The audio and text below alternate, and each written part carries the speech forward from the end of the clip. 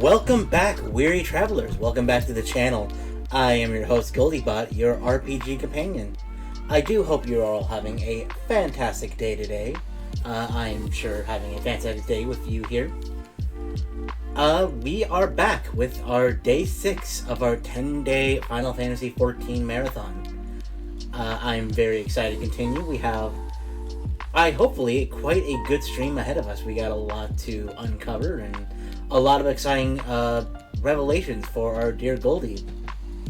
Before we jump into that, let's do a quick recap of where we were. So last stream, we dove into Copperbell Mine to fight off some giants for our mom. When we returned, however, this JoJo-looking MFer basically tried to make a woman his sex slave because she bought some good meat for once. Goldie, being the hero she is, stepped in and, stomped all of them, except the JoJo guy who ran away like a coward. And we were hoping to never see him again. Unfortunately, unfortunately, that was far from the case. But after the encounter, we were encountered by Thancred again, who invited us to talk to the Scions of the Seventh Dawn. The Scions of the Seventh Dawn seem to be a group that's trying to make Eorzea a safer place by fighting off these ancient deities known as the Primals. These Primals take the form of some of the more famous Final Fantasy summons, such as Ifrit and Shiva and all them. After traveling to the coast, we made our way to their hideout and were introduced to the team. Their leader, Minfala, invited us to join them. After some consideration and making sure that their morals were truly good, we accepted on the idea that we were going to help people, to help make Eorzea a better place, to help the people in places like Udal to live happier lives. And from there, we were immediately tasked with our first. We were immediately placed with our first task. There seemed to be cultists that were kidnapping the local population and Crystal population in order to sacrifice them to their deity Ifrit. Through some investigation and deep undercover work, we uncovered that it was Ugust, the guy who was trying to make someone their sex slave from the very beginning, who was, of course, selling off people to the Beastmen and selling them as sacrifices in order to protect his own skin and for money. Truly the worst human being alive. When we tried to use August to set up an ambush at the Beastmen, it turned out we were the one to be ambushed and were taken to the Beastmen lair. From there, Ifrit was summoned, and Goldie, standing tall, fought Ifrit off, along with her merry band of conjurers and lancers and Thutamages, managed to bend back Ifrit and picked up his crystal, which we will see what that holds for Goldie herself. From there, we made our way back to Minfall. We are now going to make our way back to Minfall to report our findings and report what have happened and report the safety of those in the Boneyard. And that's where we are going to be today. Oh, we also learned about materia crafting. Yes, materia. If you know the Goldiebot lore, you know that we have played Final Fantasy VII, and materia is not an unknown name to you. So it's interesting to see materia crafting in Final Fantasy XIV. But that seems to be closer to an in-game thing, and we will hopefully learn more. But, for now, let us bring down the music and bring in the action.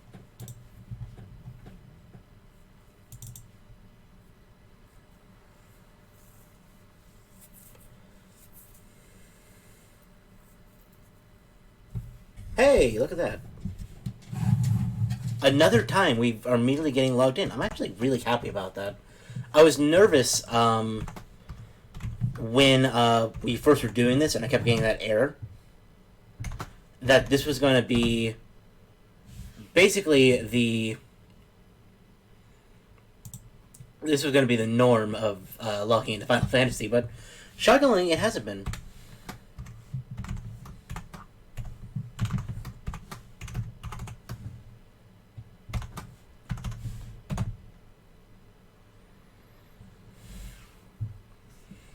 Excellent.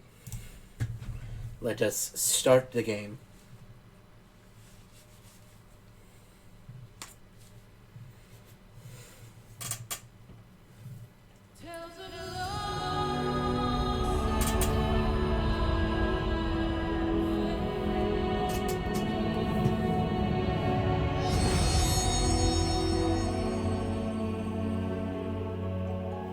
We shall start.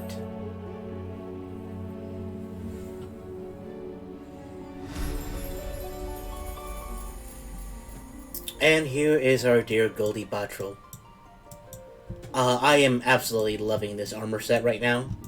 I'm excited to dive more. That's another thing we learned in the last one. We actually learned the glamour system and managed to get our actual red gloves along with the chainmail and all that.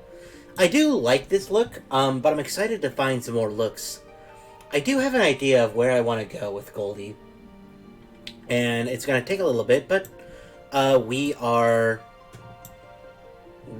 going to stick with this look for a while, I believe.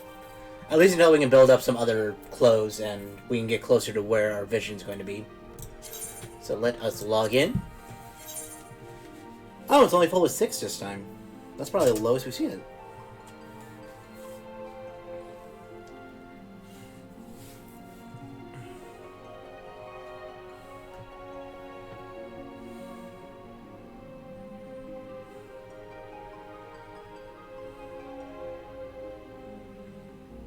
Boo, boo, boo, boo.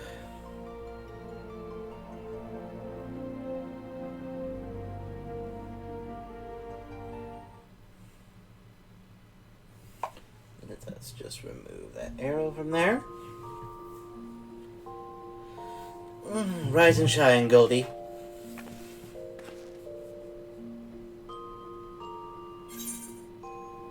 Ooh. We got some more achievements. Excellent. We got some rested XP.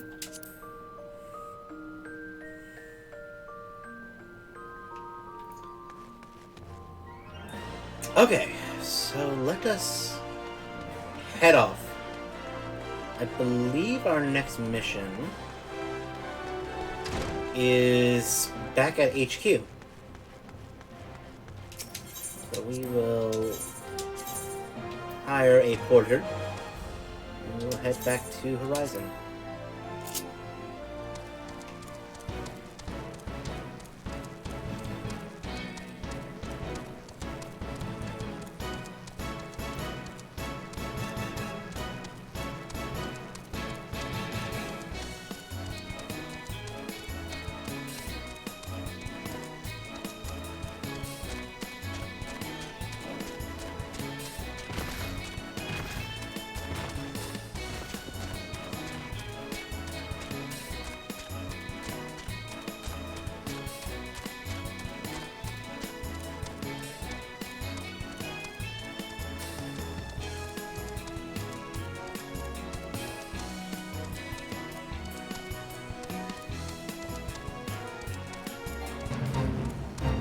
Nope, I'd rather not join your fate. I don't want to desync.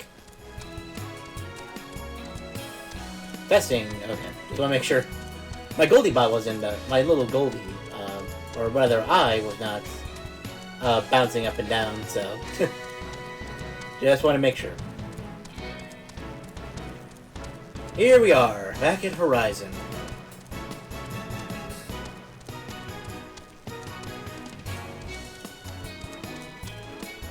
Yep.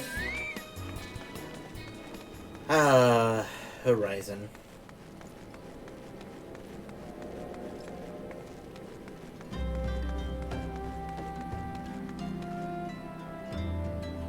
Move your ass so I can set this bucket down. Lift your legs on your back, man.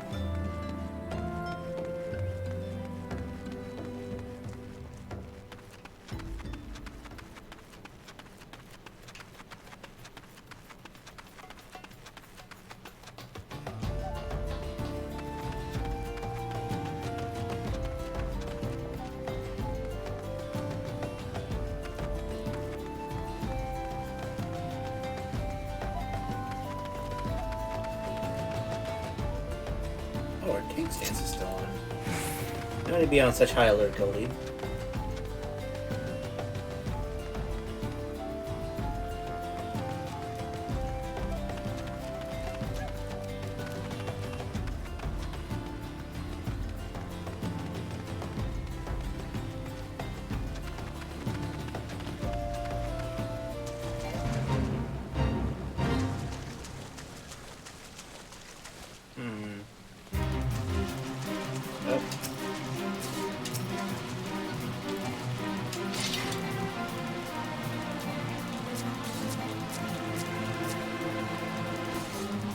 I got decent by now. Oh, fuck that.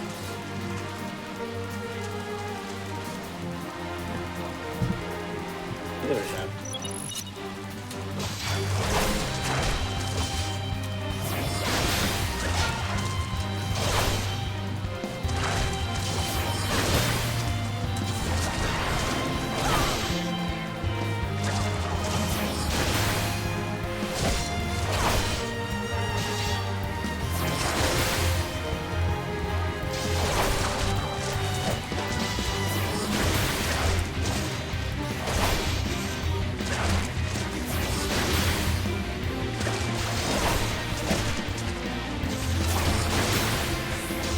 Come on.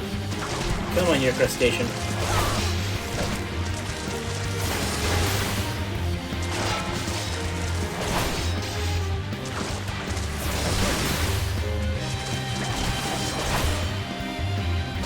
Come on, Sebastian. Show what you got.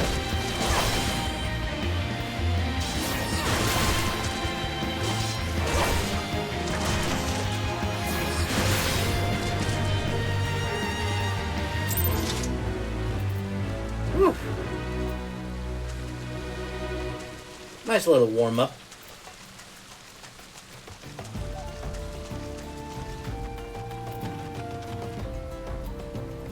Mouse pack.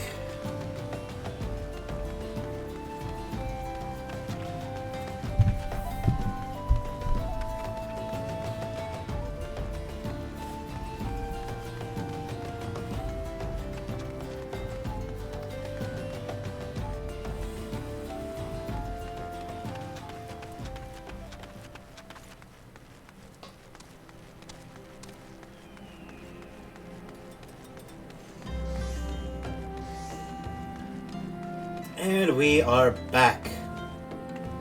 Nedrick Ironheart. I don't know, maybe we should do some more of these guild quests. I don't know. We got quite a bit of EXP to earn, because we're at level 29 and level 30.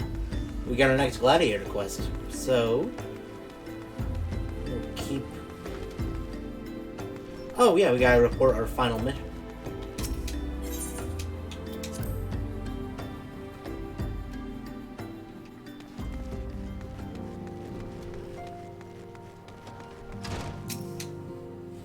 Ah, the triumphant hero returns! Thancred told us the news upon his arrival.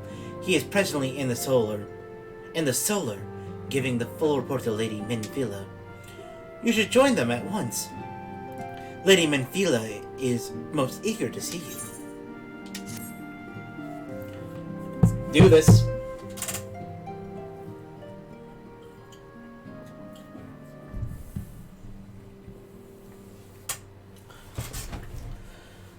My late arrival nearly cost Goldie her life. I wasn't sure when the Almalja. I wasn't there when the Almalja took her prisoner. And I wasn't there when they served her to Ifrit. Yes, by some miracle she survived, But that does not excuse the fact that she should never have had to face such a dangers alone. I failed her utterly. Oh, buddy, you couldn't help it. You did your best. Just as I'm failing you all. What's done is done, Thancred. You can ill blame yourself for every... Thancred, you shouldn't blame yourself. I'm fine. I'm strong enough, okay? I'll handle whatever danger is thrown our way. I am your shield, after all. Goldie, it's so good to see you again. Impeccable timing, my friend.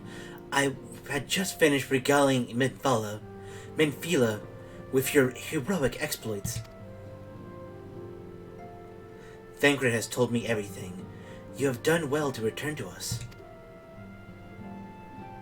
The perils you have faced were undeniably great, and yet a part of me believes that I had no cause to fear, and now we can put paid to our long investigation. As we suspected, the Al-Majah undertook both robbery and the abductions with the aim of summoning their primal Ifrit. Nor is this tale limited to Udal. Similar incidents have been rife in both Limsa, Leminza, and Gridania of late. I dare say you've been curious as to how these crimes are linked to the primals. Permit me to explain. Having manifested in the physical realm, primals must consume ether if they are to maintain their presence here. And the stronger they become, the more ether they require. Now, ether exists through creation. It flows through all life and permeates the air, the very air that we breathe. Alas, this alone will not suffice to sustain the likes of Ifrit. Nay, he and his kind require a more concentrated source of ether, crystals. It is for that reason that incidents involving crystals can often be traced back to a primal. Which leaves us with the why of the abductions. To understand this, you must first understand how primals are born. When all is well with the world, primals possess no physical form. Their essence is dispersed across the great river of ether. However, when the world is plunged into chaos, those who worship the primals cry out to their gods for deliverance from their suffering. Oh, excuse me. These cries serve as a beacon towards which a primal's essence is irresistibly drawn. It is this coming together, or etheric coalescence,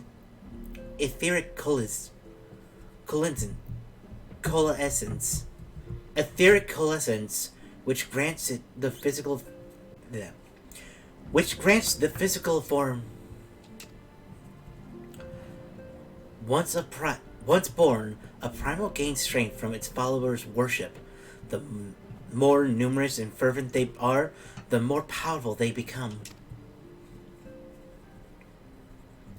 But the primals are seldom satisfied with such reverence, as their adherents freely give,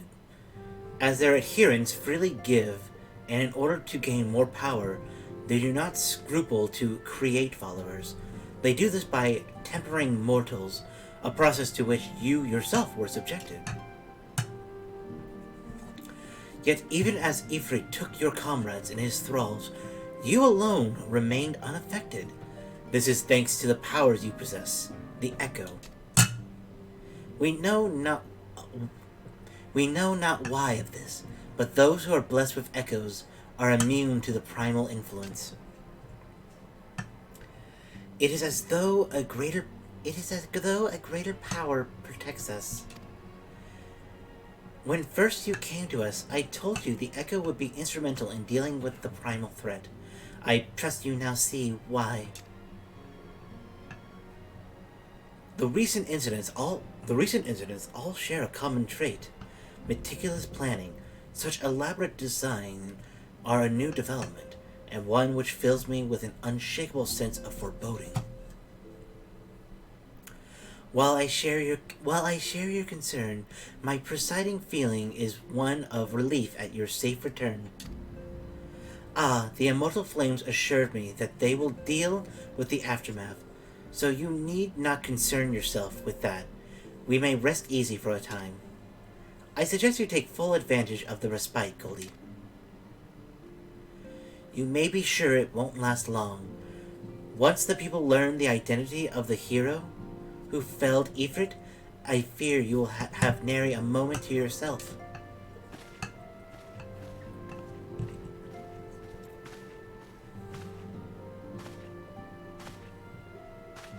Hello? What are you... Whether she intended to or not, Minfilia neglected to tell you something.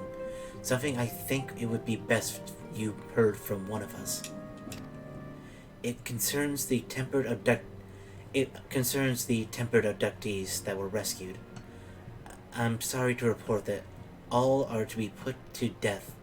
The flames with whom you were imprisoned included. Needless to say, this information must not be known to the public. What? Wait, why are we killing them? What the fuck? You guys told me we're gonna try to protect people. I swear to you that we would not do this if there were any other resource. There has to be something.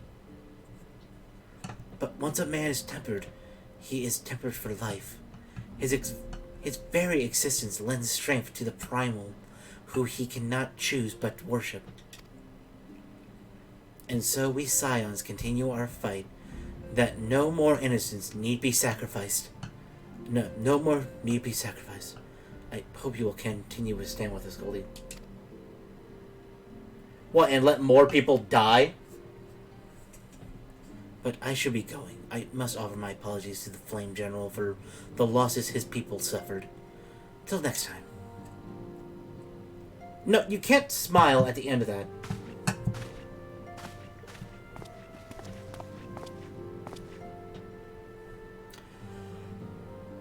Gods forgive me. How many more lives? Luiso would never have allowed this to happen. I have to do better. I have to be stronger. Thancred.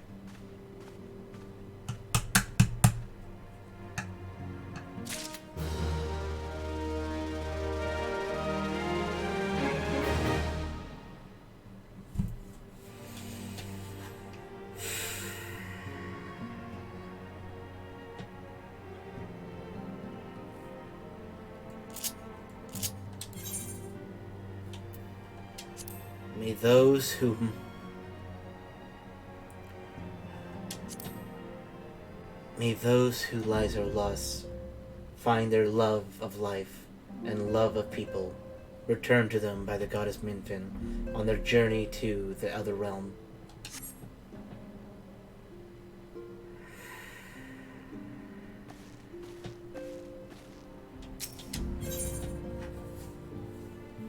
A hero making. Minfila is wearing a wry smiler. Might it have something to do with your newfound fame?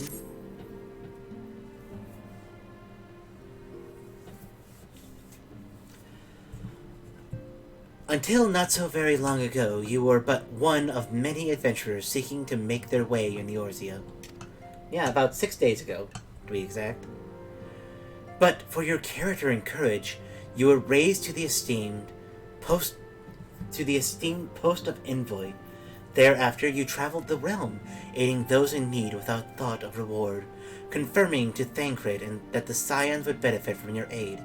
And no sooner had you joined us that you personally bested the primal Ifrit.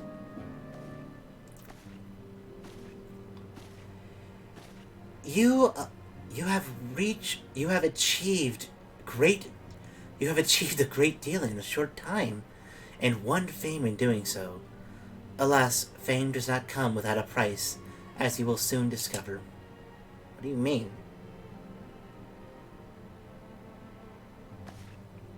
We have guests, Goldie. Or rather, you have guests. Guests? Who let them through? Beg pardons!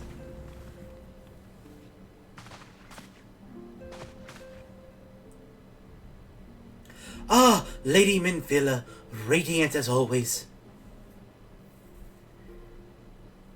I am to understand the Scions of the Seventh Dawn have but recently welcomed a new hero into their midst.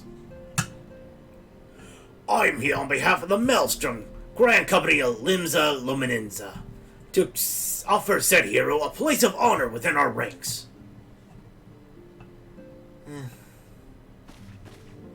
As you can see, Goldie, your recent exploits have garnered you the attentions of the Grand Companies of Eorzea.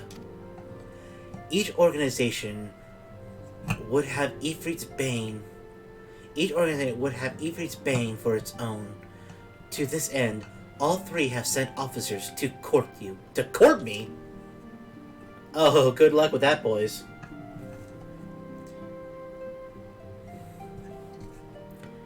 They would not ordinarily go to such lengths to enlist a new recruit. That they have is evidence of their high regard for you. I find myself wondering how word of Goldie's deed spread so quickly. That the Immortal Flame should know of her trauma if this be expected. But what of the other Grand Companies? Eep!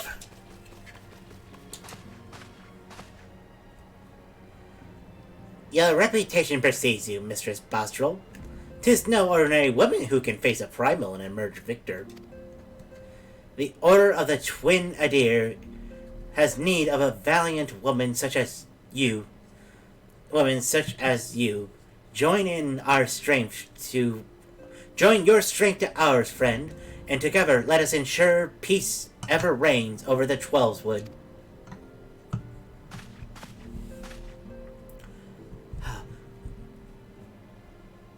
What pleasure it is to finally meet you, Miss Bostrel. My comrades speak of you in the most glowing terms. Why, even before you aided us against the Amajal, and their dead primal, yours was already a respected name in Ul'dah. Our people know you and love you as well. A woman of your talents belong with the Immortal Flames. Join your strength to our friends, and let us secure a prosperous future for Ul'dah.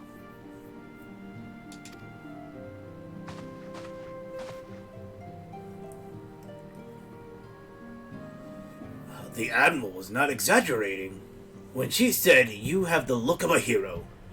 Full often does she speak of you, friend. She does? Oh, ooh. It is only natural that we should want you for the Maelstrom. Join your strength with ours, and together let us see the grand vessel of Limsa Luminenza to the shores of glory.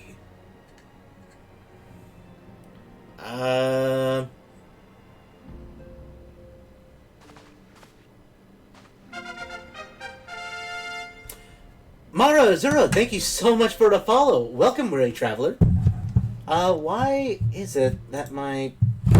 Hold on one second. That's weird. My Streamlabs didn't work. Oh well. Welcome again. Welcome. We are playing some Final Fantasy XIV. Mara Azura. Very well. Though I am quite sure you need no reminding, mayhap a brief summary of the situation would help clarify your thoughts on this matter. As you know, the Grand Companies are all-encompassing organizations empowered to call upon the martial, economic, and technological resources of their respective city-states in times of strife.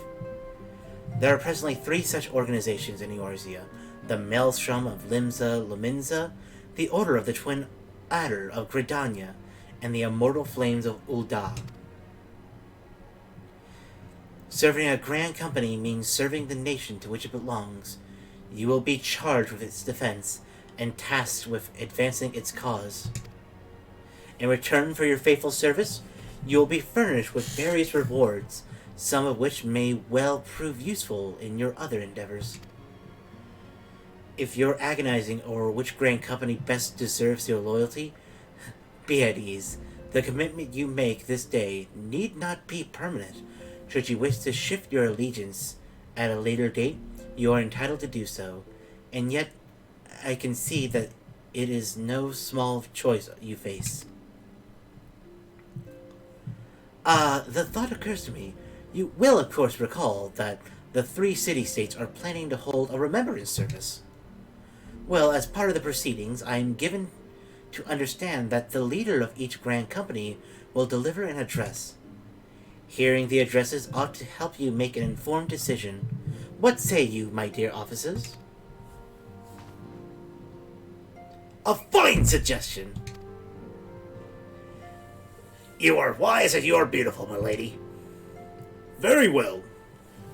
Very well. Let Goldie hear the leader speak, then return here with her decision. We eagerly await your answers.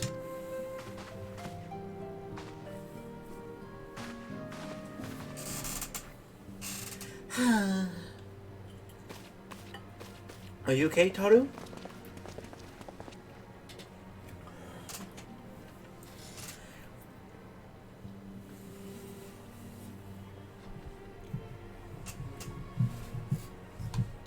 Hold on. Well, we're at a bit of a pause. Why is that still only going with the...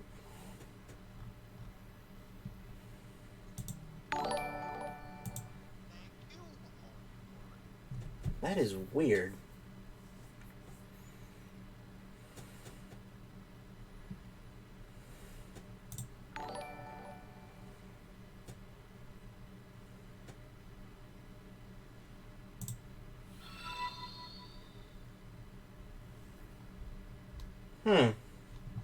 I don't know, I'll have to look at that later. I apologize. Oh, shit. You are possessed of great power, Goldie, and with it you are capable of doing untold good. Yet know that great power is wont to attract attention, not all of it friendly. There will be those who wish you ill, and you must needs be on the lookout for them. Yet, however vigilant you are but one woman. In the midst of the grand company, however, you will be one woman amongst many, a friend amongst friends. Your achievements will be shared, and so will danger. I can think of no better arrangement. Of course, joining one organization need not mean leaving another. I hope that we can continue to rely upon your aid. The 12 know that we will have need of it in the days ahead. The Grand Companies seek to protect their own nations. We Scions, on the other hand, seek to preserve the future of Eorzea as a whole. Similar, yet not quite the same. Now then, I expect you will be a field more often in the future. As such, I will have you carry this link pearl with you at all times. It would allow us to stay in touch regardless of location. Eorzea is changing, Goldie, and you have the power to help shape it anew.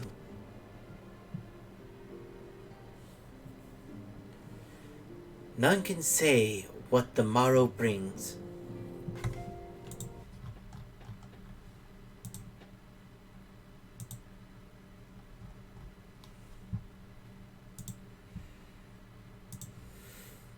None say what the morrow will bring, but so long as we believe in ourselves, there is naught we cannot achieve. Now, Now, it is time you made ready for your journey. Before you depart, be sure to speak to Tataru.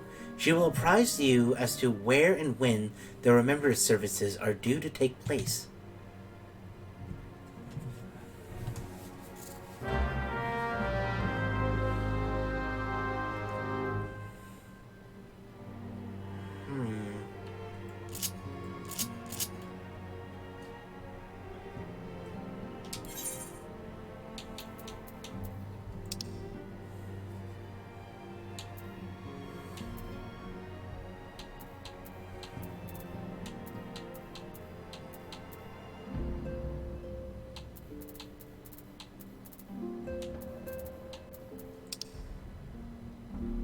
Ball dance, water float.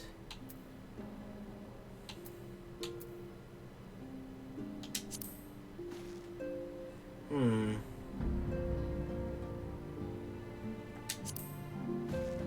Hmm.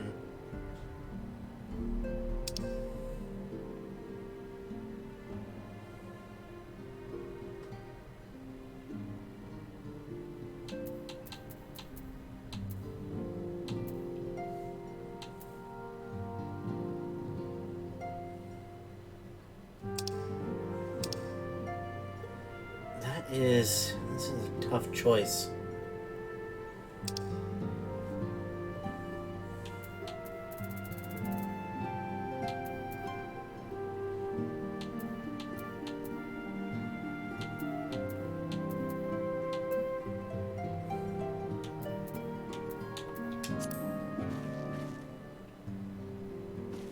Well now. What do you boys think?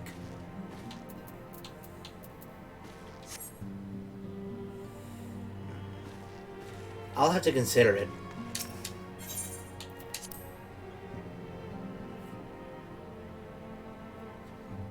Because I'm torn.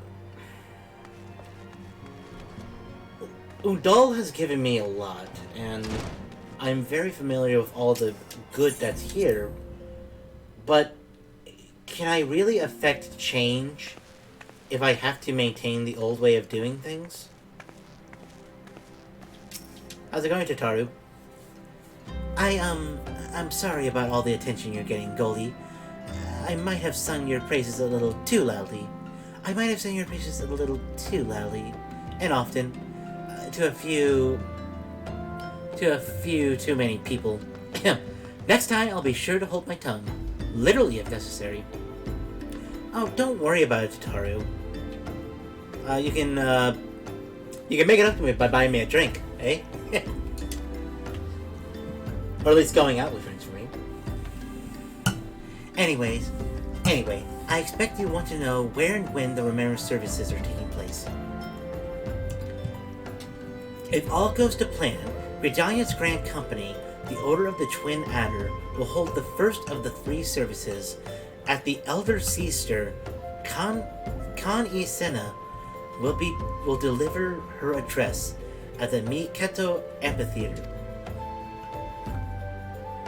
I should probably mention at this point that due to the organizational challenges involved in assembling all of these individual parties, it's possible that the order of the services might change. Still, there's not much we can do about that, so make Gridania your first port of call. Next, you'll go to Udal, where Flame General Roban Alden, will be addressing the masses of the Royal Promenade. Oh, it's rumored there will also to be a special guest. How exciting. Last but not least, you must make your way to the starter room in Limsa Luminza, where Maelstrom Chief Admiral Merylweb Blowfishwin will be giving her address. The room is accessible via the Admiral's lift. Identify yourself to the sentry, Zenthel, and he will admit you. Got all that? Well, off you go then. I hope you find the Remembrance services suitably educational. I suggest visiting the city-states in my prescribed order, though with your record of impeccable timing and luck, the schedule may well change in your favor, in favor of your preferred travel plans. Very well. Oh, hey, John Bird. Welcome. We had just started our level 20 quest. We have been offered a position with the Flame Blades, the Maelstroms, and the something Serpents. I can't remember what their names are. But we're now making our way back to the airship to head back to Gridania for the memorial services.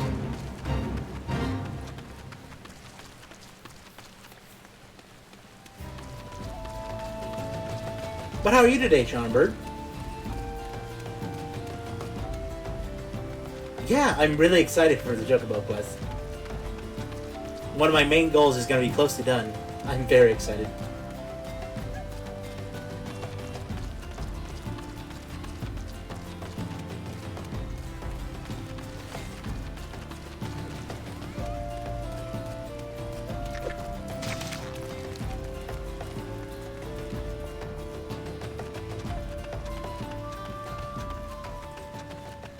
Yep, we're twin adders. Okay, yeah, I don't know why I thought serpents for some reason. Yeah, the twin adders. I don't know. I'm kind of torn because on one hand, like Ul'dah has offered me a lot, and I have a lot of memories with Mom and all of them. But Ul'dah as a city just doesn't have what I represent in values, you know? But I mean, if I have the opportunity to change it for the better, I guess I could, but I don't know.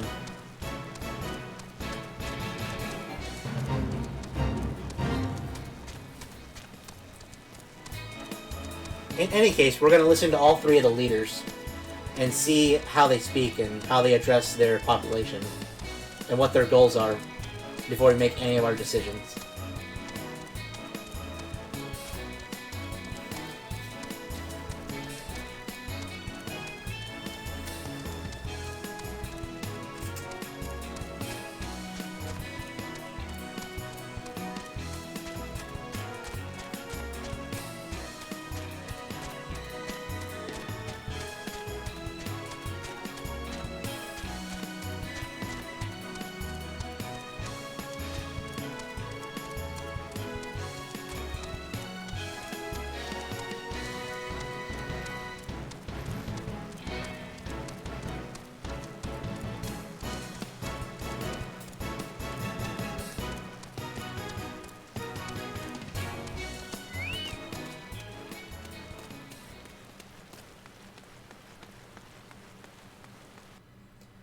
The Sifs of Nald.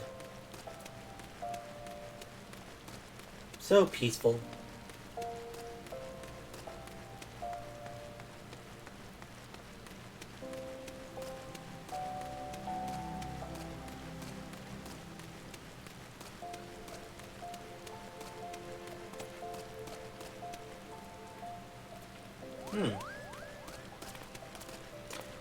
Well, I like Gridania and the adders. I started off as an adder. I was eventually level all three to max rank.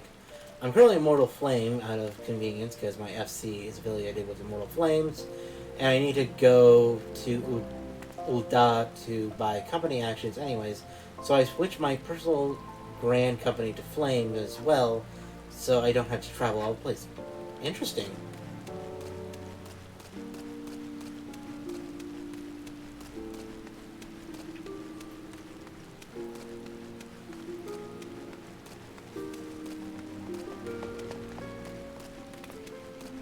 Yeah, there is something to be considered, the actual more practical applications of it, too.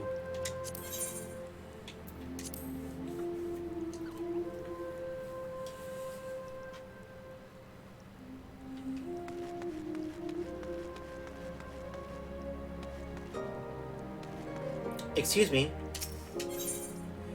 One passage to Gridania, please. Thank you.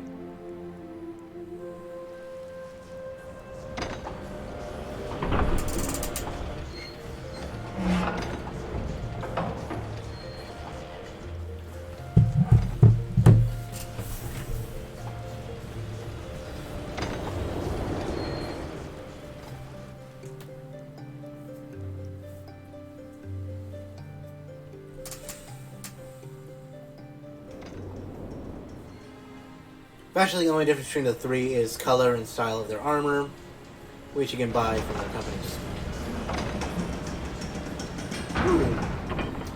Ooh, there's also an aesthetic choice I have to keep in mind too. Well, in that case, the flame blades have not really impressed me that much then.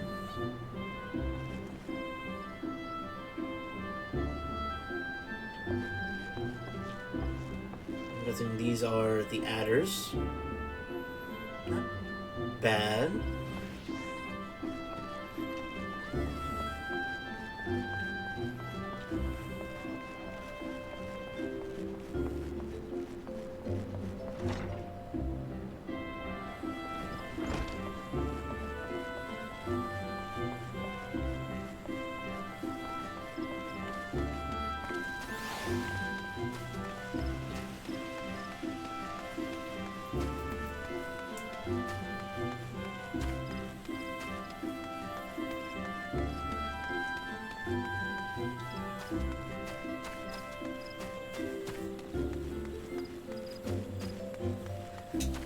Gridania is beautiful, though.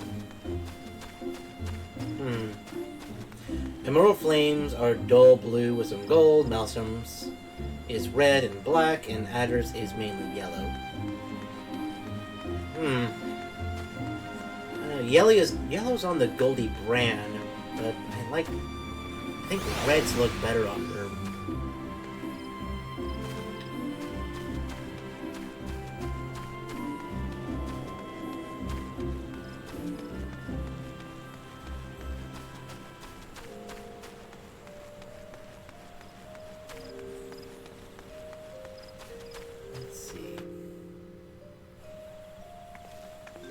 Aha!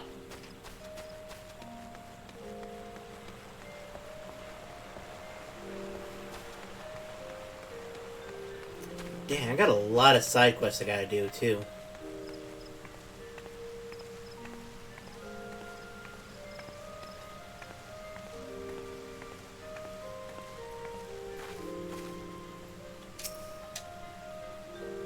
Let's see what they have to offer.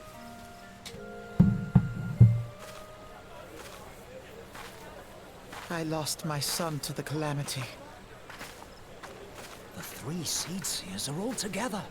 Some say you couldn't take a step without stumbling over a body.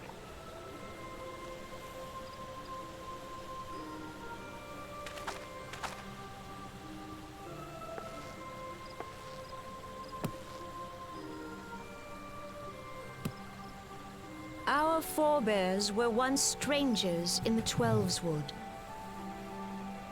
Fearful of the Green Wrath, they hid themselves in the dark recesses of the earth. Yet they dreamed of basking in the dappled sunlight of the forest. Oh. Through great effort, they proved their worth to the elementals, and were granted a place beneath the boughs. So it was that Gridania was born, some 5 centuries ago. Working hand in hand, the Hyur and the Elysian settlers sowed the seeds of our civilization, and soon they were joined by folk of all races. So nourished by the waters of unity, and blessed by the light of the matron, Gridania flourished into the great nation it is today. Oh? Hello, white-haired people.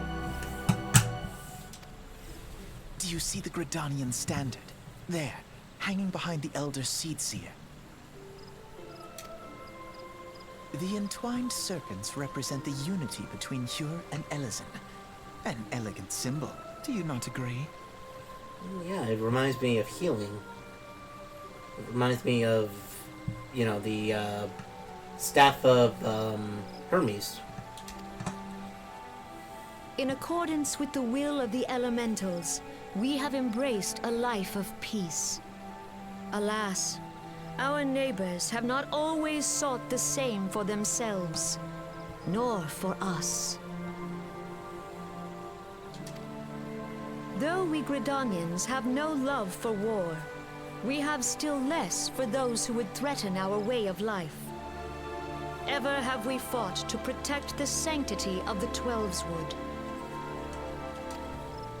When the Garlean Empire brought its war of conquest to Eorzea, we rallied under the noble standard of the Twin Adder that we please might do. push back the encroaching darkness.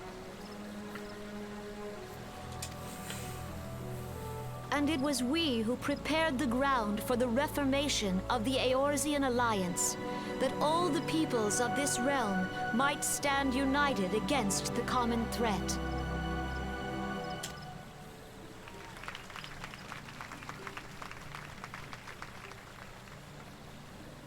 "5 years ago, the Alliance met the armies of the Empire upon the fields of Carteneau. Carteneau. Why are you saying Crater now? It would prove the bloodiest battle in recent memory. Carteneau. Countless Gridanian lives were lost.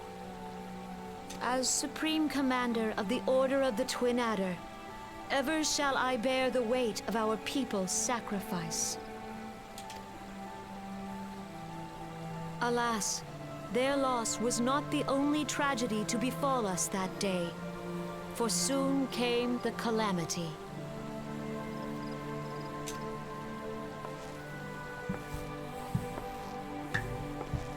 The scars borne by our forest are a constant reminder of its violence. Our lives have been irrevocably changed, each waking hour a struggle to survive. Driven to desperation, some among us have strayed from the path of righteousness, resorting to banditry, poaching, and other unconscionable deeds. Banditry. Is that a big problem here? To compound our woes, the Ixal have returned in force, emboldened by our suffering. They test our defenses nigh without cease, and prey upon the vulnerable. So beleaguered from within and without, it is of little wonder that our unity now falters. Dark times are upon us. Time was a man could walk Pox the on the high bloody roads Ixal. without fear. On this day, 5 years ago, countless Eorzeans laid down their lives that we might behold another dawn. Please join with me in honoring their memory.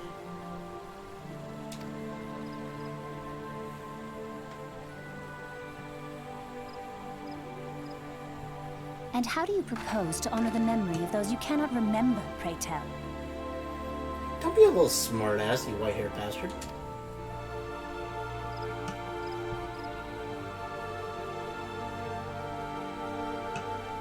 The destruction wrought by the calamity was indiscriminate.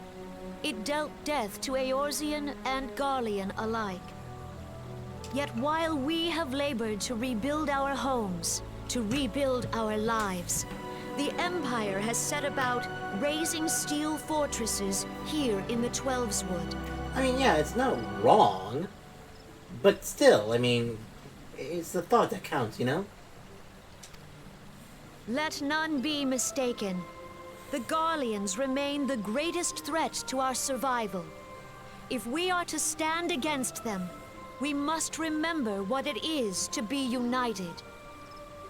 Our many troubles blind us to the woes of our fellow man. Thence is harmony lost. Yet harmony is the founding principle of Gridania. We are gathered here to honor the fallen. Let them be honored not only in word and thought, but through concerted action. I bid you join hands with me once more beneath the Twin Adder standard. And together, let us heal the forest's wounds, that our progeny might live in harmony beneath these ancient boughs. For serenity, purity, and sanctity. We must think of the children! Woods will be done. It's up to us to protect the forest. All the elementals!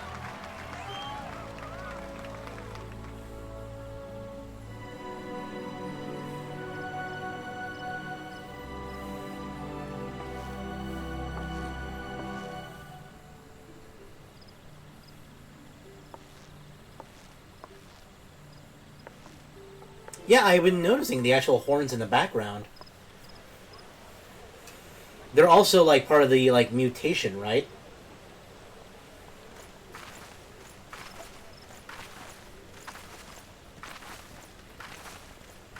God, I love how Goldie just towers over most people. If you'll permit me, Alfie No, Goldie Bottrell. and my sister, Alize, at your service. It's a pleasure. It's a pleasure to meet you. I saw at a glance that you were The a fellow Pajal, yeah. traveler. Oh, they're basically the only ones known? Interesting. I saw at a glance that you were a fellow You traveler. might call us students of history, sampling the realm's remembrances in pursuit of enlightenment. Interesting. I wish you luck.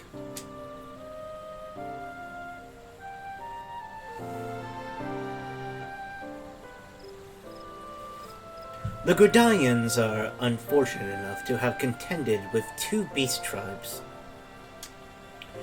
The Iaxul are unquestionably the more troublesome, being of a naturally warlike disposition, and want to summon their bloodthirsty primal, Garuda. The Sliffs, by contrast, are peaceful in nature, being mischievous rather than malevolent, and have long been on friendly terms with the Gridanians, until recently at least. Alas, they have grown aloof, and a change observed at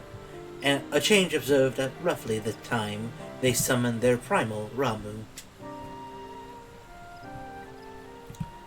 The Guardians have no love of war. Gridanians have no love of war. They are considered open conflict at last resort. Though they clash with the Iaxul ever more regularly, you may be assured that they do so in self-defense. As for the Sliffs, they are, as of yet, bound by a peace treaty, though one wonders how long it will be before it is broken. Sliffs are cabbage people. Oh no. Oh no, I read the Wizard of Oz books. Cabbage people are absolutely freaking horrifying. They're cold and emotionless.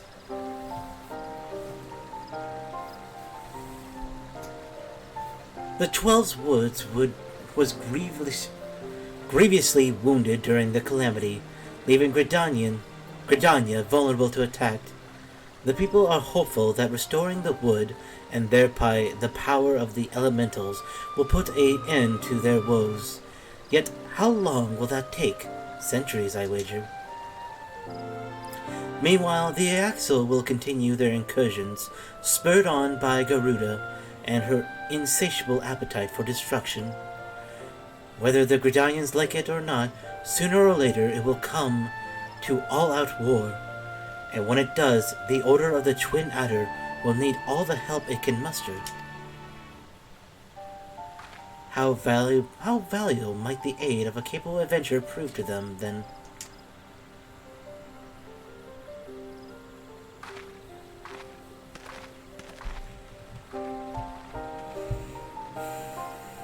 That is a very good point. If they're not accustomed to fighting, that means that they're actual capable fighters, or at least frontline, may not be there for them. Before we move back to Ul'dah, let us take a look at some of these armor sets, shall we?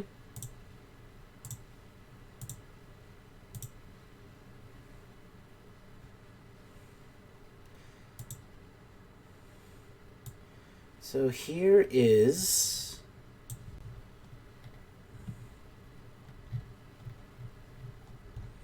There seems to be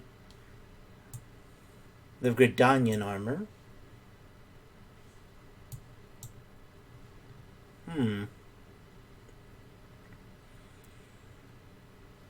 Not bad. Not bad at all. I like the fur trimming and the, Whoop. Hang on. We'll go back. I like the fur trim on it. And I like sort of the natural leaves down here. I'm not a big fan of the bolo tie. We also have the Flame Lieutenants. Ooh. Ooh, that's nice. Damn ad. I don't need to see the face. That is nice. I like the, I do like that skirt on it. And the blue and gold go really well. I love that shade of blue. And it would keep us in Ul'dah. Okay. Last one, we have the Maelstroms, or the Storm Lieutenants. Ooh. Ooh, I really like... Let me check the female. Ooh, yeah, I really like that jacket. I love the shorter style of the jacket, actually. That short style actually looks really good.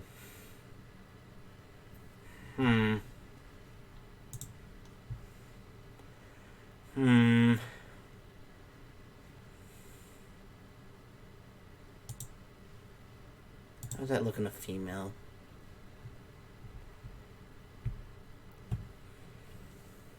Yeah, I don't know. In terms of, like, drip, like, just gear-based, the Storms do have the upper hand, I would say.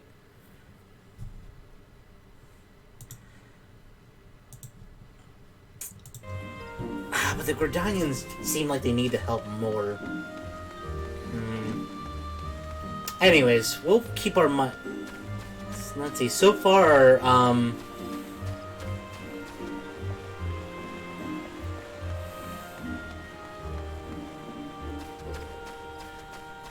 don't know, so far the Maelstroms are kind of in the lead.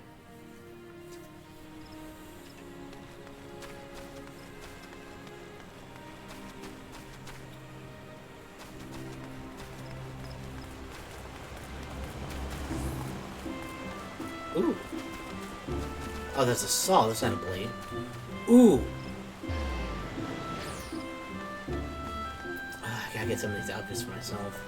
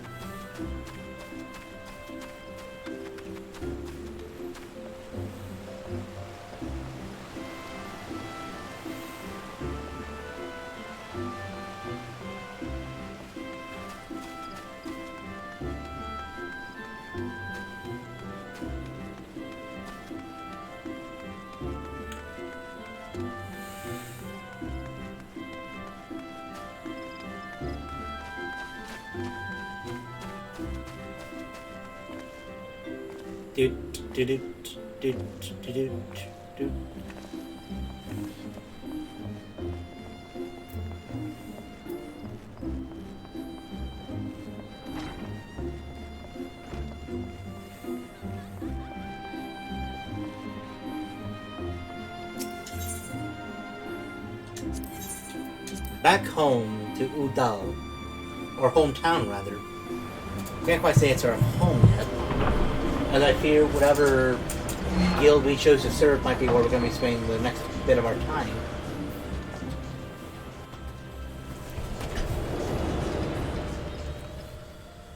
Now, Ul'dah has the home field advantage.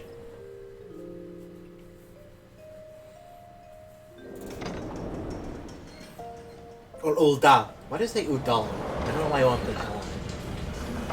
Ul'dah has the home field advantage, but the home field advantage also kind of sucks. Like, I don't know. There's gonna have to be something about trying to... How are we gonna deal with something like the Syndicate? I feel the Syndicate is ultimately gonna be the bane of existence, and no matter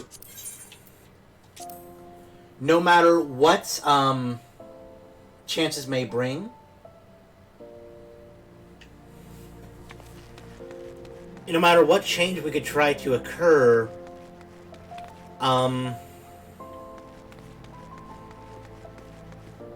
the Syndicate is always going to hold us back.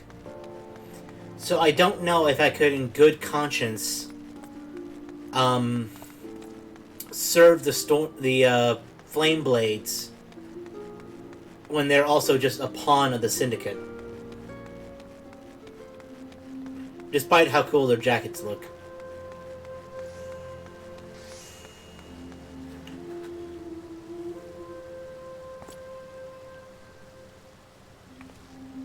Ooh, we actually get to confront some of these problems? I see.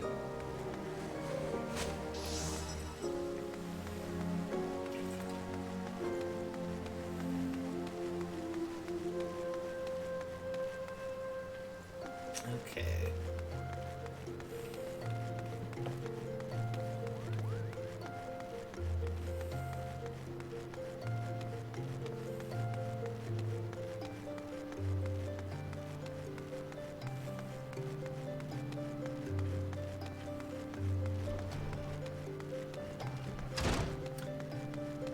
Hey, Mom. I'm home.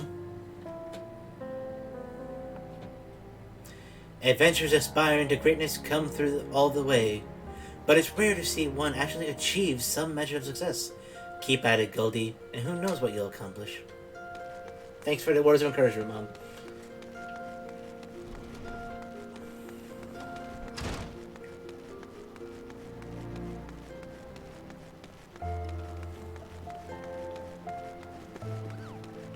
Okay, so I'm guessing the Royal Promenade is in the other lift area.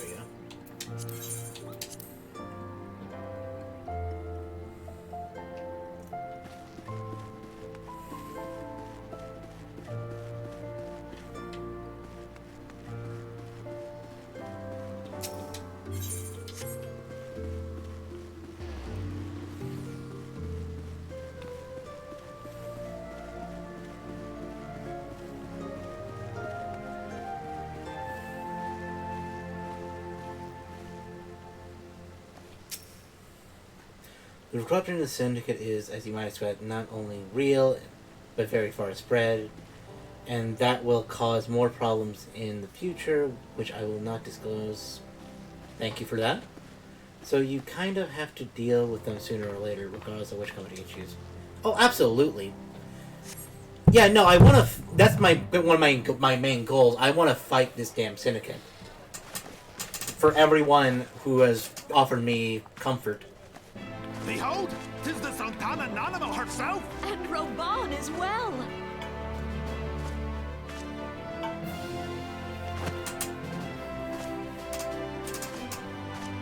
Hark you, souls of flame, drawn to the bosom of the desert, where the fire burns brightest and shall rage forevermore. Hurrah! Rauban! Where since antiquity, under the sage and judicious rule of the Ul dynasty, we have wrought sand into gold. Where by the grace and glory of Naldar have our brave sons and daughters flourished and prospered. I speak of Ul'dah!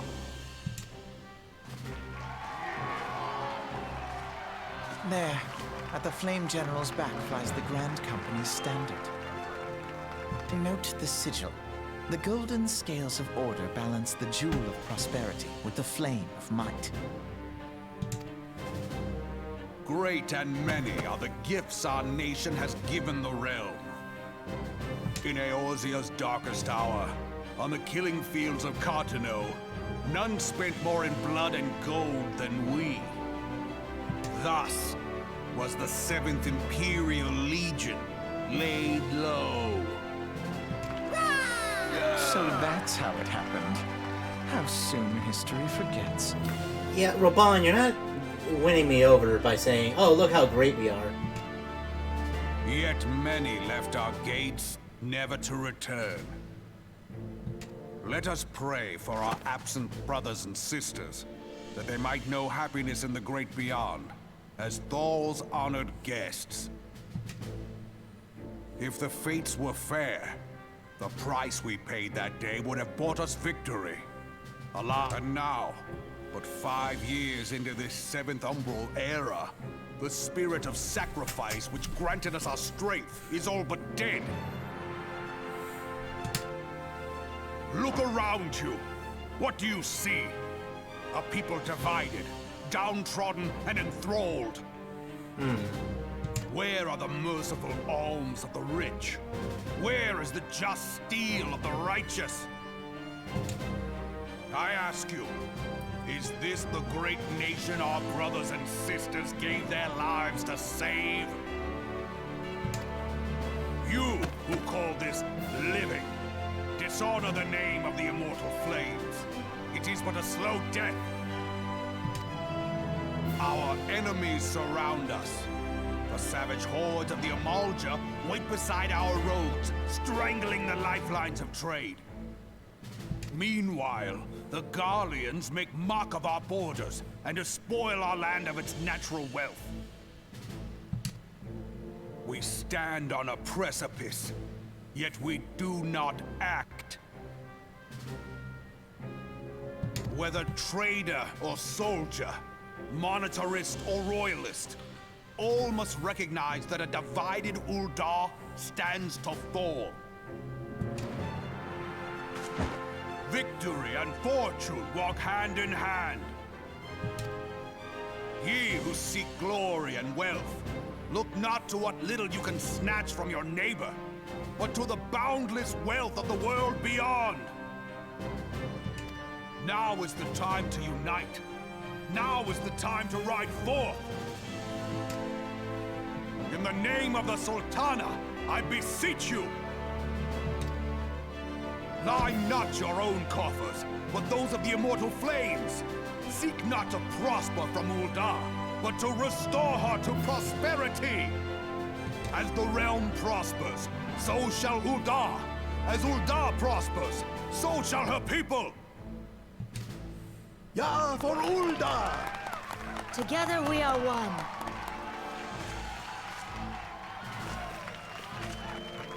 Your Grace. Raubahn?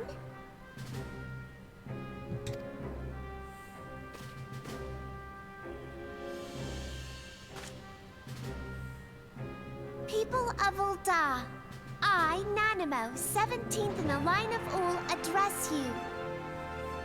Much has been made of the wealth of Ul'dah. Yet those who measured that wealth in coins and carats are gravely deceived. For the true wealth of Ul'dah lies in the health, happiness, and hopes of her people. Oh yeah, that'd be awesome. Like, could you imagine like a Robo Udal or like something like that, where you like the whole point is that he carries you like that on his arm? Oh, that'd be so fun. Beloved subjects, I bid you raise aloft the torch of Ul'dah, that her flames might serve as a beacon for all Eorzea to see. Long live Nanamo! Glory to the Sultana! For victory and fortune, stride fearless into the Inferno, for we are, by fire, reborn!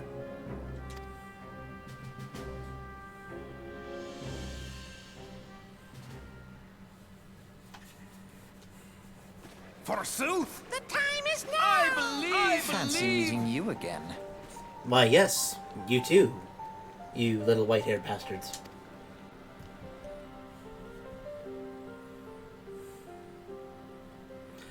The Uldans have a long history of conflict with the Amalja, the beast tribe that worships the primal Ifrit. They did worship the primal Ifrit. We kind of made him our bitch the last time. Slight humble brag, but I mean truth. Judging by your look of distaste, I take it you have encountered them. The Uldans do not shy from confrontation. If aught threatens their precious prosperity, they will seek to crush it. Their father is the bigger bastard. You will learn about all that at some point. Oh, goody, a bigger white-haired bastard. Goody. So have they dealt with Ifrit thus far, smothering his flames each time he is stoked to life. Yet he is but one of several problems, though they have been quiet these past 5 years. The Galarians have not gone away. Meanwhile, refugees continue to arrive in droves to Ul'dah, and Udal has no clear policy on how to deal with them. After all, not even the Sultanate's coffers are bottomless, and even assuming they had the coin, resources will ever be finite. Which brings me to the subject of Ifrit. It has been observed that the Al-Majah are summoning him with ever-increasing frequency. Every time they do so, the Uldans send their forces to smite the Primal, and though they have invariably succeeded, each victory is brought with blood. It is a war of attrition which they cannot well sustain. Small wonder, then, that the Immortal Flames are eager to recruit more members.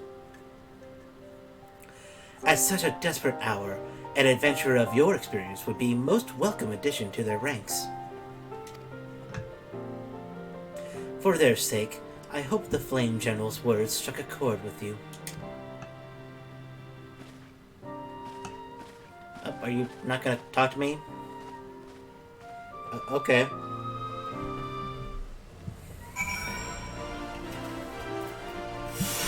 Okay,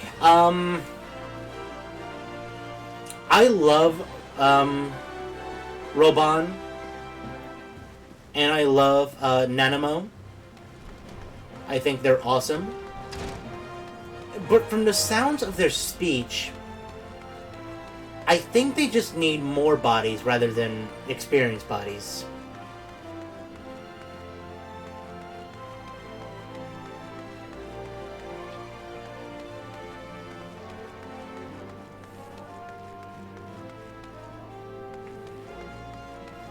Oh, cool. Yeah, we'll just be traveling to, Limsa Lominsa. For the time being. I'm just kind of speaking to myself, but...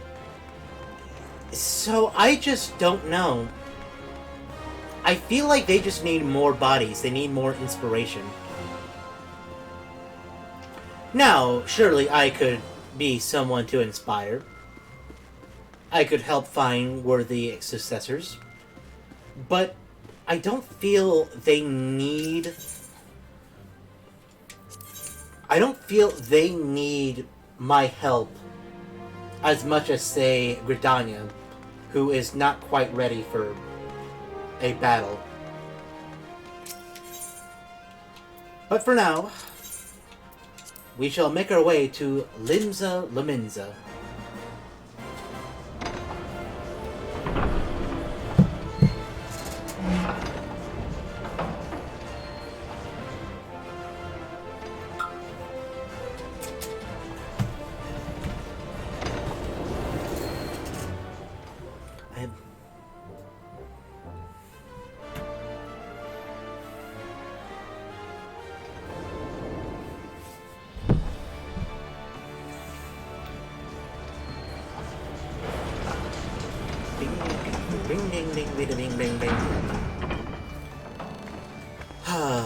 Back home at the port.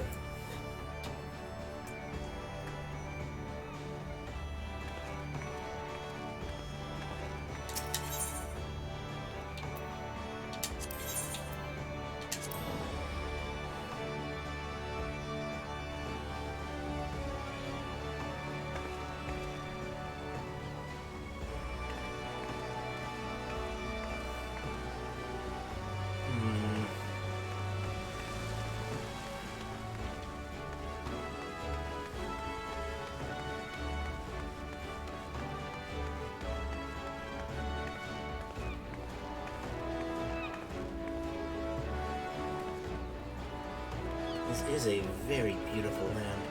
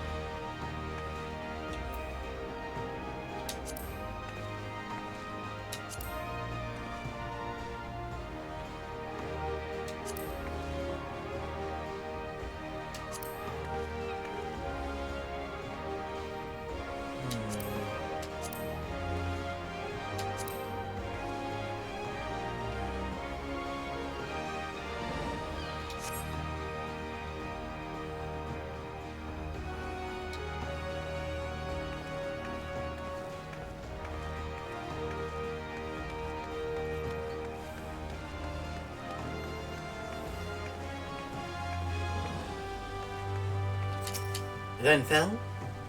Here to attend the remembrance servants. Be quick, the Admiral is due to give her address at any moment. Off we go. The Garleans are another matter altogether. So much for our alliance. It's sunk beyond the seabed.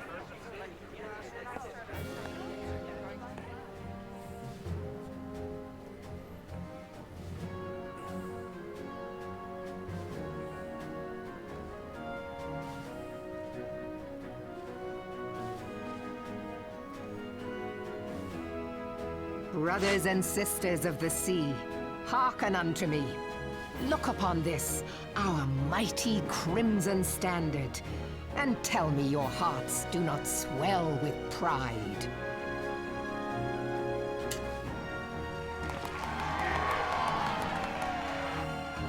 "700 summers have come and gone since our forefathers first ran aground in this fertile bay.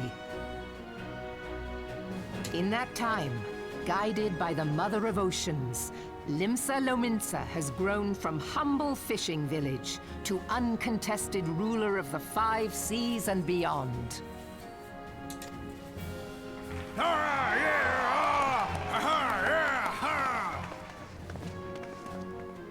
Did you look as the Admiral bid you? It is a rather stirring standard, I must say. The Crimson Field is meant to signify the blood of fallen crewmates, while the Black Longship represents a pirate vessel. A pirate vessel? When the Garlean Empire marched upon Eorzea, we assembled beneath the Maelstrom Standard, and our Grand Company was reborn. All answered the call, from the Knights of the Barracuda to Hilthier's bloody executioners. And together, we met our would-be conquerors upon the field of Carteneau. That day, the world bore witness to the united strength of Limsa Lominsa. I swear to you, no army ever fought harder or with more courage. Yet many of ours did not survive. Of course.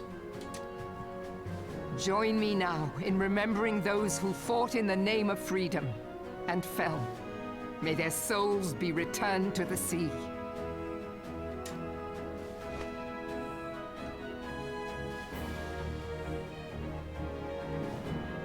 Freedom.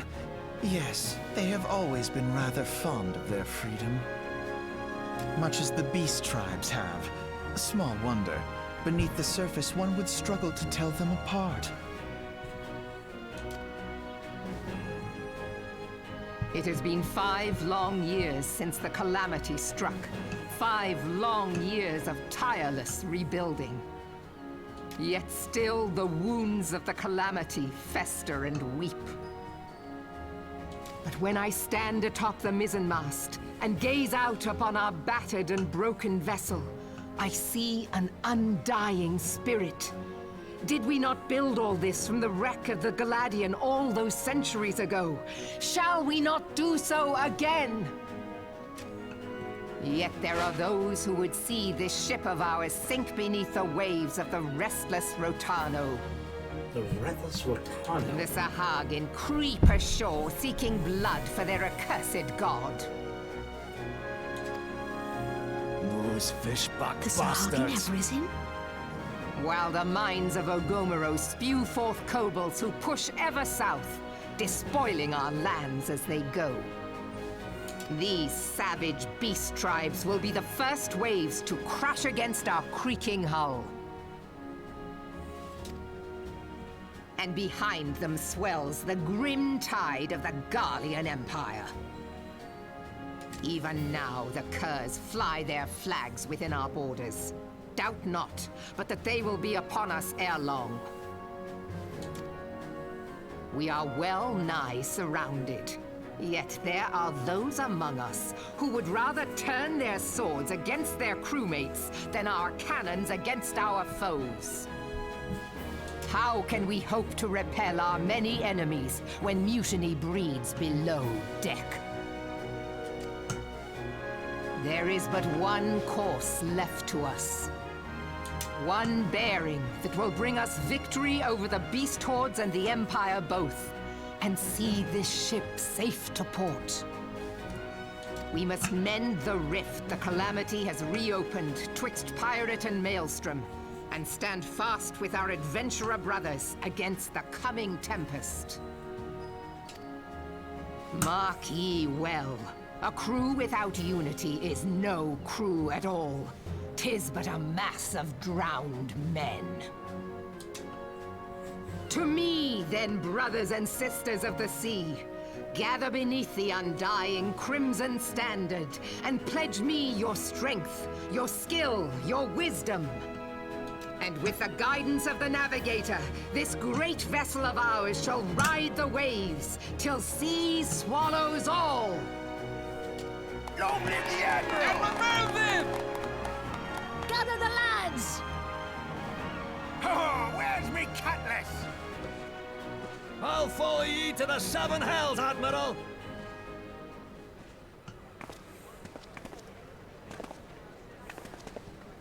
Welcome back. We just heard Fancy meeting you Blowfishian. again. Blowfishian's really impressive speech. Why, hello again. Will your sister finally speak to me, or is she... Nope, she's just gonna look off in the distance? Okay. As the Admiral mentioned in her address, Limsa Lominsa is plagued by two beast tribes. The first are the fish-like Sahakin, worshippers of the primal Leviathan. The second are the kobolds, who dwell beneath the earth and take the primal Titan for their god. As if the beast tribe's presence weren't troublesome enough, the Galarians have also chosen to erect a fortress right in front of Lominsian's backyard. And that is to say, not of the internal strife. As a nation of pirates, there is no end to the blood feuds between the various factions, and while they fight amongst themselves, the Galarians whet their blades and watch.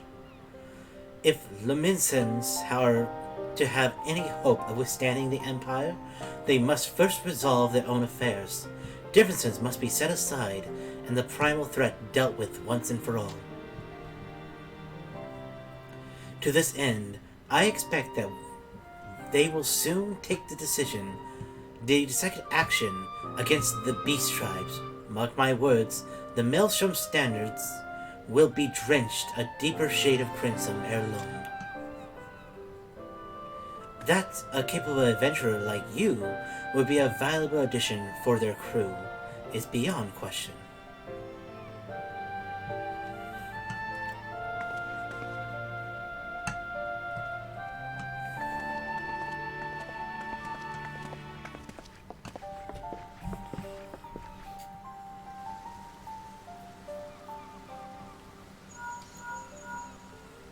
Oh? Minthilla? Goldie, this is Minthilla. You are well, I hope. Would I be correct in thinking that the finals remembrance service has now concluded? That's correct. A moment ago, you say? What a coincidence. Jesting aside, I trust you remember our guests from the Grand Companies? Well, delighted though we are to have them in the Waking Sand, it would not do to keep them in suspense any longer than necessary. In short, please hurry back. They're stinking up the joint.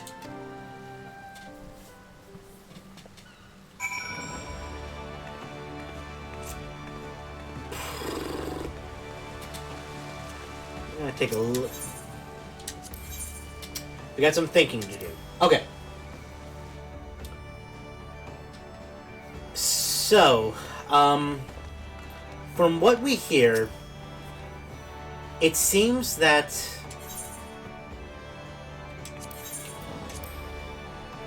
his sister is probably the most annoying character in the game. I don't like her, but many love her. I just found her to be super annoying. Oh, well, this is gonna be fun for us. I don't know. I'll keep an open mind, and I'll see what she's like when she finally decides to speak with me.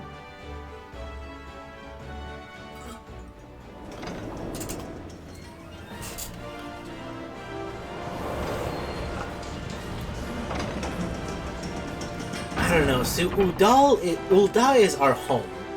It's where we made our mark as an adventurer. We know the lands, we know the cities, we know the people. But the stink of the Syndicate lies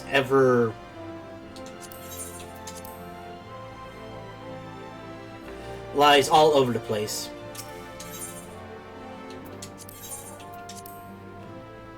And because of that, and because of what I've seen of how these flame blades on the lower levels treat their citizens, I sadly can't throw my blade with them as a full-time. Plus, from the sound of it, a lot of their issues mostly come not from... She is what you would call a tsundere in anime and manga community. I absolutely dislike that kind of character. Ooh. Even better. Because I can go very wrong very fast. But as I was saying, it seems Ul'dah just needs more hands. Not really experienced hands. So, sadly, I don't think they need me in as full a capacity as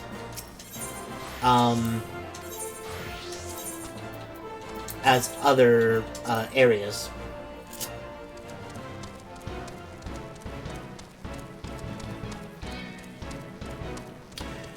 Now, let's take a look at the adders for Gridania. Gridania seems to be a very peaceful city, and because of that, they could do the best with a actual adventurer's hands. Somebody who knows combat, somebody who's not afraid to pull their blade.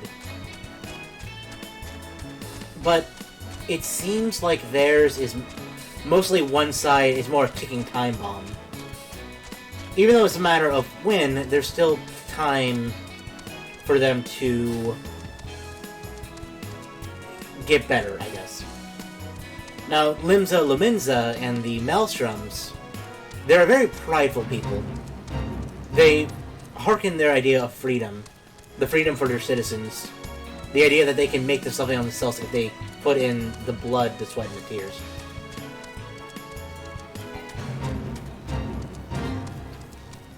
And while I'm scared how that can turn evil, it also seems like they got the most shit to deal with. Because they not only have the Galarians, they have two beast tribes like Gridania. So they have basically both the problems of both kingdoms. And a lot of what they need is they need someone as a unifier. They need someone who can talk to both sides. Somebody who is willing to be a symbol, a sword and a shield they can get behind.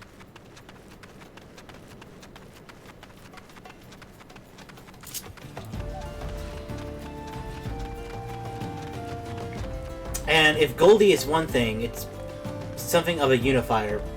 Something of an that I want Goldie to be is to be an inspiration. Not just in a vain sense of being worshipped, but in the sense that people can trust her. Even if they cannot trust the other party, they can put their trust in her. So...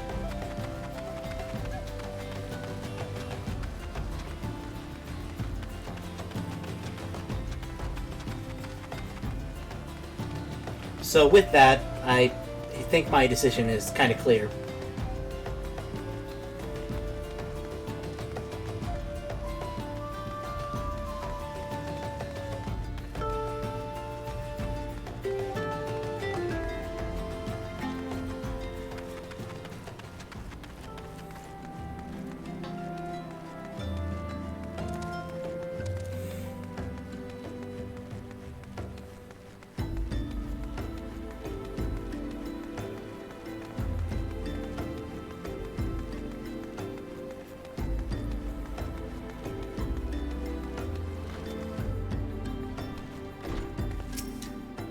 How you doing, Taru?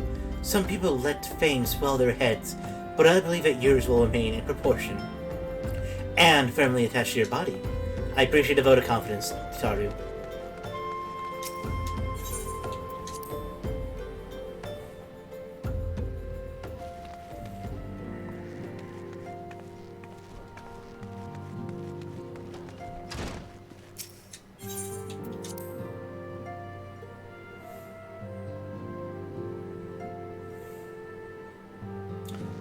Hello, everyone. Welcome back, Goldie. Were the Grand Company's leader's words as illuminating as you hoped? Not quite as bright as I hoped it would be, but it did give me some much-needed insight. Each nation is beset with problems. I trust you see now why your services are in such demand. Would that there be more of you, Goldie. But you must be tired from your journey. Why don't you rest a while, and take a moment to reflect on your decision? Once your mind is made up, pray give the Grand Company officers your answer.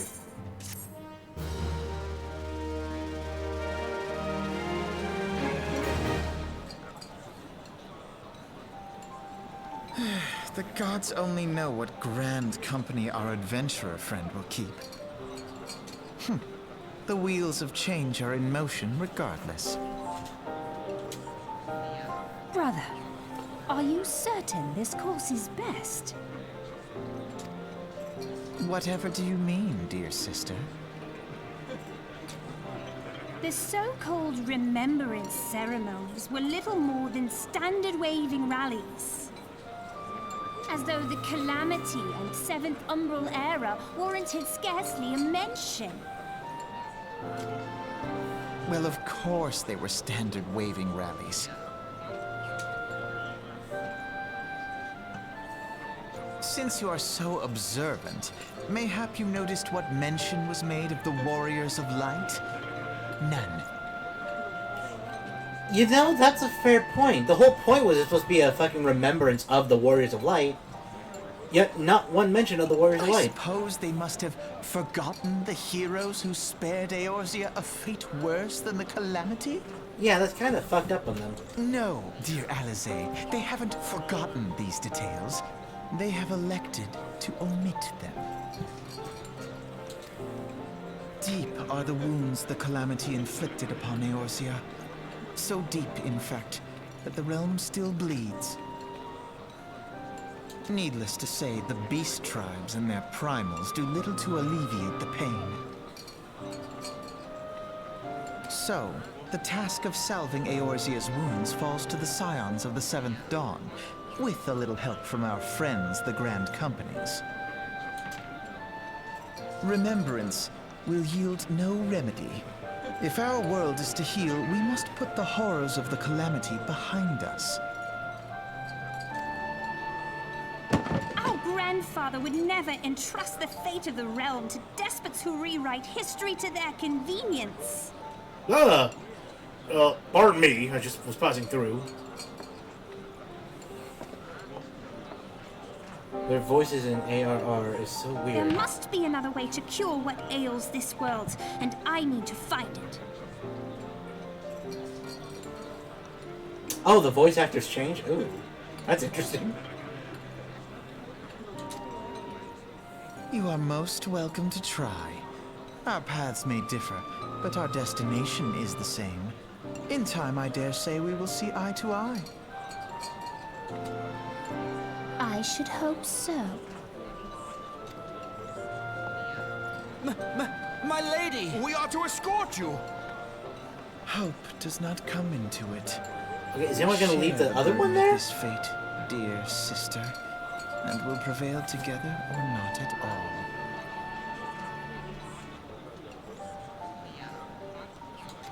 The salve will serve not only to close up our present wounds,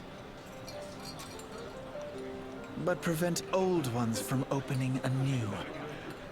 Ooh. Dang.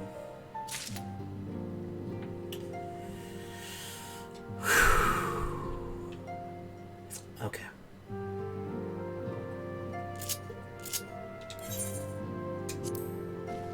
Up.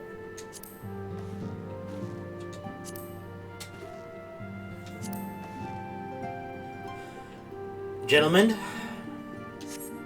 I do appreciate from Heaven's Sword and onward all characters that have voice lines in NR have new voices.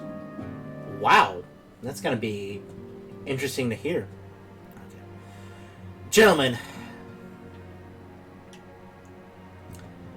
I truly appreciate your... Only exception is one character. Her voice changed one time after that, unfortunately. The English VAs that for that character fell victim to it. Ow, wow. I'm so sorry.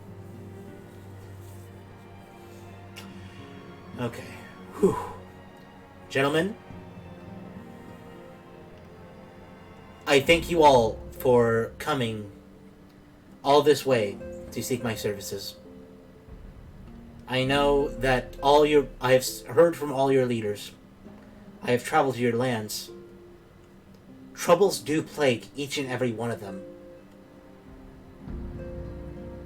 And I vow that I will do all I can to help each and every realms in the capacities that I can as a solo adventurer. I've thought long and hard, and my decision does not come easily, mind you. You have not met that character yet, though. You'll meet her towards the end of ARR. Okay. Interesting. I'm excited to meet her. My decision does not come lightly, as all your lands are troubled, and I wish to offer as much help as I can. With that being said, there is one realm that I feel my brand of justice, my help, and what I have to offer will most effectively lead to betterment of that city.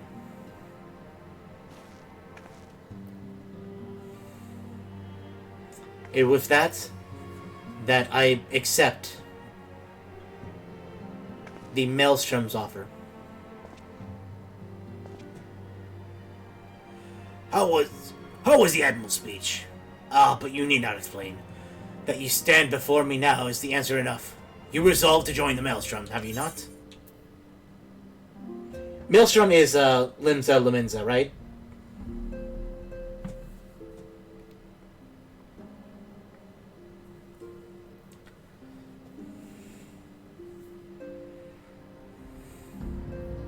Okay. Yes. That's the spirit, lass. With allies like you, how much stronger is our crew? Let us brave the siege together, friend. Now that the choice is made, it is time to add your name to our rolls. Make your way to Limsa Lominsa and seek out our Grand Company headquarters. Maelstrom Command is located on the upper deck, and I will send word to our personnel officer to expect you. The duties of a Maelstrom Soldier can be both arduous and challenging, but I promise you, you will not regret this choice. May your passage be swift, and your bearings sure.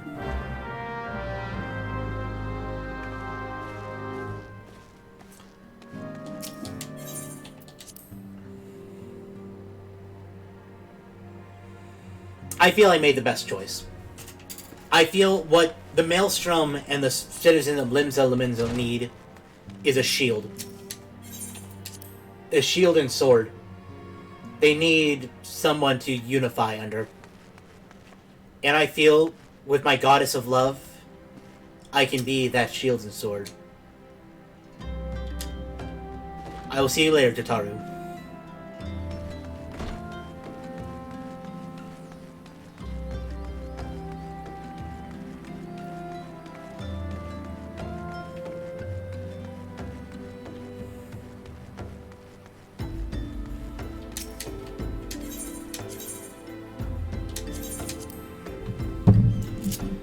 Because it's obviously the best choice for Goldie. I think with the way how Goldie is and how sorry, there's a few seconds stream at me. Oh, no worries. I understand there's a delay, so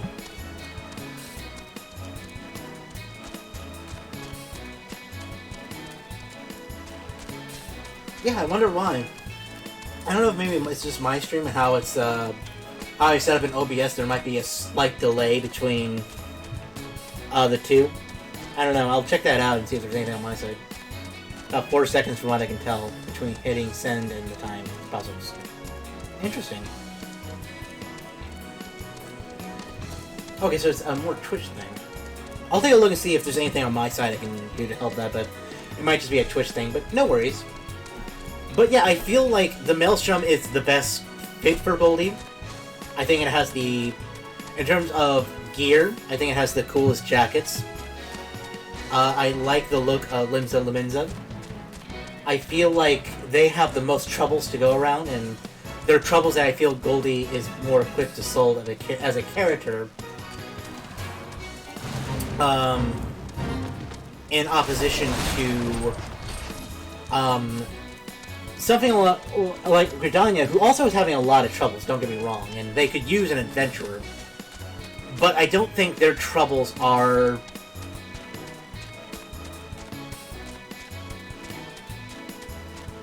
Ah, okay.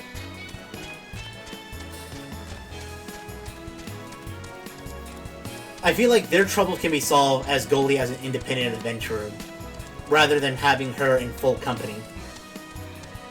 And while Ul'dah is my home, and I love Raubahn, and I love Namino, and I will always come back to visit for my mom and Papa and all the others. I feel their trouble is just getting forces. And so, if I act quick, if I do my best in Limsa Lominsa, that's another force that can come to Ul'dah and offer assistance.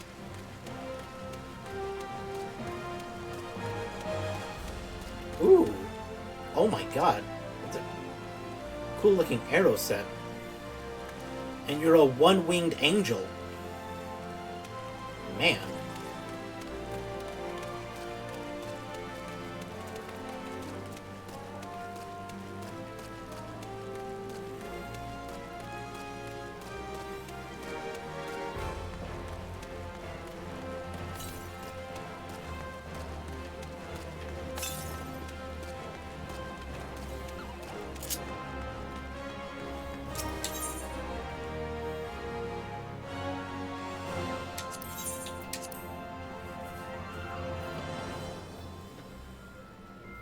If you go to the stream settings, setting 2 options below the stream, low latency mode, check that after stream, because I think I'll...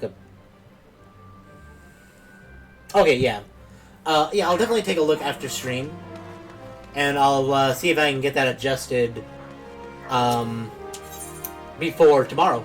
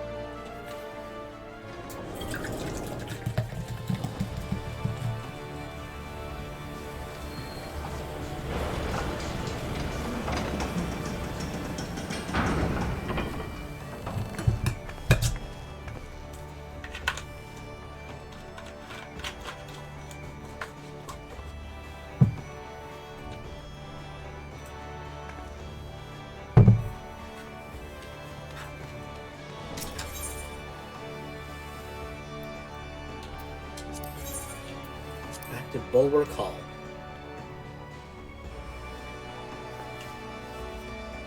It does not look like it is.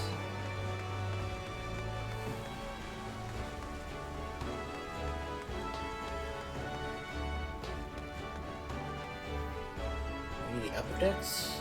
Yep.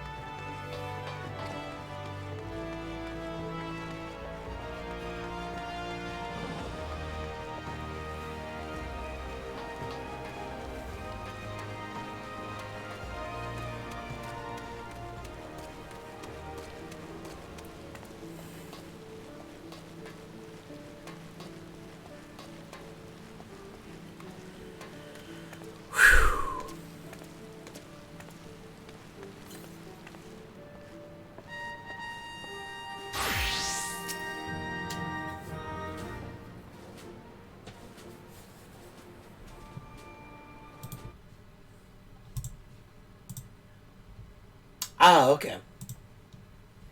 Yeah, I'll check on that when we get back. Hail, adventurer. What business have you at Maelstrom Command?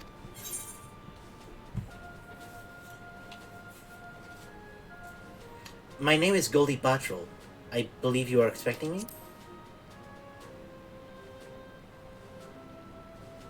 Goldie Bottrell?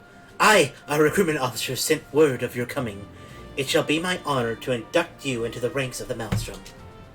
Now, before I can accept your oath, you must be made aware of several... Sir!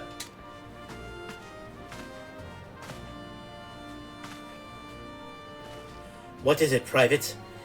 And this had better be important. Sir, we received a report from a lookout in the lower Lagnosha. Sir, Imperial forces have fired upon a high-wing skyship airship. The vessel's in a bad way, sir, and it appears to be banking on an emergency landing in Cedarwood. Cedarwood? Damn it! We have no troops available in that area. The bulk of our infantry is bogged down on the coast, skirmishing with the fishbacks. Bottrell, this is highly irregular, but I fear your first duty is in service to the Maelstrom needs to be unofficial. That's perfectly fine. If our men at Lower Necrotia is correct, the airship will come down on territory crawling with Imperial scouts. If there are any survivors, we must reach them before Garleans do. Absolutely. Make haste to Cedarwood, locate the airship, and if any of the occupants are alive, make sure they come to no harm. We'll see about swearing you in upon your return. Absolutely.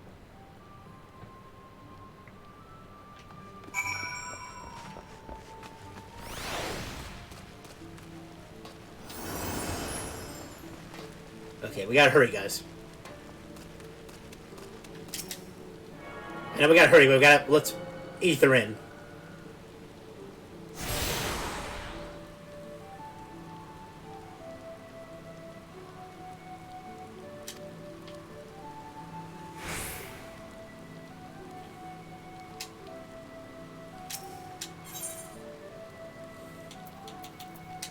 Let's go to the plaza real quick.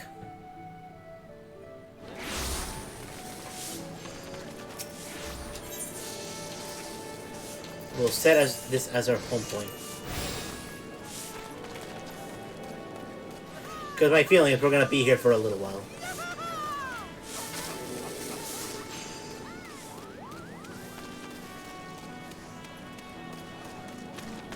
Okay, that leads back to the upper.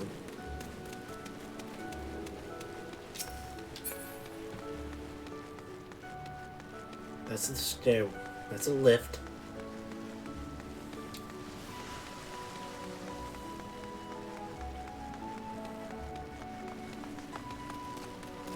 This seems to be the way to the woods. Middle Lagnosha. I'm not seeing my arrows. That must not be the correct way. Or is it?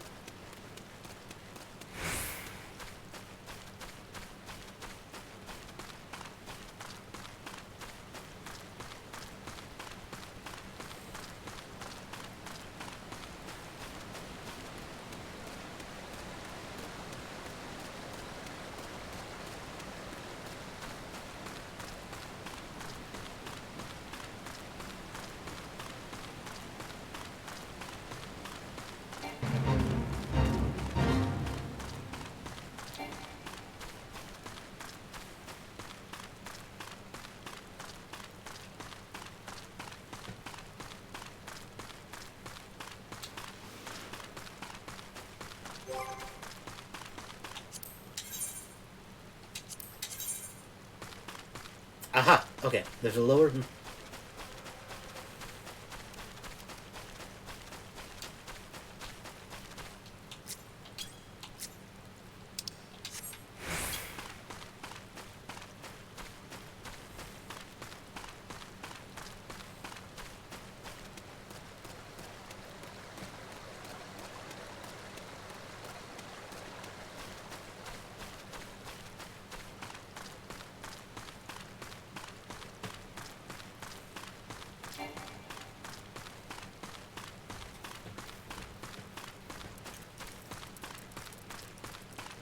Oh, it's on the lower decks. I see.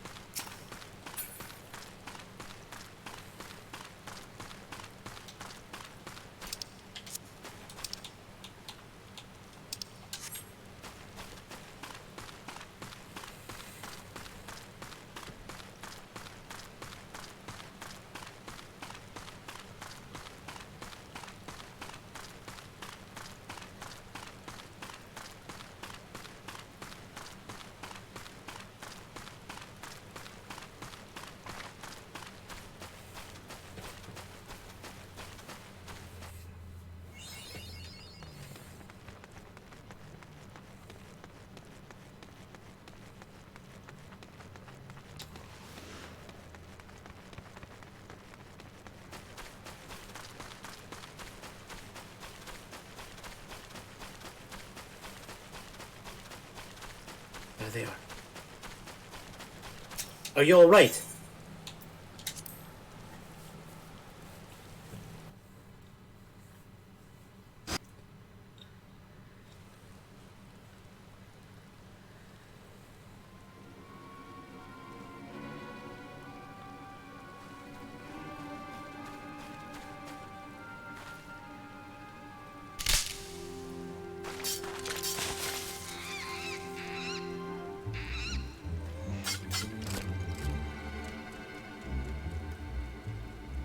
My apologies. An adventurer? What are you doing out here? No, wait. Let's find some cover first.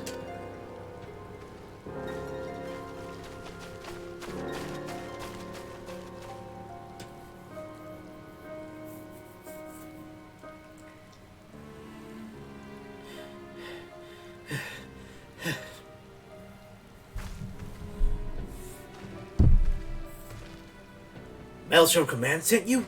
How do I know you're not an Imperial spy? You don't even have a uniform.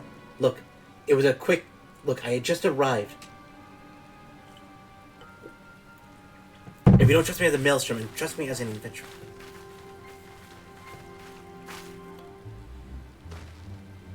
Be at ease, sir. We are of the Maelstrom. You're a Garland Ironworks engineer, yes? One of our lookouts reported the attacker in your craft. We're here to rescue you.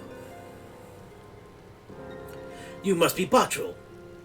Good work on reaching our friend here before the Imperials.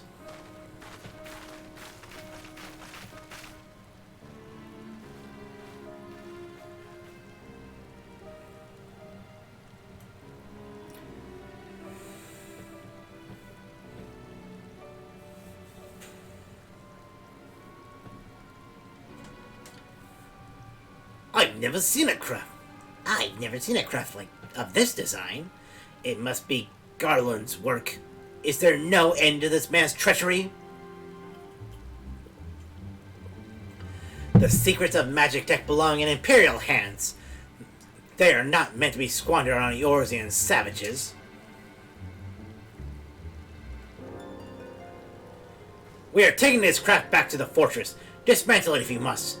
And bring the engineer. Someone must pay for Garland's crimes.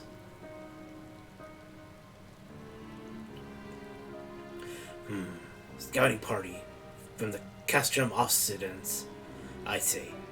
Seems they want your ship engineer. Which, you have to help them. That fool of a Lalafell was hiding inside the tiny Bronco. The tiny Bronco? The tiny Bronco? Isn't that the new design people have been whispering about? It's the first airship we've built since the Calamity. The first since Master Garland... well, since he went missing.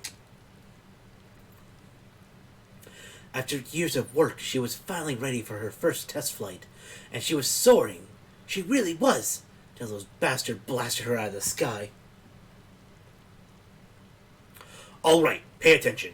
We're going to hit the Imperials hard and fast. If they want a souvenir of Eorzea, they can have a knife in the gut. But they're not getting that ship. Oh, and don't forget to save the Lalafell. Of course. What say you, Bottrell? Ready to give those curs a hiding? Of course. Yes, sir. Like a tidal wave, lads. Charge!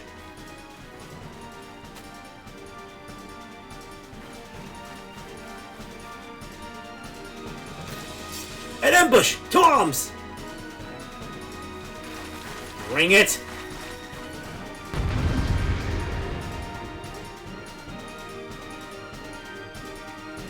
Take stance on. Okay, all eyes on me.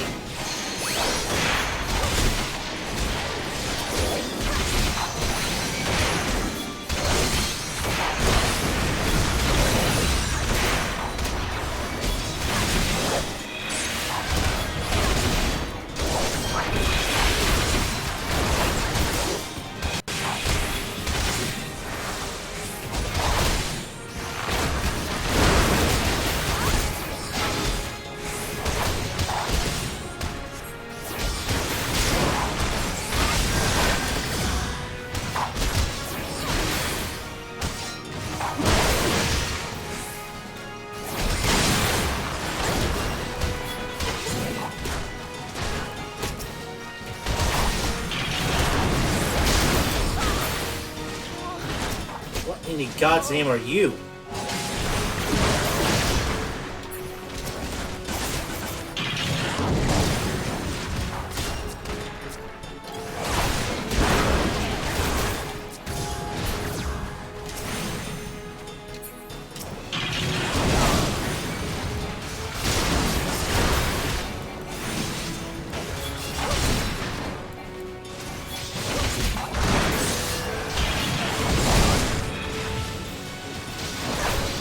Yeah, keep those weird spinning wheel on me, baby.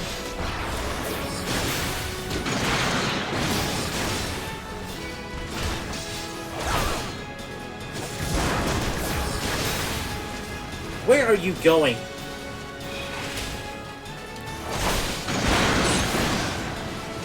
Pay attention to me.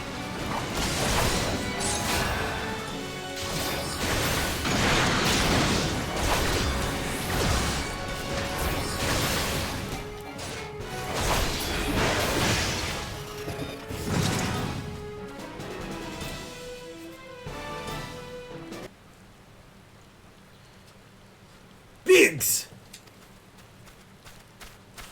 Aw, Biggs and Wedge! Oh my god, that's a neat reference. Wedge, you shouldn't have stayed in the ship! That was a close one. Too damn close. So how'd she look anyway?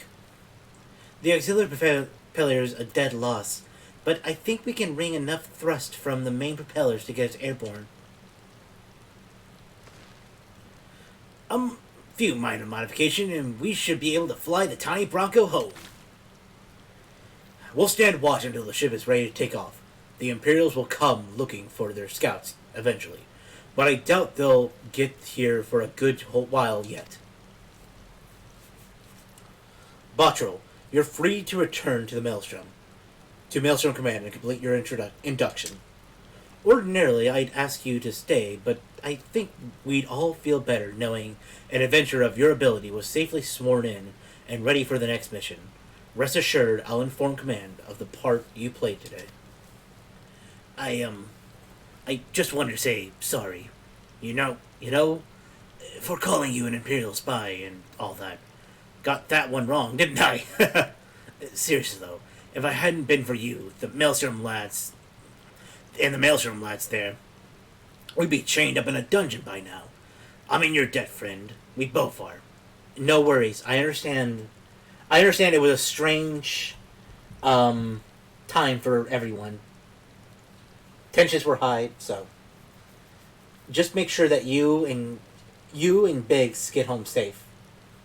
And that you take me on a flight in a tiny Bronco. Wedge! Thank you. We're very grateful.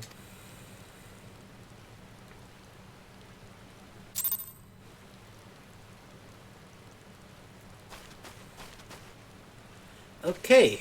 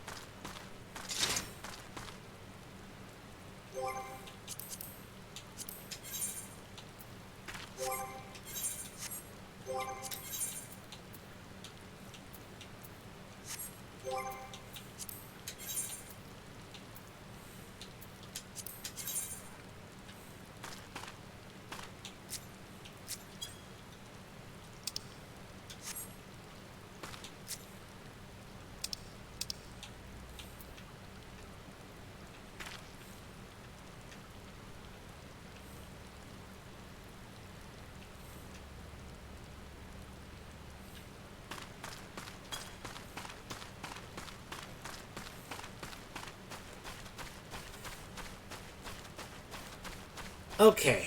Whew. Save the tiny Bronco.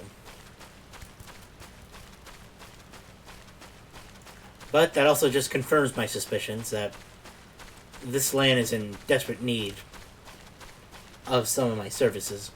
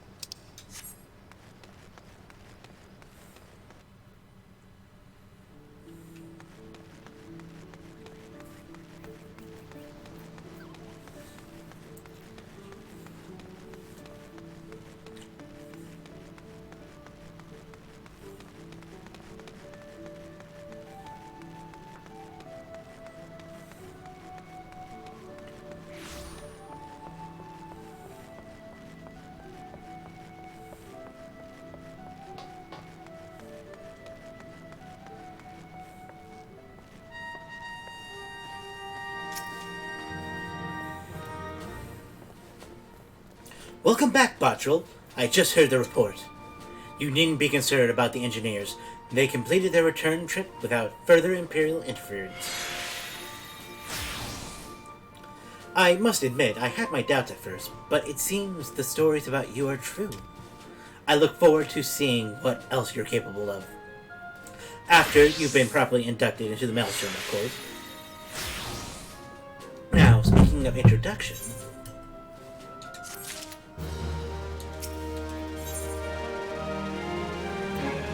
Ooh, we get some passes. The personnel officer stands ready to complete your induction into the ranks.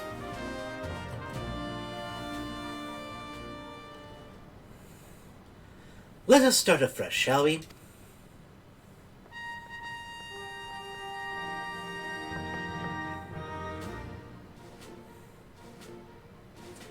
You are welcomed here, Goldie Bottrell.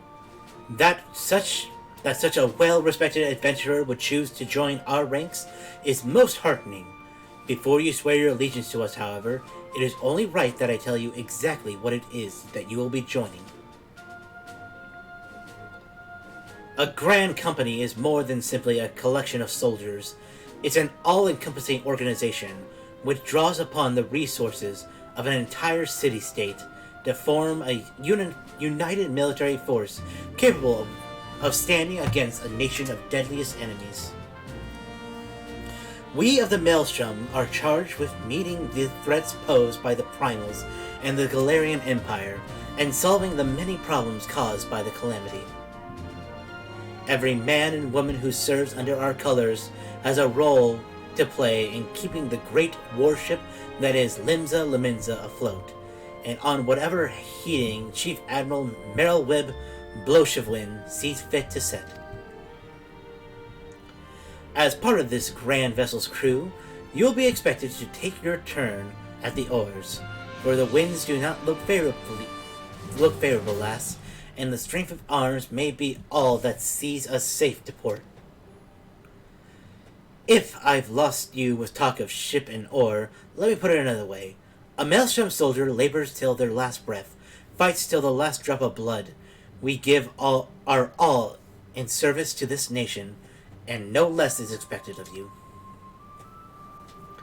Bottrell, it is customary for a new recruit to swear an oath of their own choosing upon entering the Maelstrom's rank. Is there aught you'd like to say?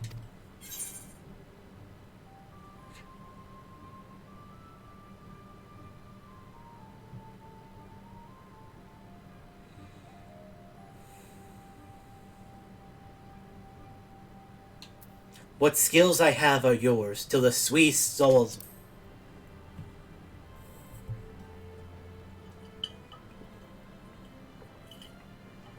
Ah, yes, the many varied skills of the adventurer.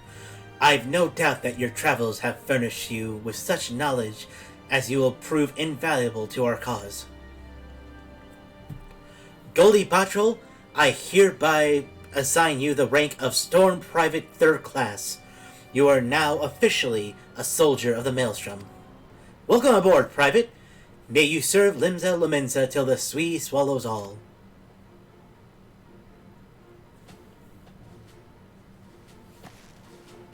It is my honor.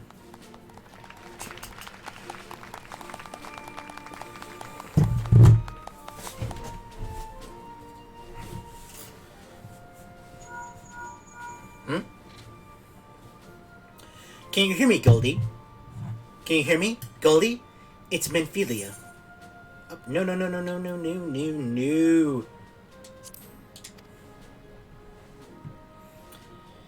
An officer of the Maelstrom contacted me with news of your enlistment. My congratulations, Private Bottrell.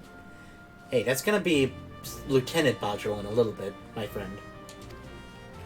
I have no doubt that you're eager to make the acquaintance of your new comrades, but I would ask that you pay a visit to your old ones first. Remember, though you are now a woman of the storm, you are no less a scion. Pray, return to the walking stand at your earliest convenience. There are some friends here whom I would very much like you to meet. We shall be waiting. No rest for the wicked, eh? Before you make yourself scarce, I recommend having a word with Commander Riki. Might be worth your while.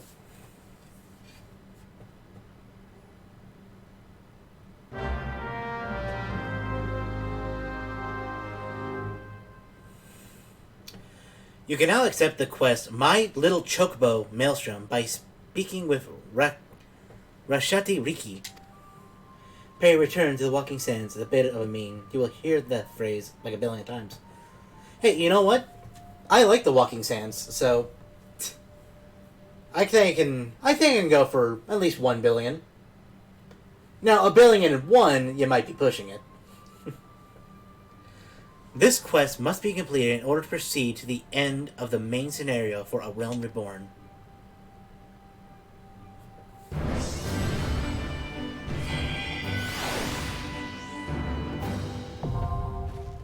Grand Companies.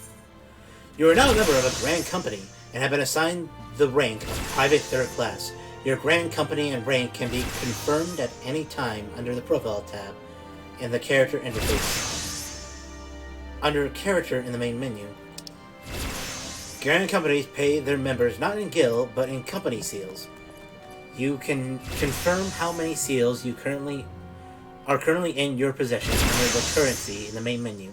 Seals can be earned by completing various Grand Company missions.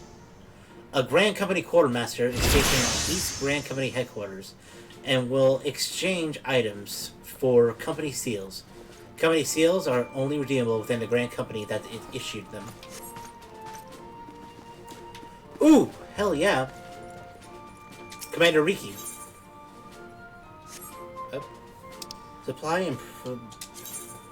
Grand Company are in constant need of supplies and provisions. To maintain their daily operation, the vendor can experience points and company seals by crafting or gathering items required and delivering them into the Grand Company. Personal officers, or one of the many officers stationed throughout the realm to complete their delivery. Items change every day, Earth time. They can be confirmed by selecting timers located in duty and menu.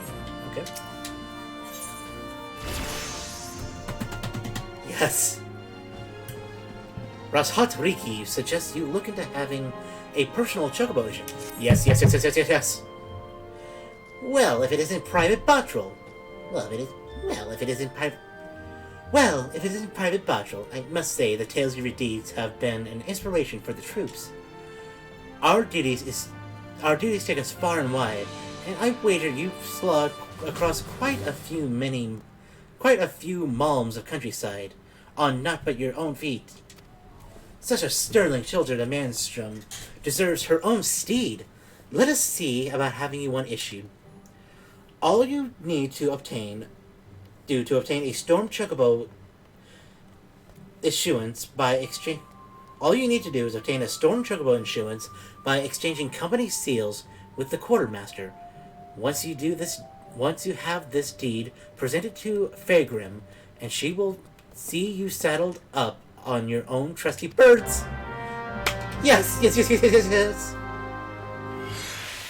Okay. Let's see. Okay. Let's see. Where the fuck? Ooh. I like your outfit, madam. But excuse me, I need a bird. Let's hook Master Bill.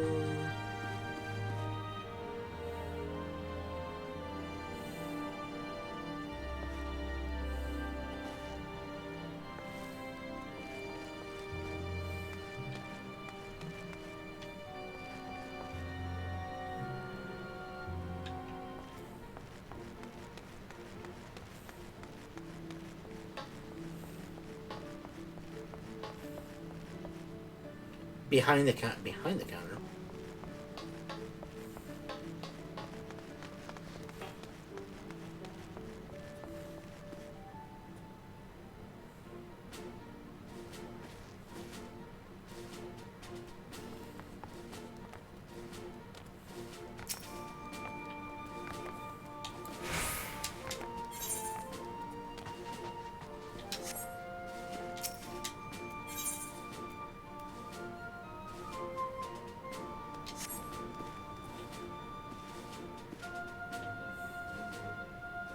Oh, rightmost NPC. Okay.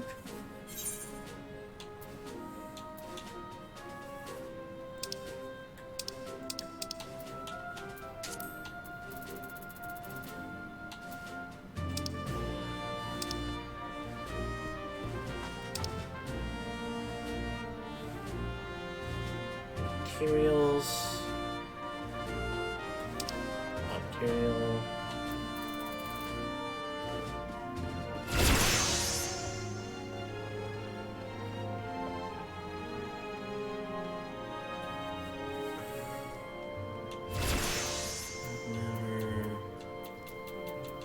Venture.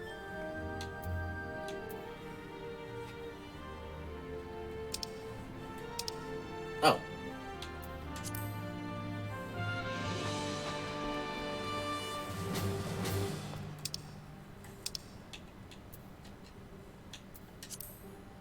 Material. Ah.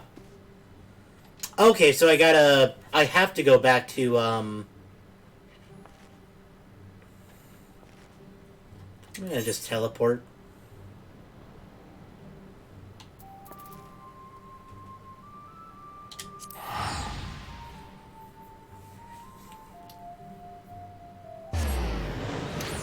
So I gotta complete the mission to get the seals to get the chocobo.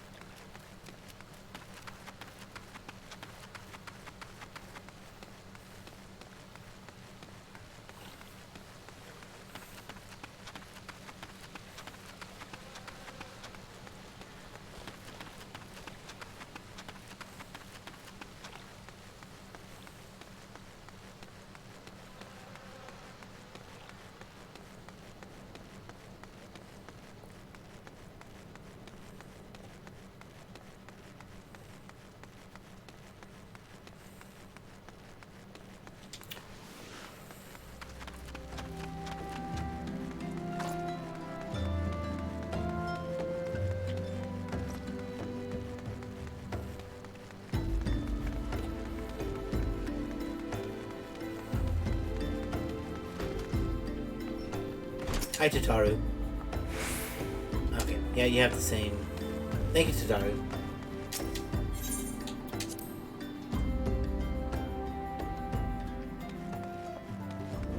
Ito.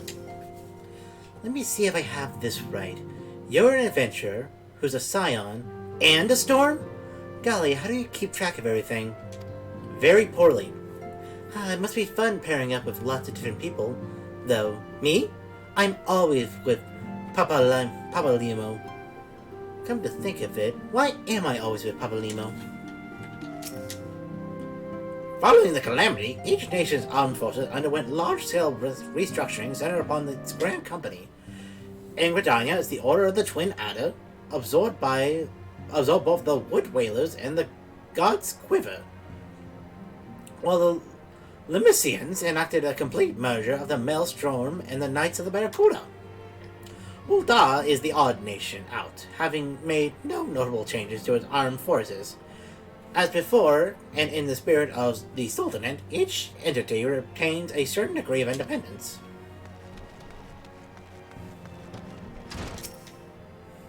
Welcome back, Goldie. Lady Minfelia awaits you within.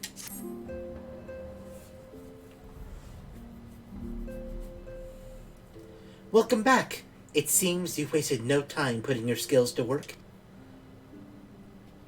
How do I know? Why, the recruitment officer called to regale me with the tale of your heroics. The pride in his voice was palpable. We Scions are truly fortunate to have you with us, Goldie. Now, When last we spoke, I said that I wanted you to meet some friends. Did I not? Well, I neglected to mention that you have already met. Tataru, please show them in. This way, sirs.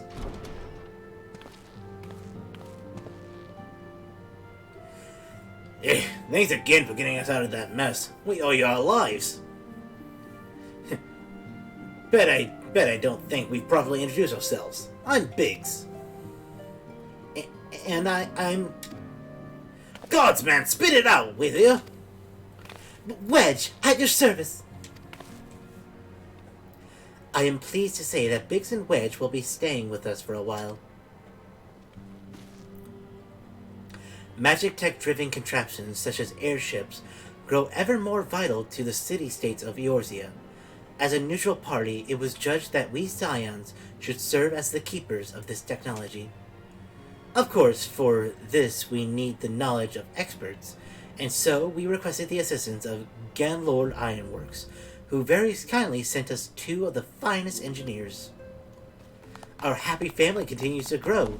On behalf of the Scions, I bid you welcome to the Walking Sands.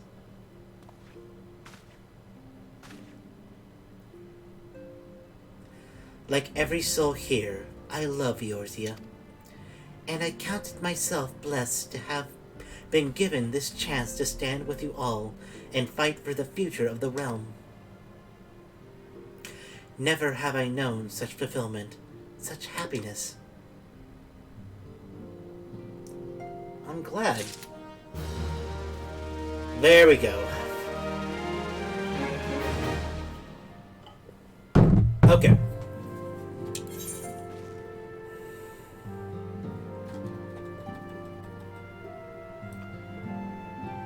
Back to the lower decks.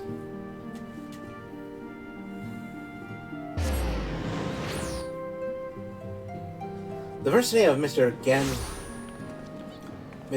Garland will also ring a bell with you. It's a familiar name through the FS franchise. Oh yeah, you know, I know Garland is the, is basically the main, antagonist of Final Fantasy 1. So it's interesting to see him spoken in a more positive light. Let's see. They were on the upper decks, right?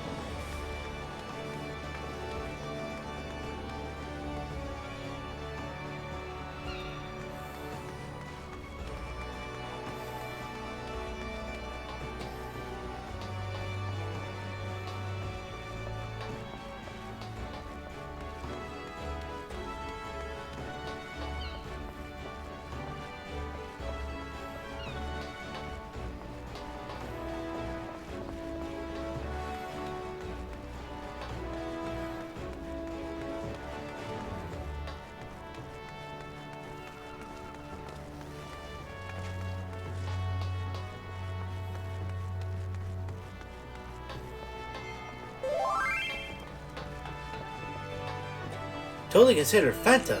Thanks.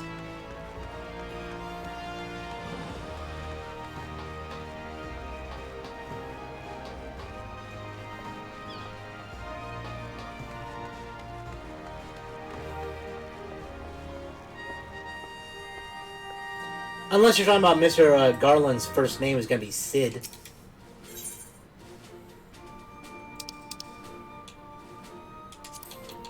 Storm Chocobo Insurance.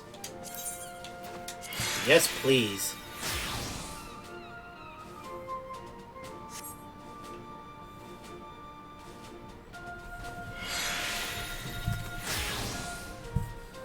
Okay.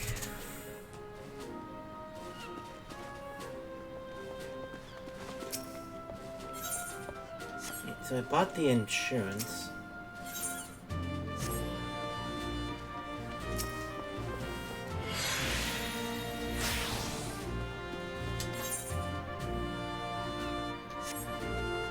Now you have to take it to the NPC.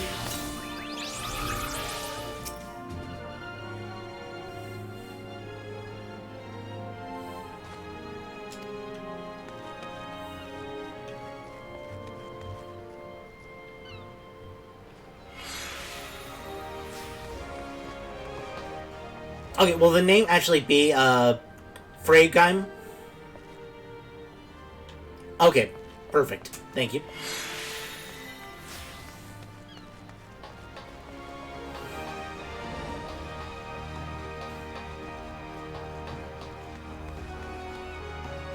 Ooh.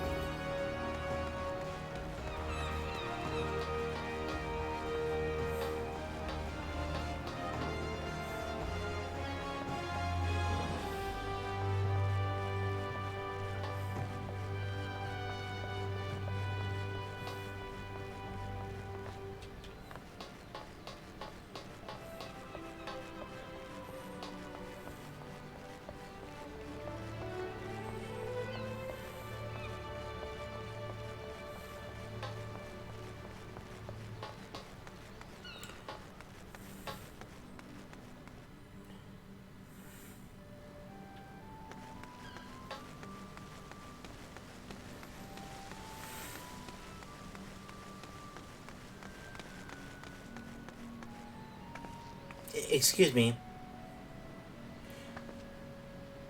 Are you a Freygrim? Want a bird issued to you, you say?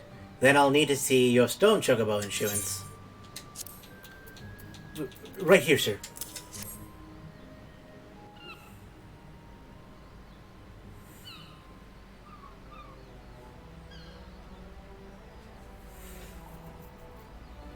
Yes, everything appears to be in order. A moment, please. I'll be right back with your chocobo. Whew. Oh, look at you.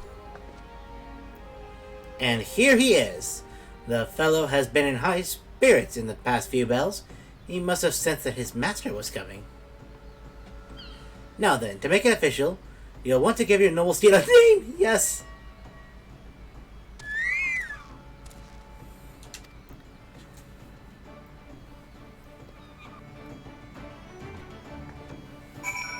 Ooh, okay. Hello, buddy. I thought of a name long and hard for you.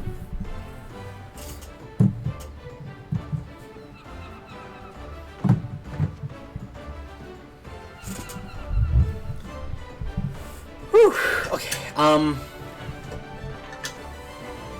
okay, so I thought of this name for a very long time. It needs to be something powerful, but elegant. Something to denote its speed and its climb to glory. From day on, my friend, you will be called Starburst.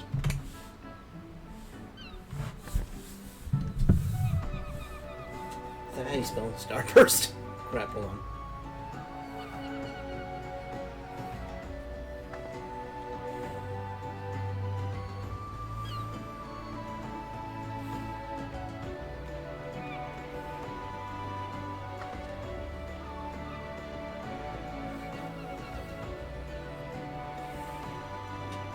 If there's type of anything, for example.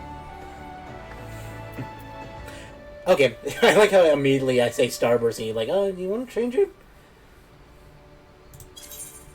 Starburst. Whee! He likes it! Yes!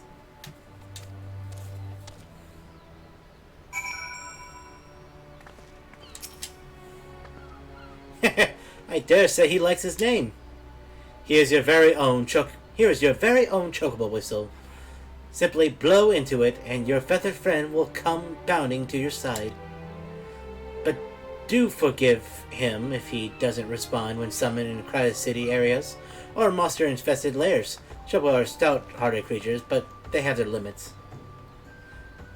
Mine is called Hole Up. Ooh, nice. That's a good one. Yeah, I like Starburst because like it sounds like a name that both like a hero would like an old epic hero would call their steed, but it also sounds like something a 5-year-old would call their pony. I feel that's the perfect like balance. And lastly, I present you your Chocobo Rider's license, as is required by law. And that concludes all formalities. I wish you and your Chocobo long years of fulfilling companionship. Where's my whistle? Where's my whistle? Okay. We're gonna exit the city. Oh, I gotta read. You can use a Chocobo whistle to acquire the action to summon your personal Chocobo. Unlike rental Chocobo, there's no time limit regulating how long you can remain on the Chocobo back. Remember, however, there are areas such as highly populated cities and narrow dungeons that your Chocobo refuses to enter. That's fine. Your action to summon your Chocobo can be set to your hotbar, and this is located within your mount guide found in the character main menu. Chocobo armor, or barding, can be equipped via companion interface. I can dress my Chocobo? Oh god. Okay. So, mount guide. Why the fuck is... I'm outside my... I'm outside the city, what the fuck? Or do I have to actually... Those commands. Link. Commands. Set to hotbar.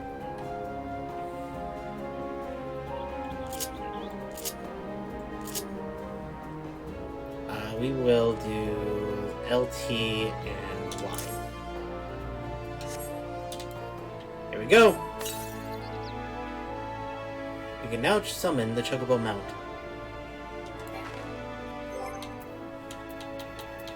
And so I go to my mount guide. Oh, okay. So I gotta add that to the hotbar and press Y. Yes! Yes! Oh my god, yes! Now you just linked the whistle item to your hotbar, not the mount. There we go. Whew. Oh, I'm so happy. I'm so happy. Yes!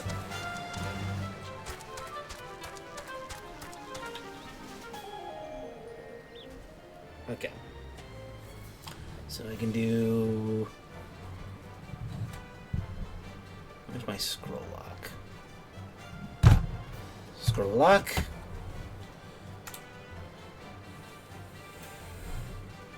There we go.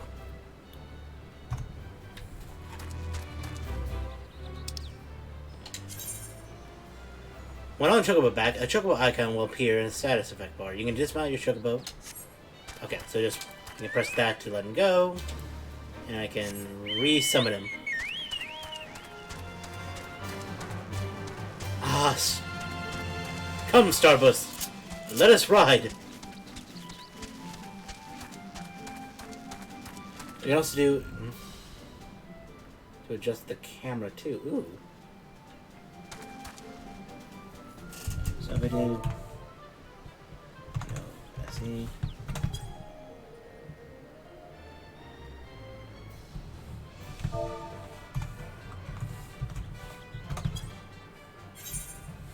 Ah!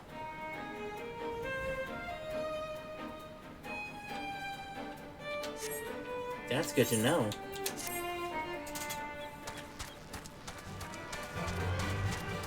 Okay, I'm gonna press...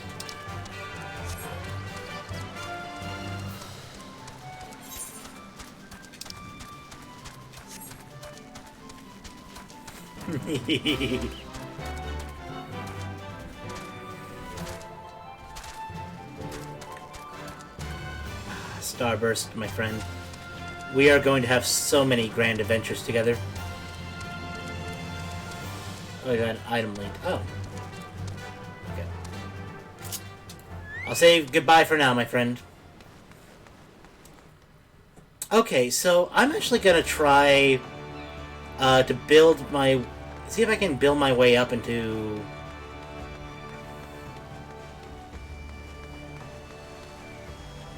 the military a little bit.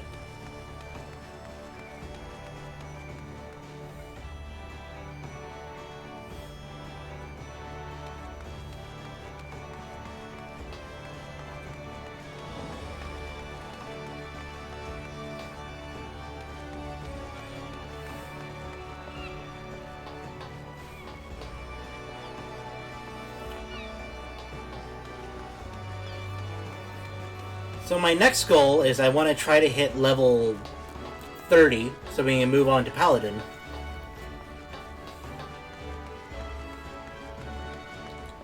Okay, all the actual quests are locked. Beautiful. I'm guessing that's going to be... So what can I actually do? Actual missions.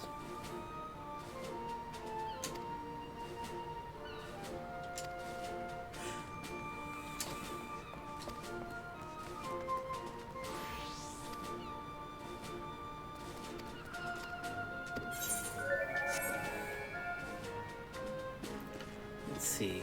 What's on the hunt board?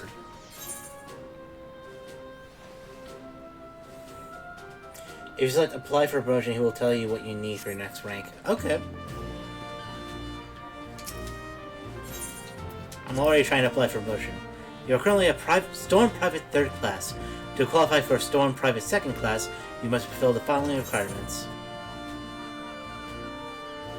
So I need 2,000 seals.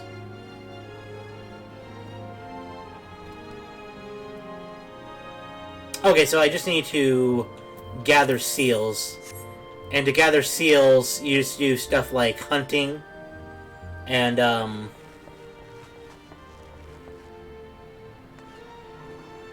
you can just hunt and then like gather items and stuff. First couple of ranks are only seals and requirements. Okay. And then so I guess I can go like here to hunt.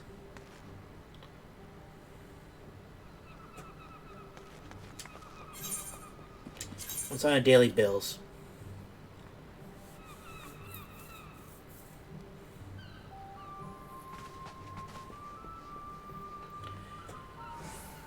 Okay, so we need to kill some Balsics. You can kill 3 Balsics. At the Northern Fanland. You're not authorized to participate in hunts. Okay. Oh, hunt bills don't give you seals. How the hell do I get seals then?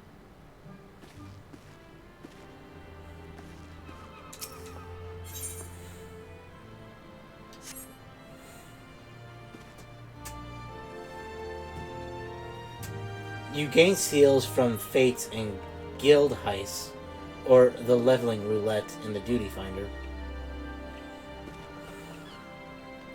Oh, okay.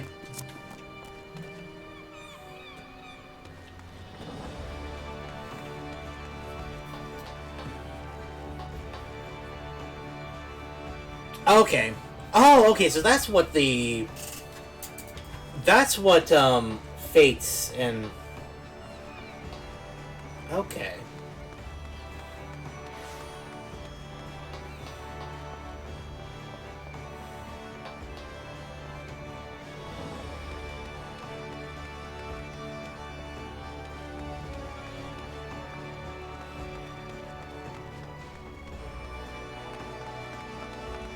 Let's see. Welcome, welcome. The people of Eorzea are in desperate need of a woman of your talents. Might I interest you in a leave or two? Okay, leaves are not what we need. Let's focus on some side quests.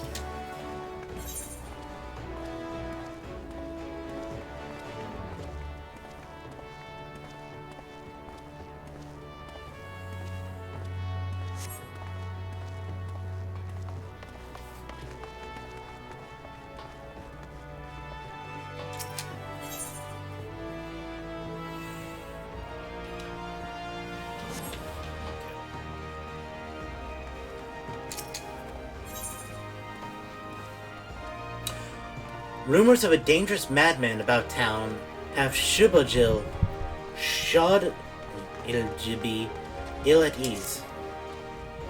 You're either a brave woman or a fool, friend. Once you get a little higher in ranks, it becomes a lot easier to gain seals. At some point, I think Sergeant 2nd class. You can hand in gear that you get from dungeons for seals. Okay, even better. You're either a brave woman or a fool, friend, to be wandering the streets of Limsa today. What with the slasher of Fisherman's Bottom on the loose? You not heard the madman about? Why, it's said that he brandished his blades so long and sharp that they could gut a whale. No one's seen any blood yet, but that hasn't stopped the rumors of sending shivers up spines in every alehouse in town. That you still standing before me tells me you don't scare easily, as the rest. Perhaps you could assist in the investigation. To start with, you might want to look into that scream I just heard outside. Okay.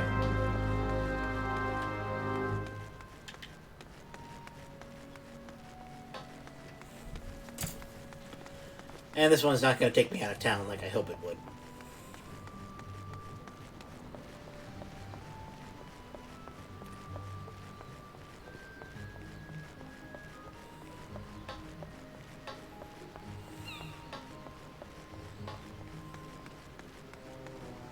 Flustered man. Are you okay, madam? But what are you waiting for? That's him! The slasher! Apprehend him, toss him in the gallows, and throw away the key! Or get him, and feed his lifeless body to the sharks, for all I care. Just do something! Woe is me! Whatever did I do to deserve this cruel fate? For 6 moons I saved every last gill of my husband's hard-earned wage, foregoing new shoes, a new purse, and sometimes even food for our children, all in anticipation of this day. What's so special about today, you ask?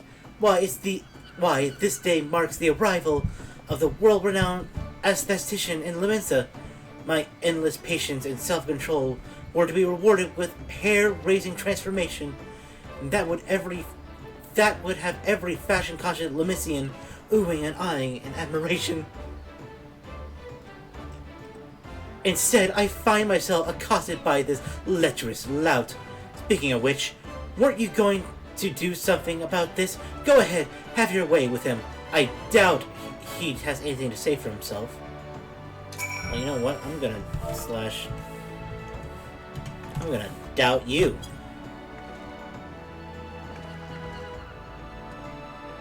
How dare you fucking get rid of food for your kids? Are you okay? Sob, no matter what I say, all I do is read a rare accusation and looks of horror. I swear this is not what it seems. Do you doubt me too, friend? Do I seriously have to doubt this poor guy? I guess I have to complete the quest. But I think he's doing alright.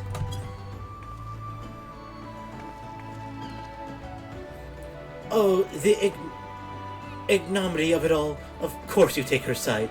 For shame. Is there no sympathetic ear in this entire nation? An artiste of my own renown should be welcomed with open arms and a 21 cannon salute. Instead, I am branded a criminal, the tools of my trade, nay, the extension of my very soul, ripped unceremoniously from my person like barnacles on the side of a frigate.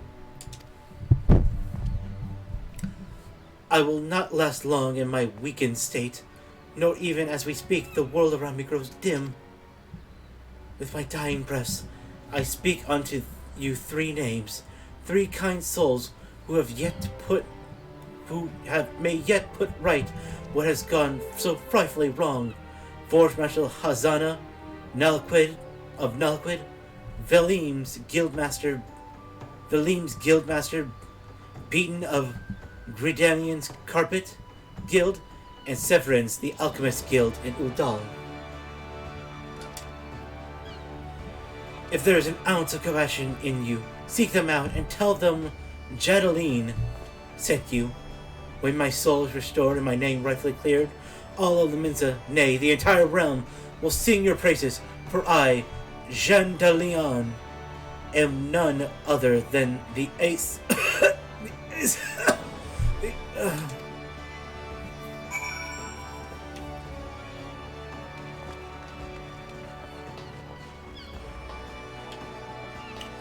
Okay, let's talk with the armorers.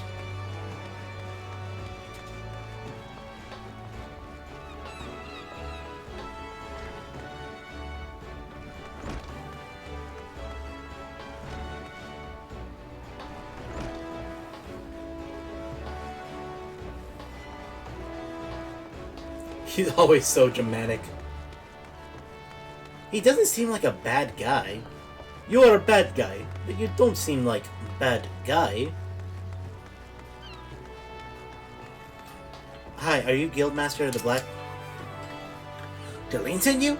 Let me guess, the barmy fool's lost his tools. Pardon me, the appendages of his very soul again, and is thrashing and tossing like the end of days is nigh. The man brings it on himself. If he toned down theatrics and went about his work like an earnest craftsman, I dare say he'd save himself the misunderstandings. No, I've not a whit of sympathy for the fool. You, however, have my pity. Indeed, for having to play an audience to his whinging.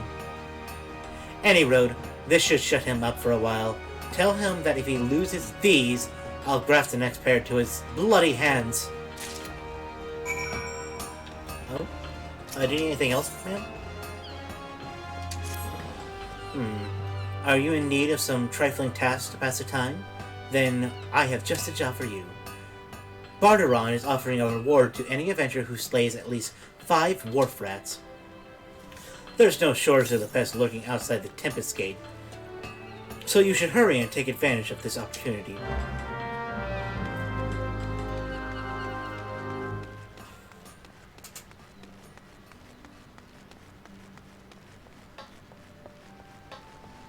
Okay. So that's the airship dock.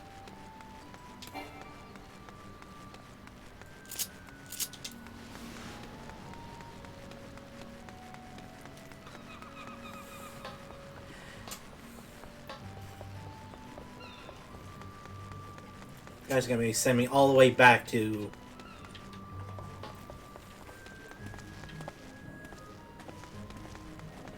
Ul'dah and Gridania.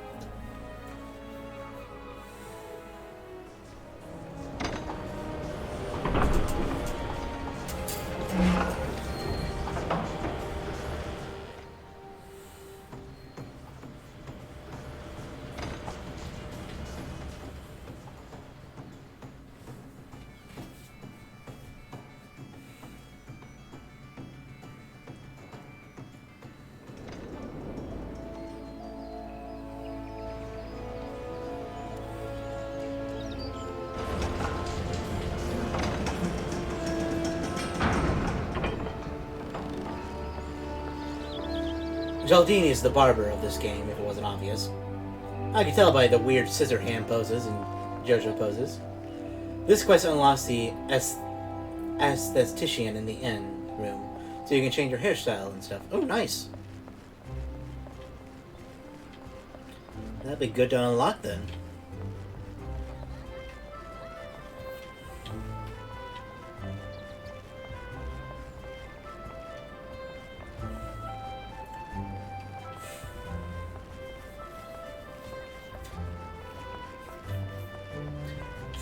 Yeah, probably the rest of this stream and maybe a bit of the next stream, we're probably gonna be focusing on doing some side questing stuff.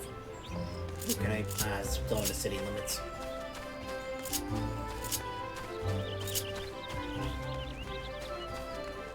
Cause we kind of been like barreling through because I've been really excited to get my Chocobo.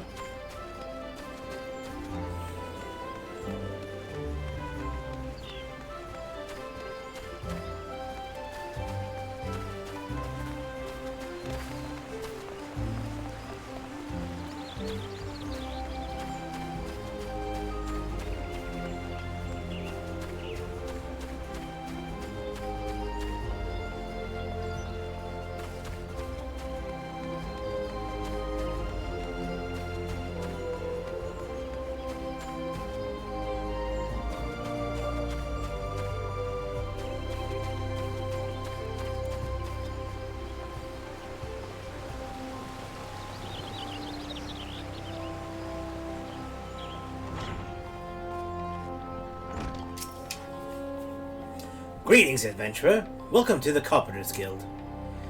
We are artisans who take wood and granted new form and purpose as the archer's bows, the lancer's spears, and the novice's shield. If carpentry holds any appeal, you should look to joining our guild. Might you be interested in learning the ways of working? Not right now. Thank you, though. Okay, that blue quest unlocks the carpenter job.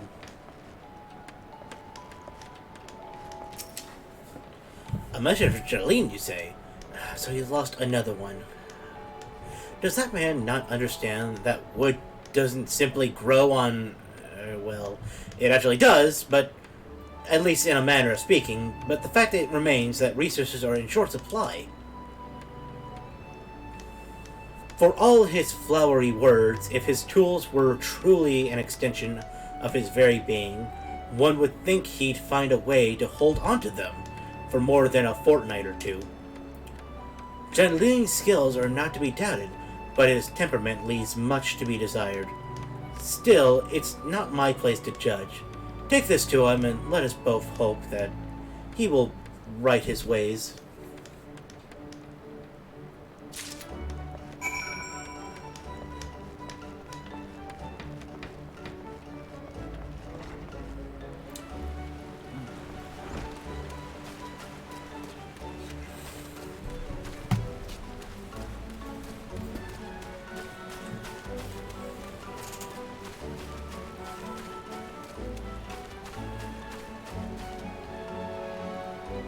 Damn! Look at that Dark Knight sword.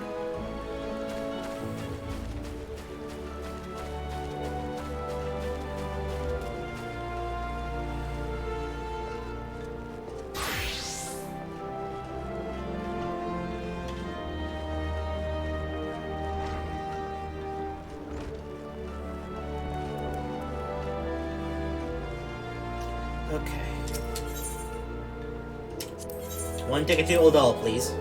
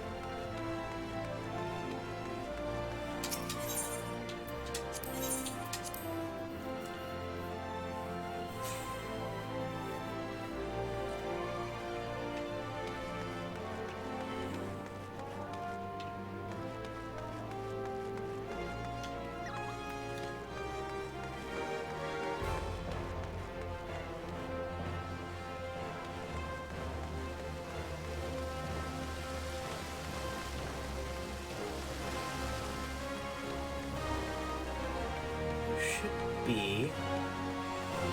Ah, there it is.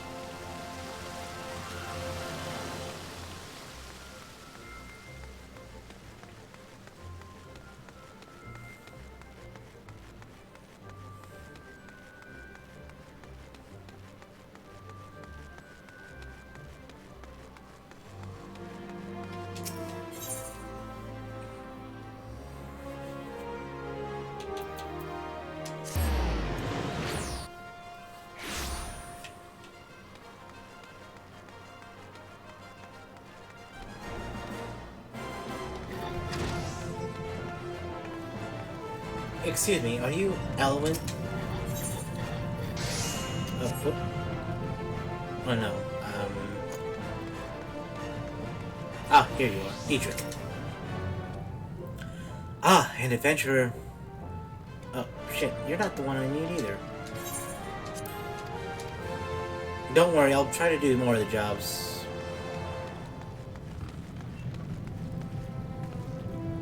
Are you the one I need to talk to? You come out of have a Jolene? Why I must furnish Why, I just furnished him with a fresh batch of my special creation last week. I realize the man's services are in demand, but it would be physically impossible for him to exhaust the entire supply so soon. Stolen, you say? An unfortunate turn of events.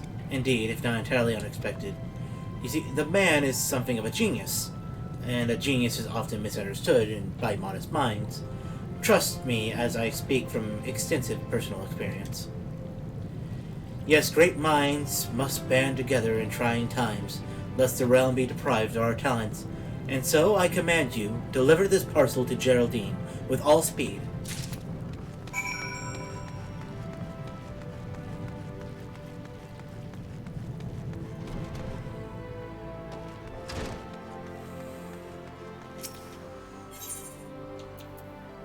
Okay.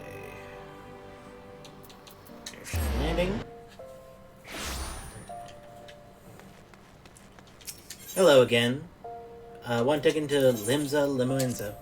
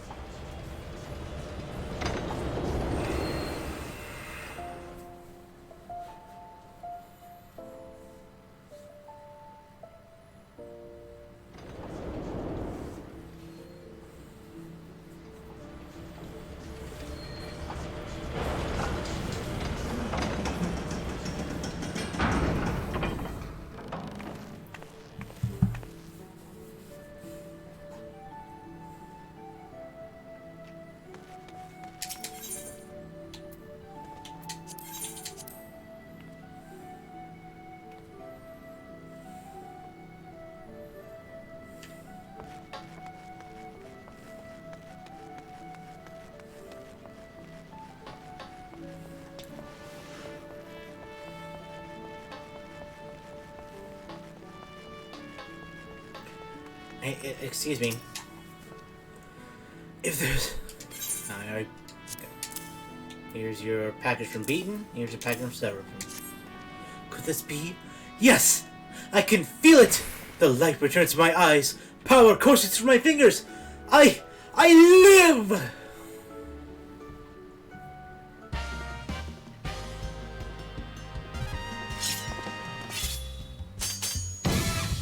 And as I live, the unspeakable embodiment of ugliness must die! Be gone, foul demon! Hey, settle down. Oh my god!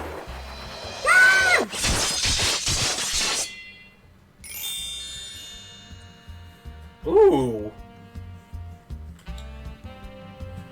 And so I ask, how do you feel, madam? Why, it's as if in a single magnificent moment I travel beyond the void and return to life as the embodiment of all that is beautiful in the world. Could it be? Yes, it must be.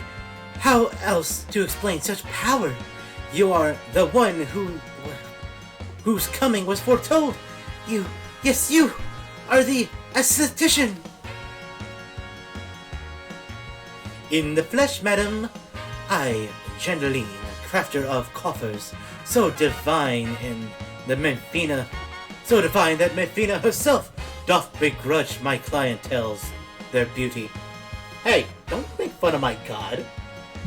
But let us speak of you, madam, for where a moment ago stood a fashion challenge frump, now there stands a beauty reborn. I already love him.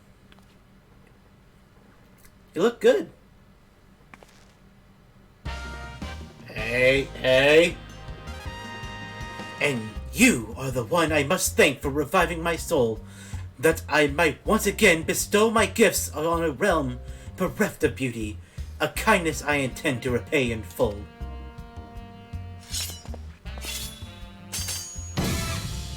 Do you fear that your own hairstyle is becoming passé? Fear the specter of ugliness threatening to consume you? Fear not, friend, for it shall not survive my wrath. Hey!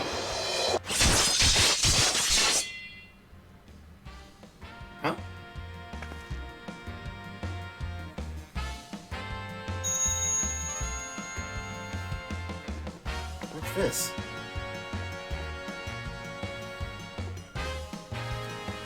As the madam before you, as the very realm we call home from an abyss of unfathomable drabness, you shall rise anew. My clients have been known to make reservations moons, even years in advance, but you shall know no trouble, no, for proving a staunch ally to good taste. When all others turn a blind eye, I gladly place myself at your forth and beck and call. Yes, the next time you find yourself plagued by an aesthetic ennui, you need only ring the crystal bell from the comfort of any inn room at which you have taken up lodgings. Charlene still hastens to the scene. Yes, in a flash, the dreary, uninspired life you have hitherto known shall end. You shall travel to the realm beyond and return to us as a beauty reborn. I give you this as a token of trust between us. Treasure it, for it is the key to a world of aesthetic wonders ordinary women shall never know. I shall treasure it always. Oh, Master Geraldine, do come back. I've not made my next appointment.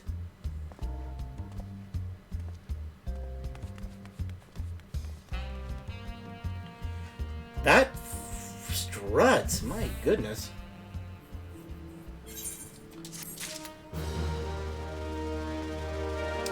this is just saying, oh, we can... From hairstyles and colors to face paint, he can create a new look for you for a mere 2,000 gil. Oh, that's not bad. Okay.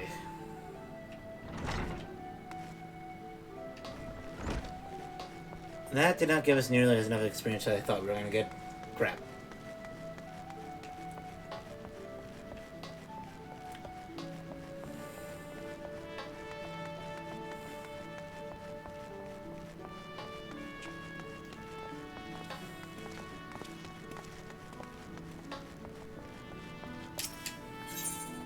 Something troubling you?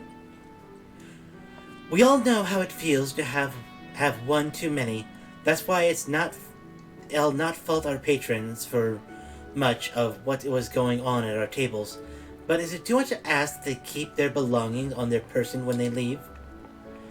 It wouldn't bother me so much if half of them didn't show up a week later, ranting and raving as if their drunken heedlessness was somehow my fault. Take this impressive-looking journal right here. As oft used it seems to be, is no doubt its owner is tearing up the town in search of its prized possessions. A stranger, he was a swarthy Rogidan who enjoyed his drink, seemed to be getting on well with one of our regulars, Quintentinian. Perhaps you could still catch up with him and spare me the headache. I'd offer you a free drink, but last time I did that, Badarin docked my wages. He docked your whole wages just for offering a single drink? Damn.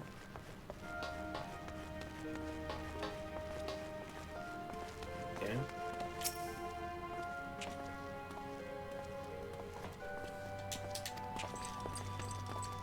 Have I seen who? Look, just 'cause I spend more nights at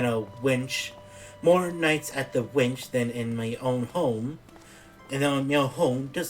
doesn't mean I'm mates with every sod who comes stumbling through the doors. Wait a minute, that bloody book. Why didn't you say so soon? The Tydar's bastard drained 20 flagons and promptly passed out, leaving yours truly to foot the bill.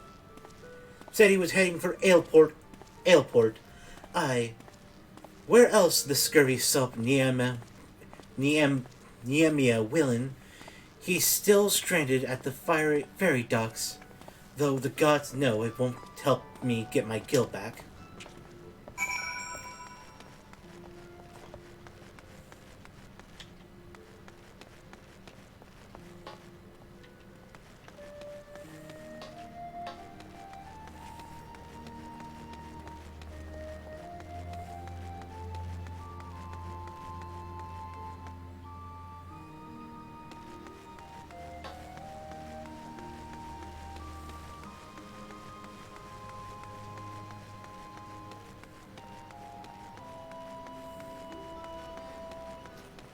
I help you? Excuse me, miss. But might you have a moment or two to spare? You seem the type who enjoys being accosted for menial tasks, and I require someone to make a delivery to the dutiful sisters of Edelweiss. I wouldn't be surprised if you hadn't heard of them. The sisters prefer not to advertise their presence here in Limsa Lumencia. They are, however, provided a rather unique service, of which the Bulgari Consortium has recently been the beneficiary. I would have you deliver this package to their doorman, Lonweird, along with our profuse gratitude.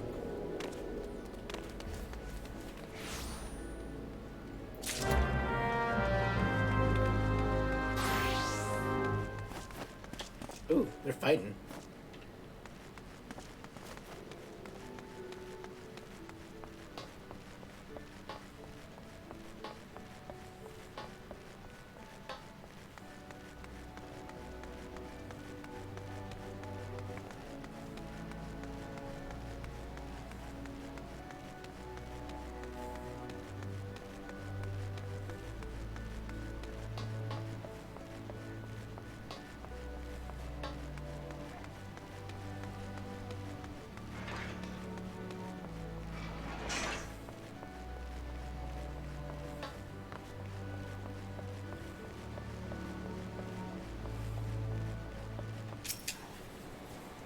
Aye, this is the dutiful sisters.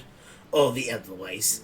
A house of deep reflection and meditation. So unless you're proper business with us, you can kindly bugger off.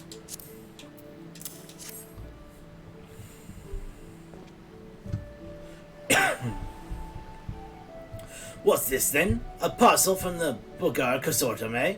Let's have a peek inside. Oh, walnut bread and ginger cookies, and a few of them Bismarck finger sandwiches too. The consortium calls know the right way to show appreciation. Some of the sisters have unholy appetites, so I best save a few bites for myself before I take them inside. You let Genasium know we're always here should her boss need us again.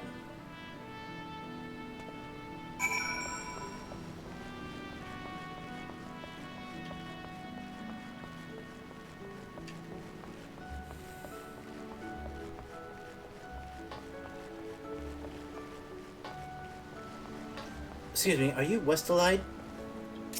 Hail, brother.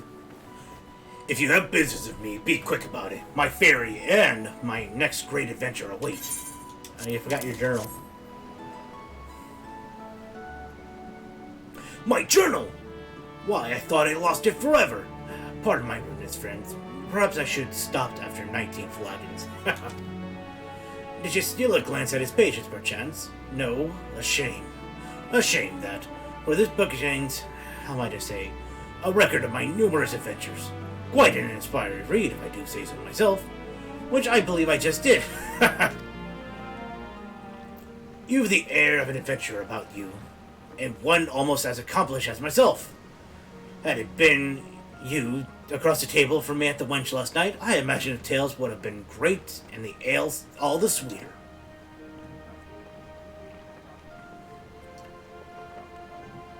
Were there only some way to repay your... but of course! I have a fresh journal right here that might as well have your name on it. Why not keep a record of your own? That one day we might regale each other with stories of our own deeds. And with that, I shall be off for adventure, and Floggin, or 20, of the realm's finest ales, calls me. Fare you well on your adventure, and next time you find yourself at the wench, do thank that Elzen fellow for his generosity. Ooh, let me do some potions.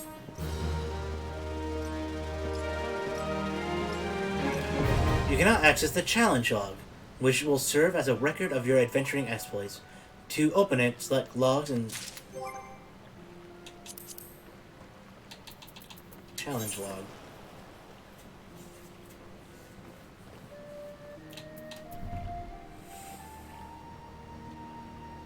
Ah.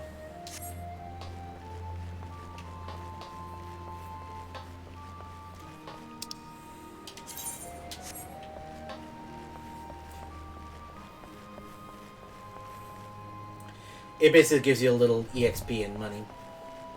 Oh, that's cool.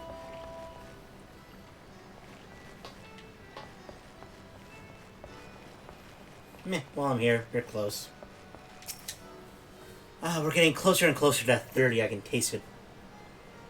There's not behind the Covenant doors. Hang on. Ain't you the last that goes by the name Goldie? I knew it. We like to snilch all the rising talent, and from what I hear, you're a head and shoulder above the rest. If you can handle yourself half as well as they say, you might be well of use to us. Forget that Sister Edelweiss bollocks.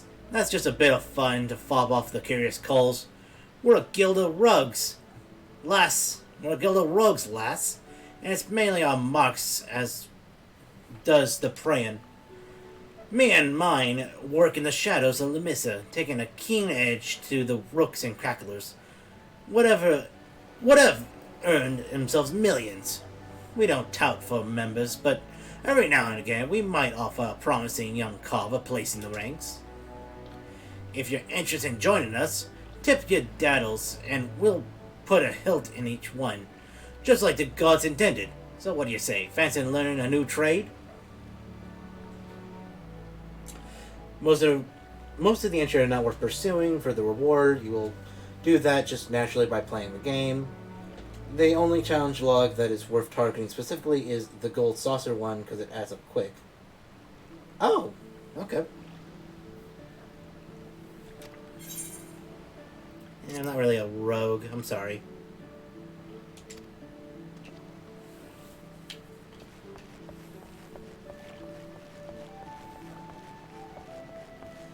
I'm guessing rogue is what leads into, like, the ninja class.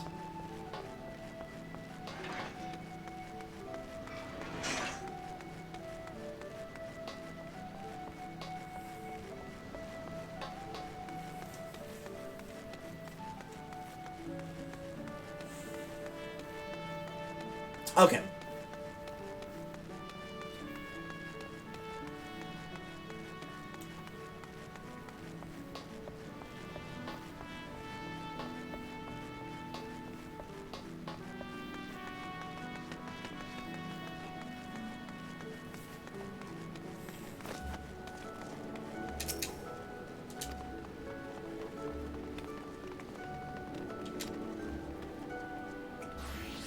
Continue staying limited and you're likely to find out soon enough. In fact, if you're confident in your abilities and comfortable with the unconventional, you might wish to approach them yourself.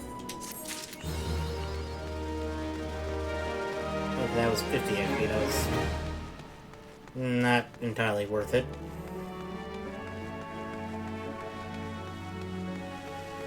Let me go slay some rats real quick.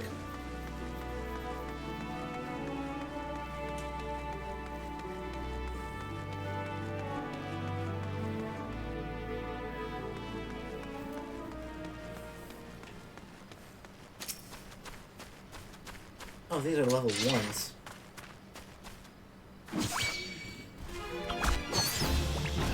Oh, hello! You seriously want a piece of me, sir?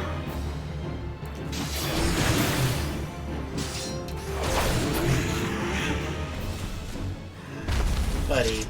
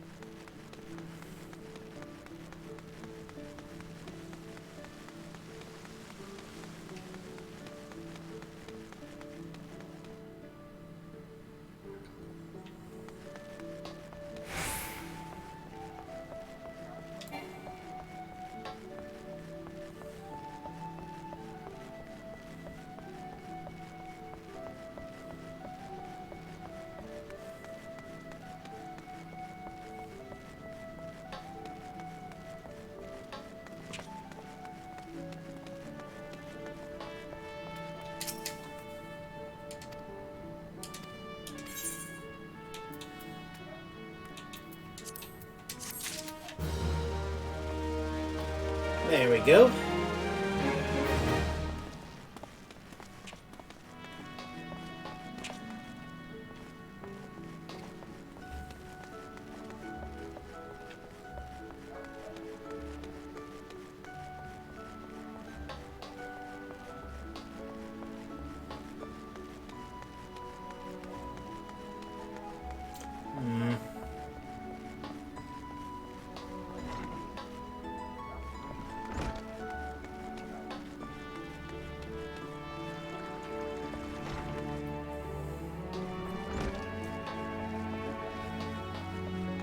I don't know, should I just continue doing main story stuff?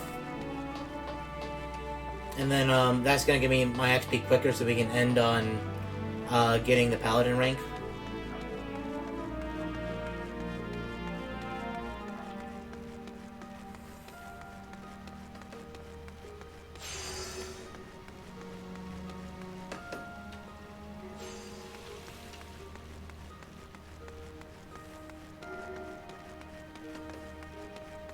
That might seem like the best plan, actually.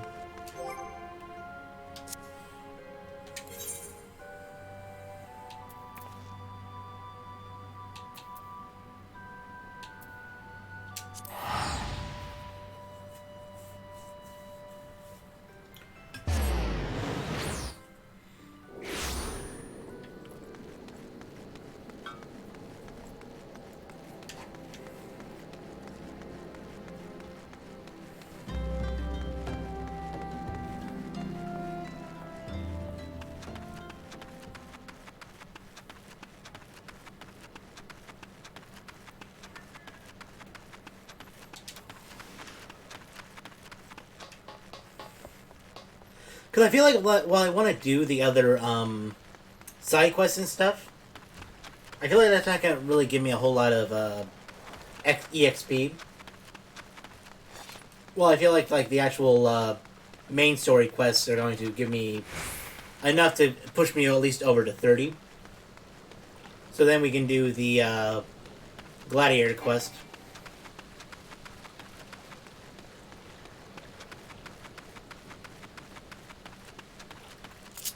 Oh, I can just... I can... Oh. I keep forgetting I got a chocobo now.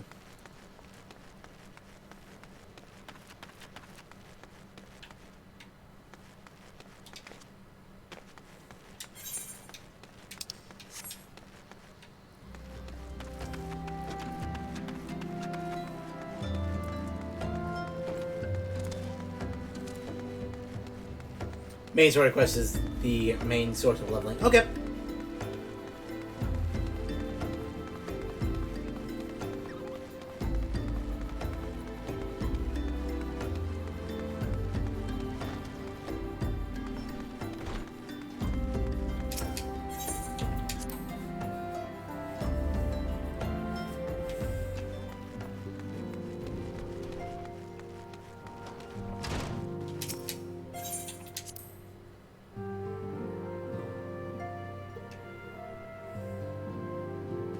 I heard you have a report for me.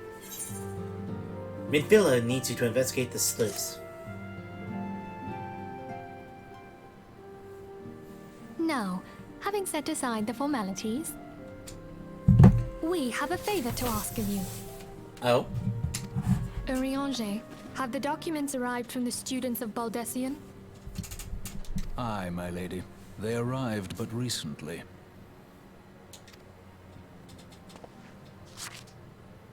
We have conducted a study at the behest of the Order of the Twin Adder. Papalimo, Ida, a synopsis if you would.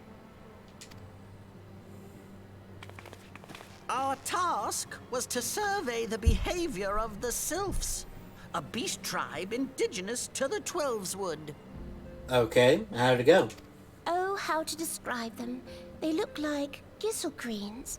Floating ones that worship the primal Ramu. Ah, cabbage people. Ahem. Though technically a beast tribe, Sylphs are blessed with a comparatively personable demeanor, conducive to peaceful communication. Papalimo, don't don't, actually, this poor girl.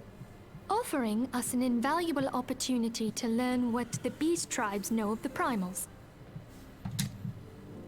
While Ramuh's existence is well documented, the Sylphs do not, or perhaps cannot, summon the primal any longer, insofar as can be ascertained, until such time as we know. It would be unwise to assume that the threat posed by the primal has passed. Of course. Which leaves Gridania with the added worry of not knowing what they should be worrying about. In that regard, they are hardly alone. What we can say with absolute certainty is that Gridania has its hands full fending off Garuda, who, I need hardly remind you, is among the most savage and terrible of all known primals. I see. In short, it is essential that we approach the Sylphs in as diplomatic a manner as possible. Right. Words and actions can be misconstrued. The only sure way to communicate our intentions is the echo. Winning the Sylph's favor may well bring us a step closer to mitigating the threat of the primals. Will... Yes. I am grateful. Lovely. Well, as much as I'd like to help, I'm afraid I would be of little use to anyone in Gridania. A veritable babe in the woods. Ida and Papalimo, however, should be able to see the forest for the trees. Is that not so, Minfilia? Indeed. You are willing? Leave it to me. Yes, I get to team up with Ida. Us, Ida, us! I mean, you don't have to go Papalimu if you don't want to. I mean...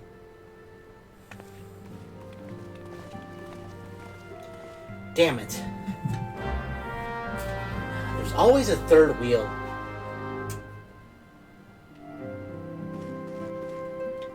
Okay. We'll teleport through it.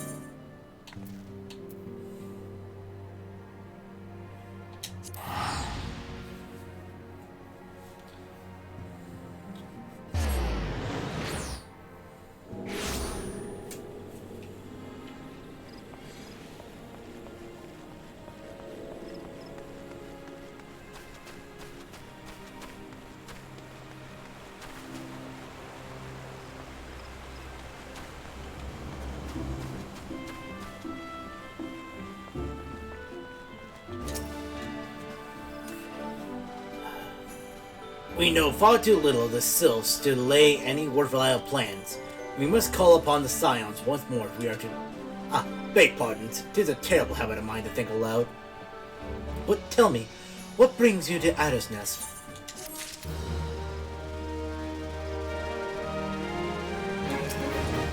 I'm here to take a look at the Sylphs.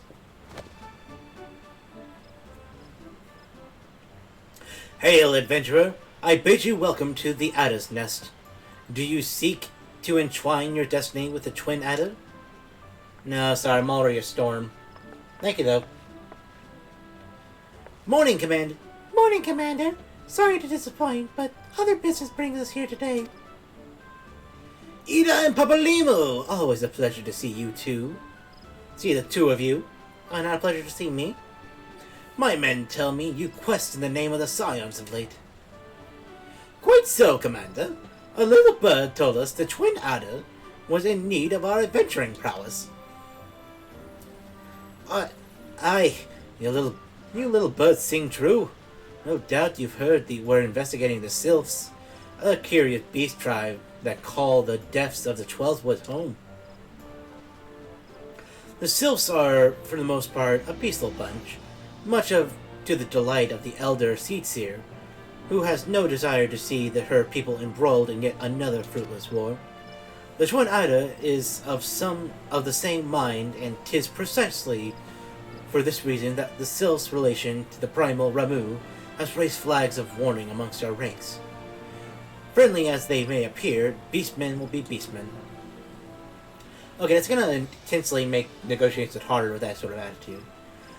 Should there be even a sliver of a chance that the summoning of the primal might disturb the balance of Gridania and the Sylphic tides, it is a possibility we cannot ignore.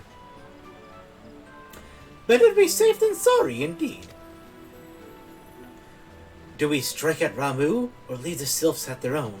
This is the question. Yet I have find myself lacking ample knowledge to arrive to an answer. Opinions within Gridania.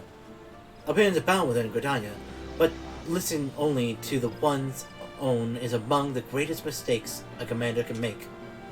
I would hear from the other side, the Sylphs themselves, and seek an impartial party to serve as my liaison. That's where you Scions come in. Right. The Sylphs of Little Solace remain untempered, and have held many a productive dialogue with our people. I would hear their candid thoughts on their tempered brethren. That said, I urge you to exercise due caution. Sylphic traditions and etiquette bear little resemblance to our own. It would not do to have any cross-cultural faux pas get in the way of productive parley. En route to Little Solace, you will come upon the Hawthorne Hut. Our officers stationed there can enlighten you on how to win Sylph's favor. May your expedition be a worthwhile one.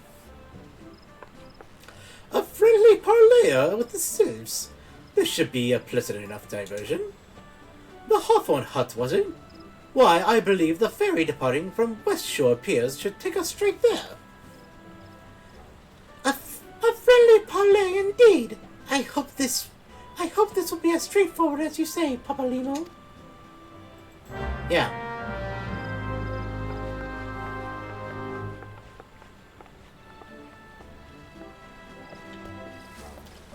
Okay. To the shore.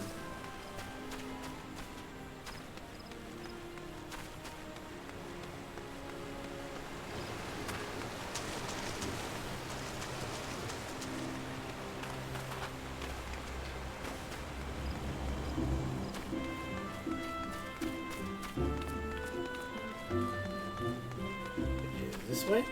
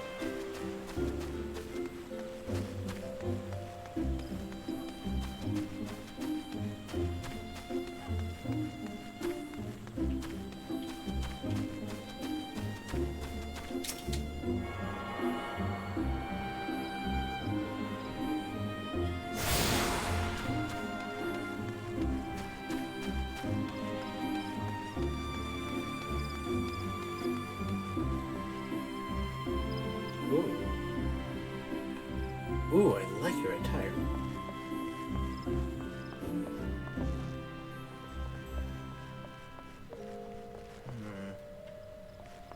This is not the way to the docks, is it? Nope, it's in fact the exact opposite way.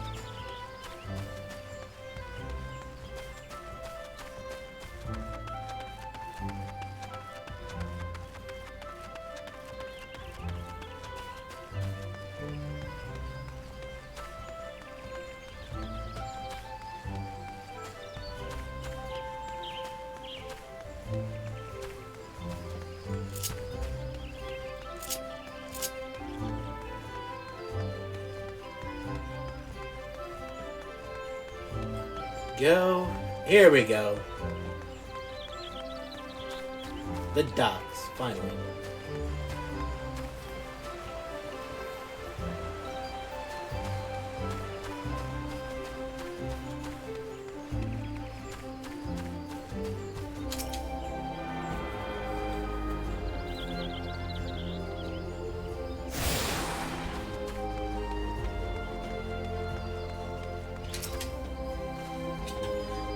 I, the ferry docked at the base of this hill, will carry you across the lake to the East Shroud. Once you're ashore, head due east and you should find Hawthorne Hut without much trouble.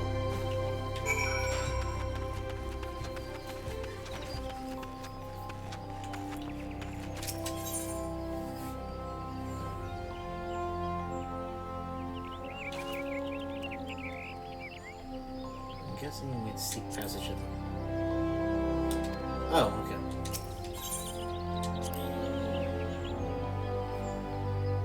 I happen to be heading across to the lake of the Sweet Frontier in the East Shroud.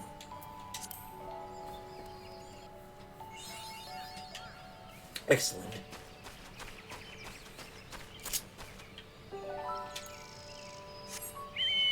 Come, Starburst. We ride.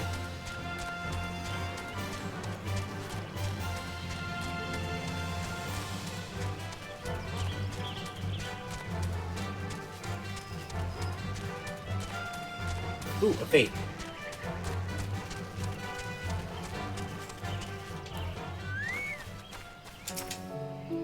Ah, adventurer! Oh, I never thought I'd be so happy to see one of your lot. It's the damnable imps! Not only are they pinching the honey from all our hives, but they're killing the precious bees in the process. Please, you must lend us your blade.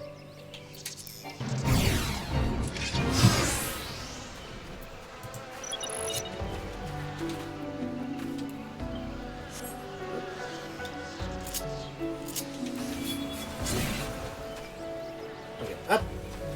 Damn you. Pay attention to me.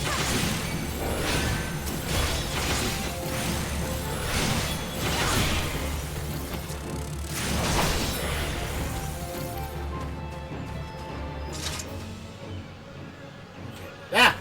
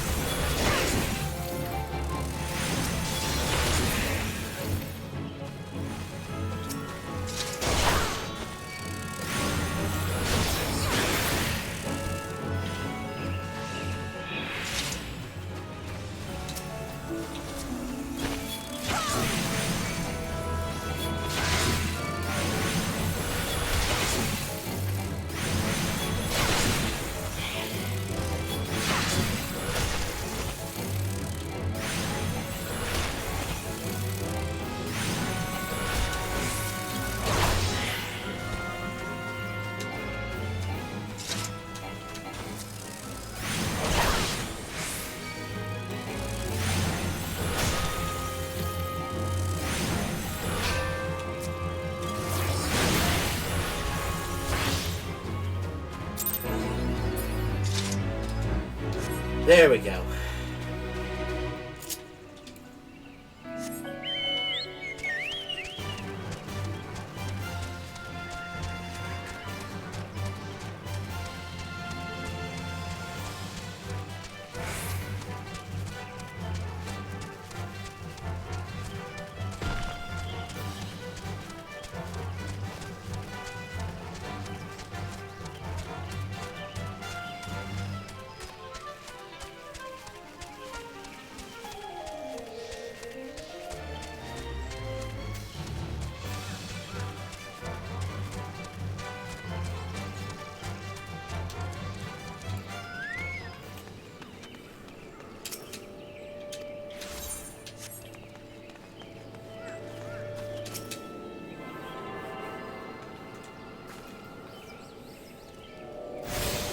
Tune.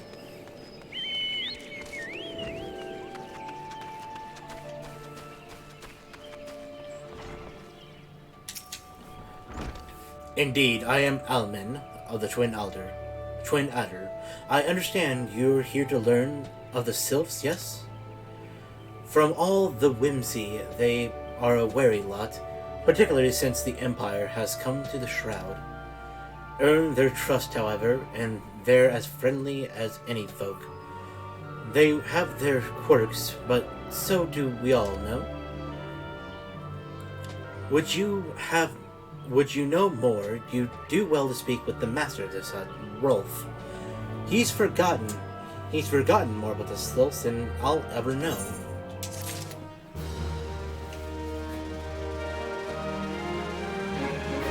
You're Rolf? Come to learn a thing or two about the Sylphs, have you? I'll tell you one thing. They're a peculiar folk. How peculiar, you ask? Well, let me just tell you. Let me just tell you! Beg pardon, friend, my memory's just not what it used to be. I've seen much and more in my adventuring days, and it's all a clutter in my noggin. The son of the shepherd, I've shared my stories with those around the hut. You might be in luck with them. Hey, what do you know about Rolf? The Sylphs? Yes. The Sylphs? Yes, Father told me his stories plenty of times. What I've found most captivating is how their concept of etiquette is almost completely alien to our own. You do best to not underestimate them on account of their childlike looks, lest your face end up a mess of glyphs, swigglies, and chocobo scratches.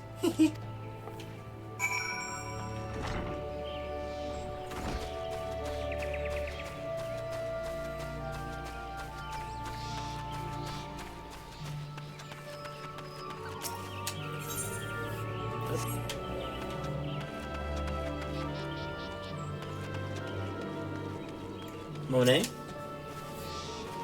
The Sylphs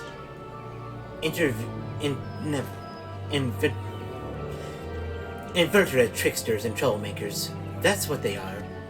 One day they're drawing morbid faces on our masks. The next they're sending our young sentries falling to the bottom of a ravine. Tell them to stop and they'll just laugh at you. Rolf claims they harbor no ill will, but I dare say such pranks are no laughing matter. Well, I would think killing somebody is not really a prank. But what do I know? I'm not a prankster. The quickest way to the quiver woman's heart might be through her stomach. But don't even think of trying to foist your foodstuffs on a sylph. They sustain themselves by bathing in the sun. Or so Rolf once told me.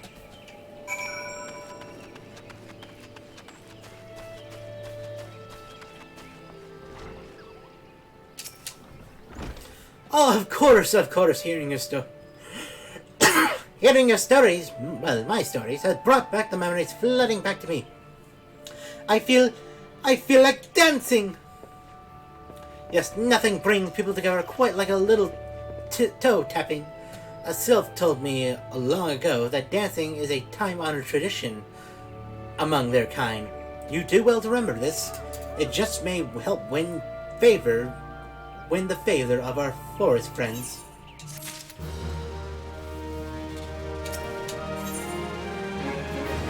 one more quest.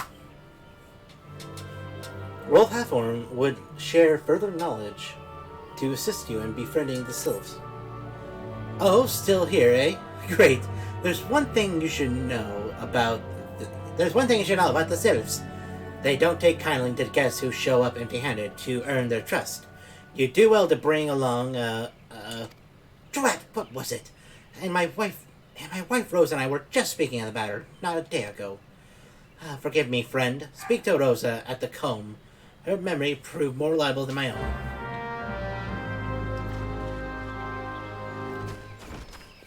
Starburst!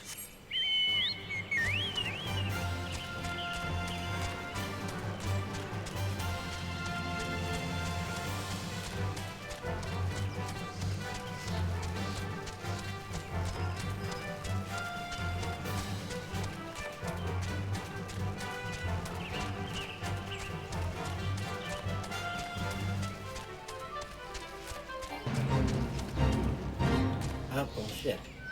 Can't say no to a fate now, can I?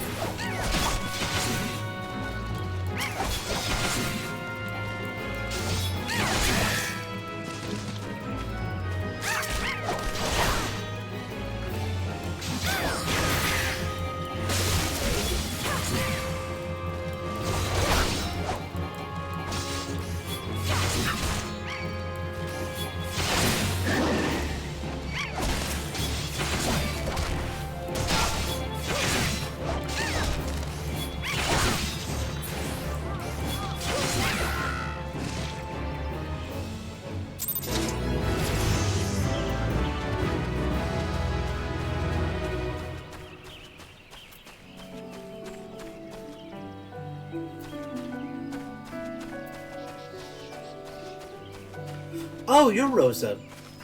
Hello, friend. A peace offering for the Sylphs. Were it anyone else, I'd recommend a jar of honey, but I fear you wouldn't get you past their front doorstep. No, their tastes have more than the unusual. Are you perchance familiar with milk root?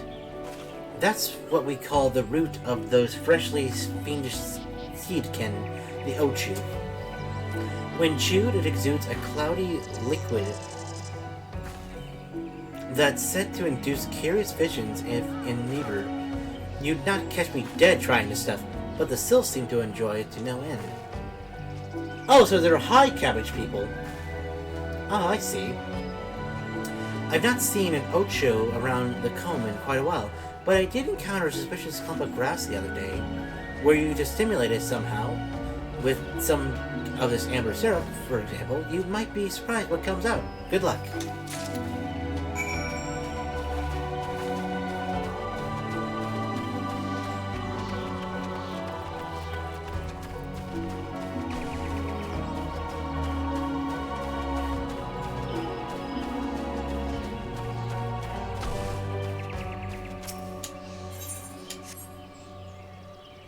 Put the syrup here. Oh, hello.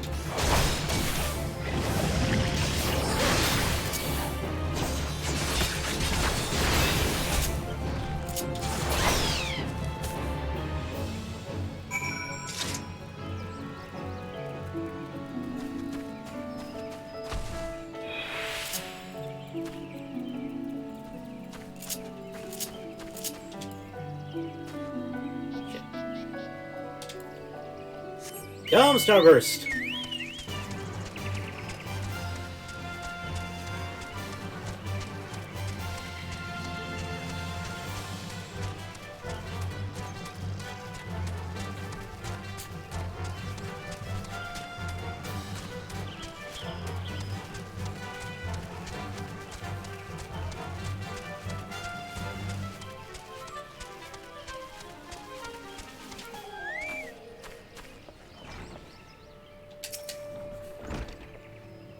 You're back!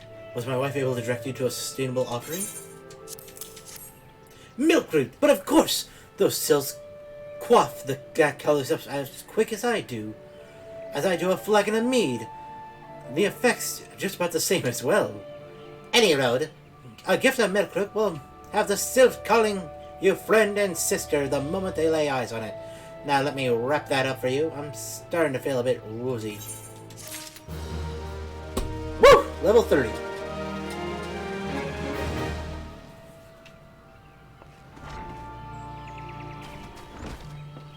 Okay.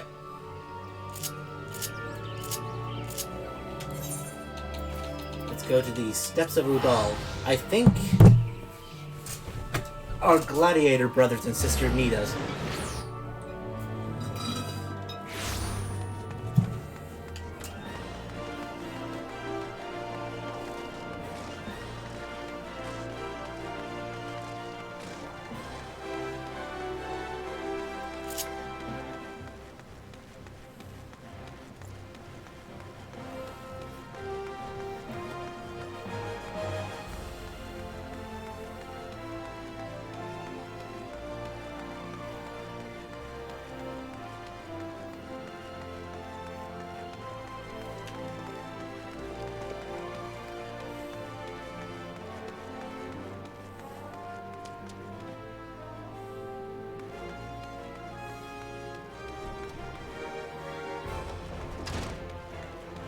Mila, I got word you need me? Ooh, where the hell is that armor?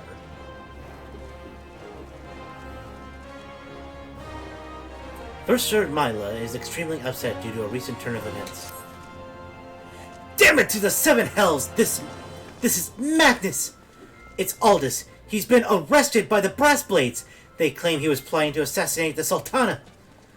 This is utter nonsense. He has no motive to do so. And whatever I said about the man, he would never resort to using poison. The Alacron must be behind this. They have failed to kill him time and time again. Now they're reaching out to the monetarist allies. I didn't want to believe Wyman when he said they said he had such influence, but wait, that's it. If anyone can unravel this plot, it's Wyman. He has the reputation for knowing things he shouldn't, after all. Find Wyman. He'll see what he can tell us. Aldous is many things, but he is not a murderer.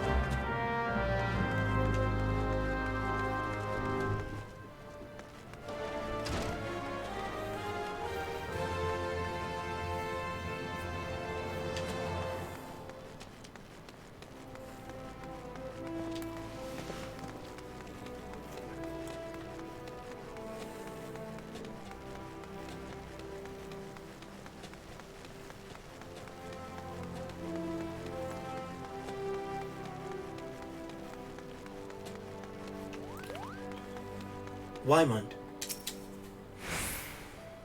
I was wondering when you were going to come along, Goldie. Frankly, I'm surprised Aldous went so quietly. He ought to know where there's no walking away from this. Why would Aldous surrender himself? You really don't know, do you? Best I start from the beginning, then.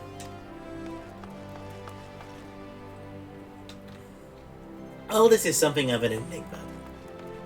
He and Leopold were the two greatest gladiators to ever grace the Blood Sands. But he threw away all that hard-fought glory for a few guild more. See, the Irish Old Don loves a good Colosseum fight. And what better way to make a gladiatorial spectacle more entertaining than wagering on the outcome? So when it got out that Aldous was orchestrating a match-fixing scheme of untold proportion, well, you can imagine the shock and anger the people felt. He was expelled from the Colosseum, and his wins were stricken from the record. Your guild master, Mila, got the worst of it, though. Not only was her friend exposed to the fraud, but around the same time, her father fell ill and passed away. There were some oddities surrounding his death, too. 'Twas rumored he took his own life out of shame for his disgraced pupil, or that he might have even been murdered by the man. Basic conjecture, really, but it made all this look that much worse.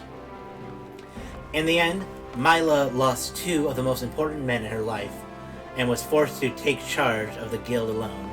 And Leovold? He tried to go it solo on the Blood Sands, but it wasn't the same. Without Aldous, his career was finished. Now you know the nature of the men you so desperately want to save. Though, judging from that look in your eye, I gather you still have your reservations. Fine. Then you can't blame me for doubting a man found in possession of Rygaller's Bile. Rygaller's Bile? 'Tis a vile poison. Rare, expensive too. Only the Corpse Brigade knows how to make it. I hear gods only know why they give it to Aldous.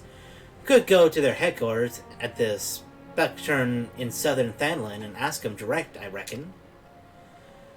I have an aversion to direct confrontation, personally, but you don't, do you? By the way, should you save the poor bastard's life, tell him that we're even, and that I hope it was all worth it.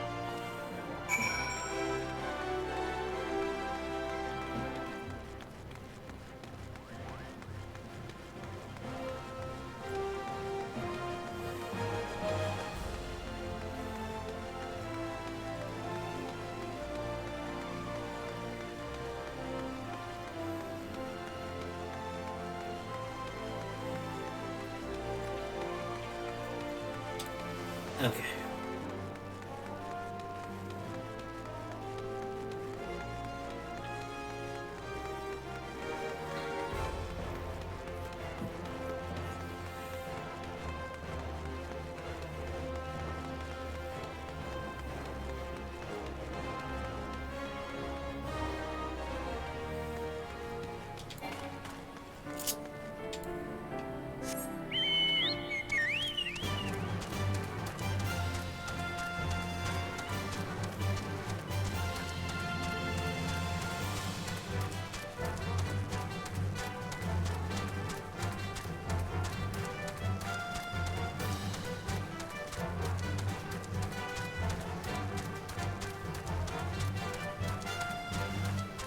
So Aldous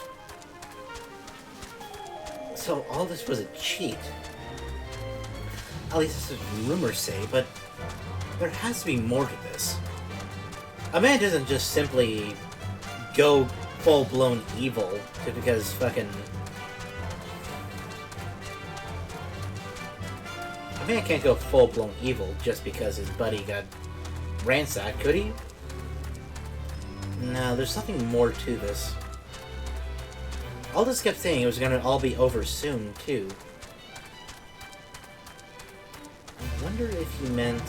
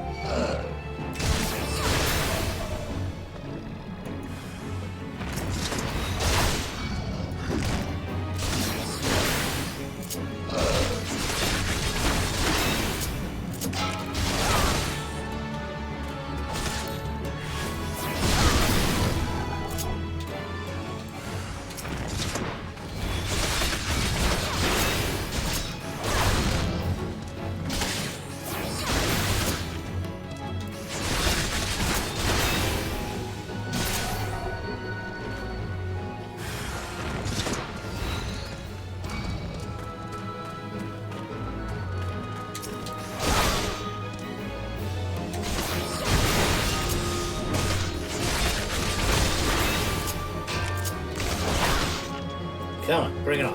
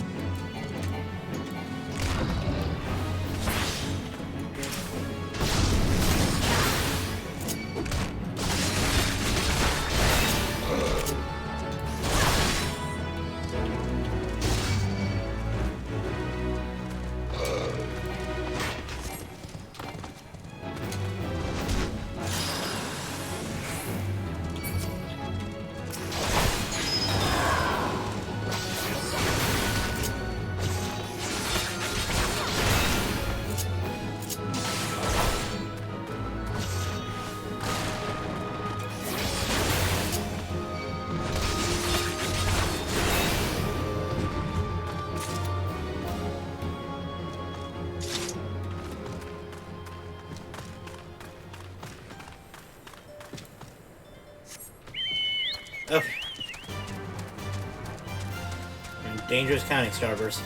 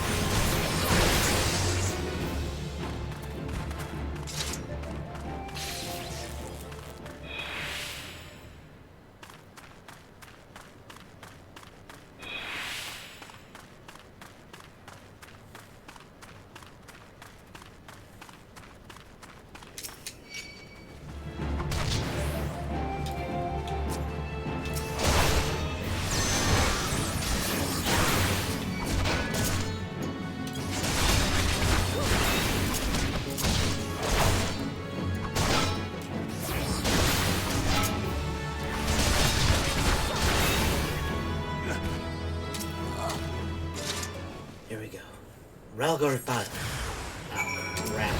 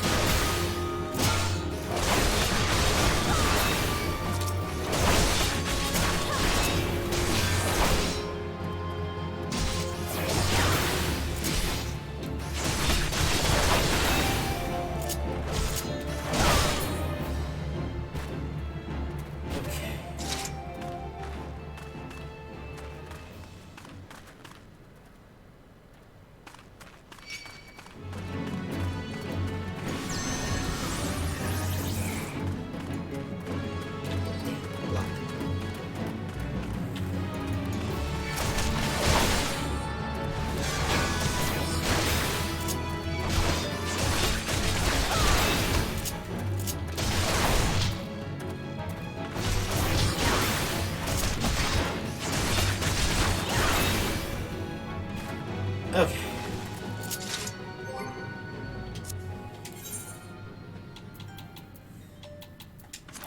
Fuck.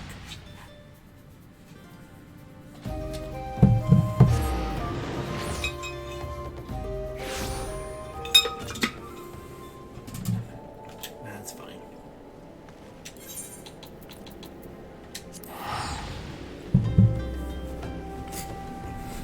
Here we go, guys.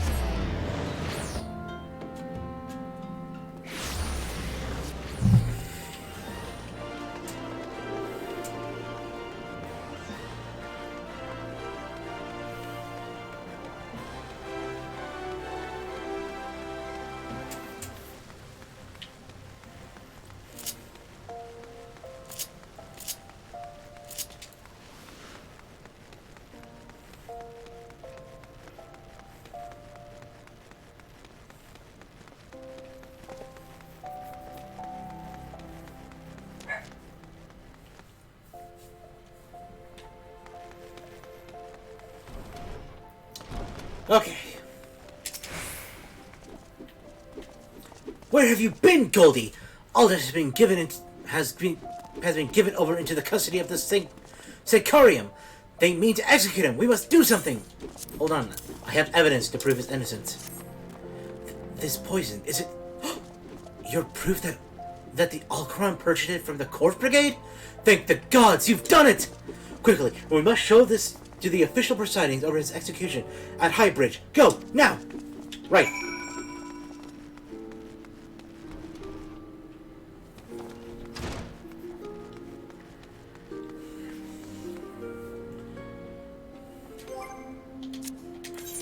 Worth a little bit of gold. To Dry Bone.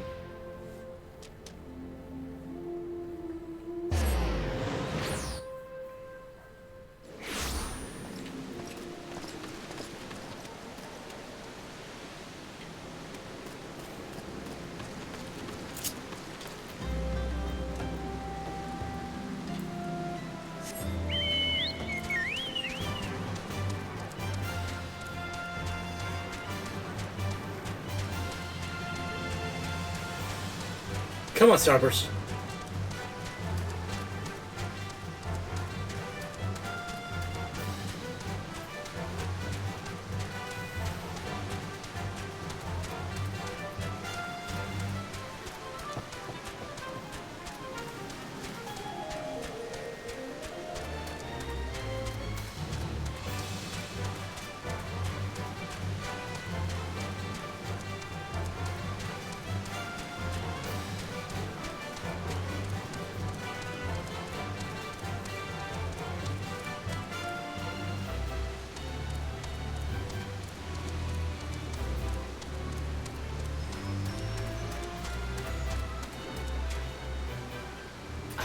There's his execution.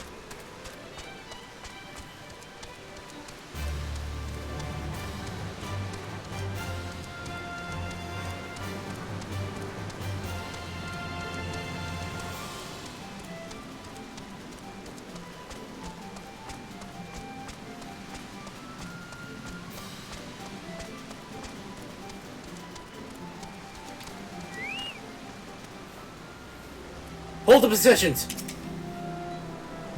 The Sicarium has sentenced you to death for your crimes against the Sultanate. Have you any less? Huh? Who are you? What do you want? I'm friends with the Sultan. I have proof of his innocence. The level sync is in effect. If you are above the maximum allowed level, it will be synced as follows.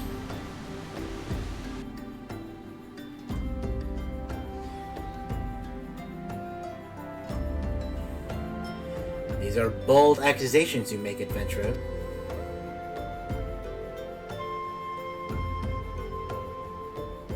However, the Sicarium has found the prisoner guilty in the eyes of God and men, and he will be executed forthwith.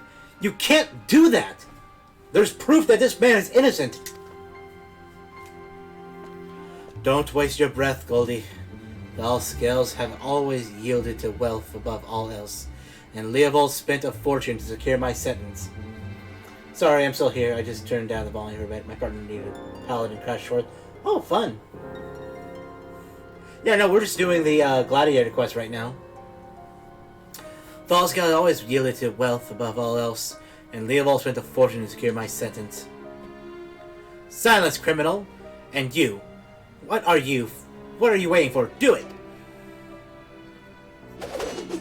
Stop it! What is that? Aldous! Just couldn't stay away, could you? Well, at least I don't have to steal the headsman axe.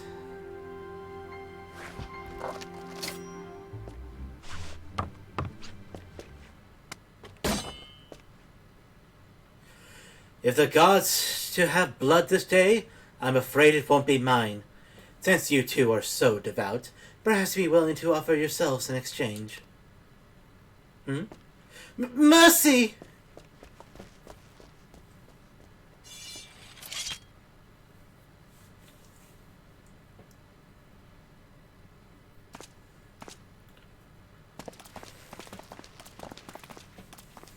Interfering with the law is a heinous crime. In fact, I believe it's punishable by death. Oh yeah? Who's gonna kill me? You, fat ass?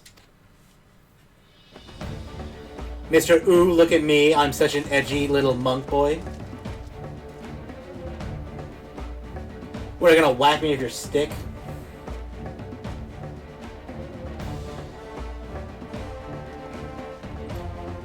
I had a feeling the spectacle would draw you here.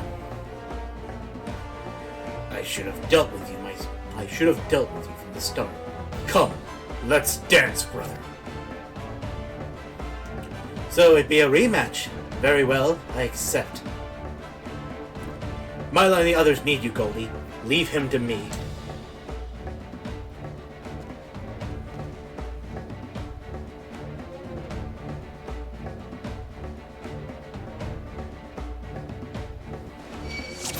Okay. Hey! Hey!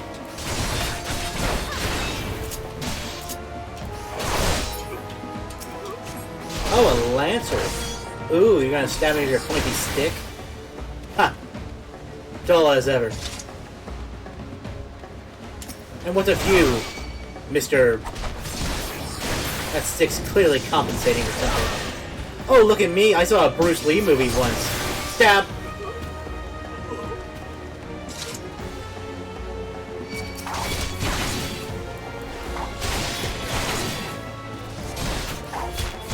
Your arrows are useless close range.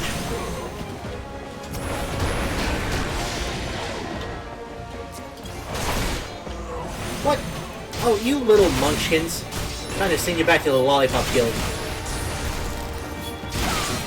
Yeah, exactly. They brought fists to a sword fight. And sticks to a sword fight.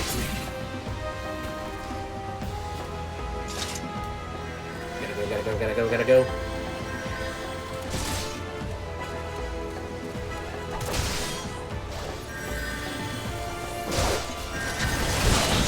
Yoo-hoo! Oh, boys.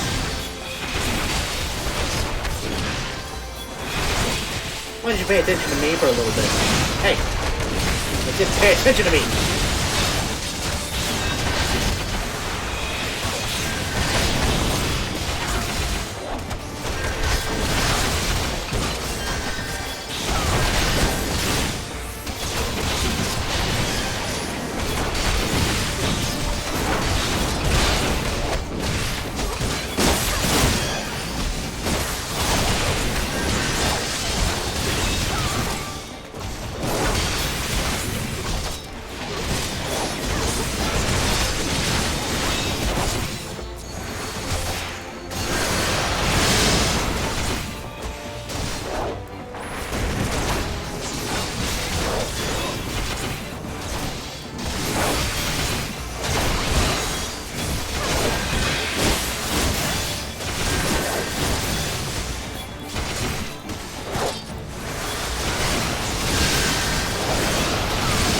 Who the hell summoned the troll?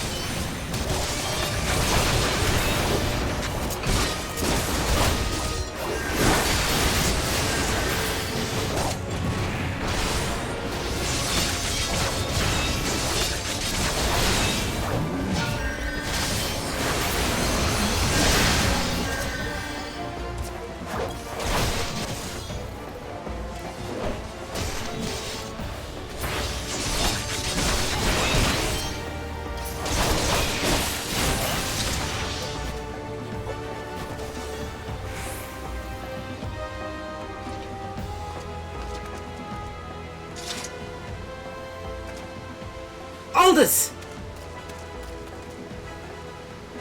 Aldous!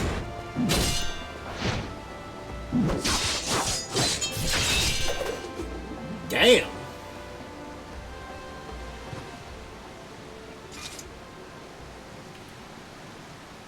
You almost had me, Leovold. Stay back! I won't have your pity. You just had to have it all, didn't you? Just one victory. Just one bloody match.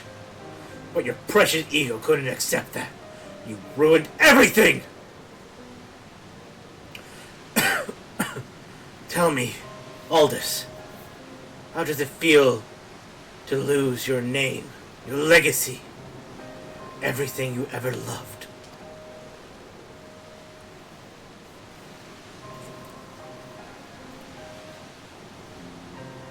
I want you to know how much you suffered. I want to know how much you suffered. Let it go, Leovold. It's over.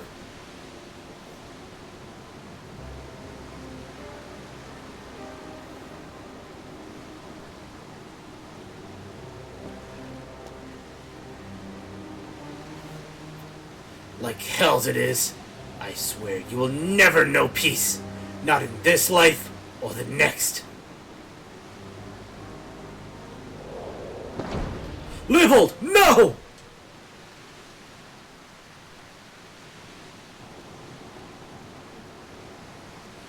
You know damn well neither of us will see Thal's realm.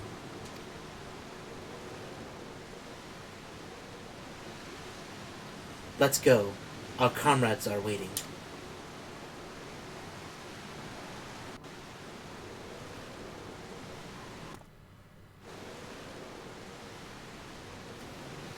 Aldous.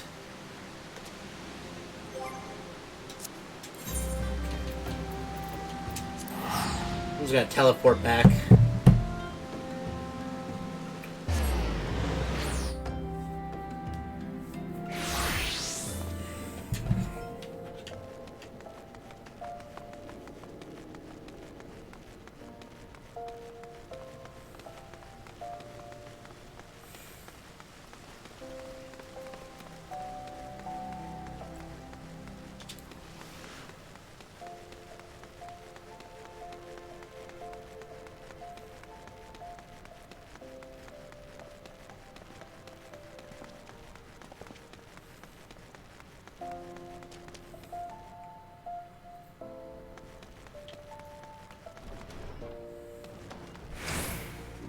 You wanted to see me, Mila?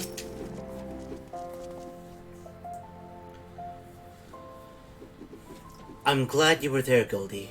Without you, I doubt we could have defeated the Alcron.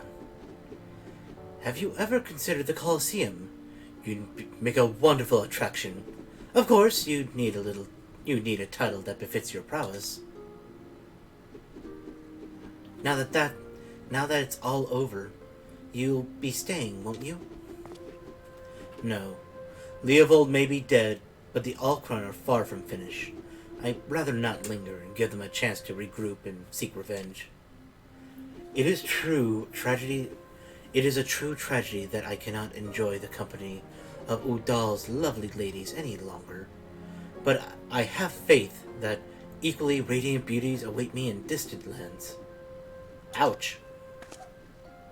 Aldous, Not a word, my dear. It was bad enough when the First Sword was permitted a disgraced gladiator to fraternize with her subordinates.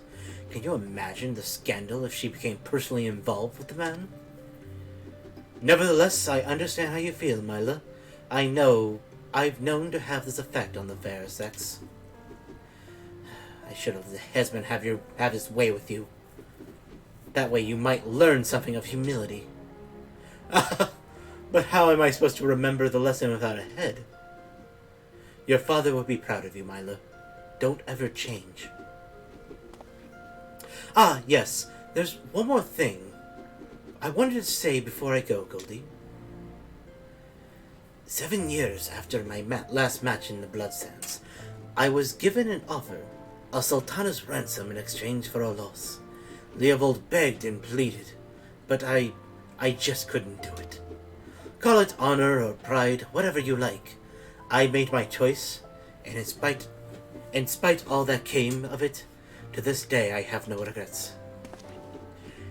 It's a simple thing to know what's right. Listen to that heart of yours, and it will never lead you astray. Trust in your comrades, have faith in your skills, and you will triumph over any adversity. And with that, I bid you all farewell. Aldous, I better not have to wait 7 years to see that bastard again. There's still so much I want to... What in seven hells are you looking at? This is a training hall! Why aren't you all training right now? You think all it takes to stand on the blood sands is a sword and a stupid grin? No! It takes years of hard work, and an ocean of blood and sweat, and an unbreakable will. Every man and every woman here has the potential to become a champion, but it is you, and you alone, who decides your destiny. Right. So answer me now, gladiators! Will you follow in the footsteps of your brothers and sisters, and inscribe your names in legend? Aye! Ooh. That's a steel carcass. Ravages.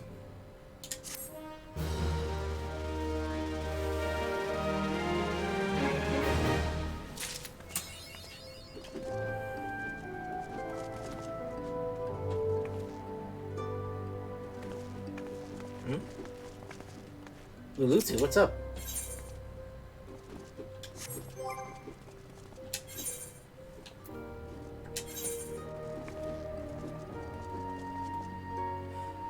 Ah, there's more. I don't want to walk around with a board. I can deal with the 3. Oh? Damn it, I gotta be level 31 to get the full hop one.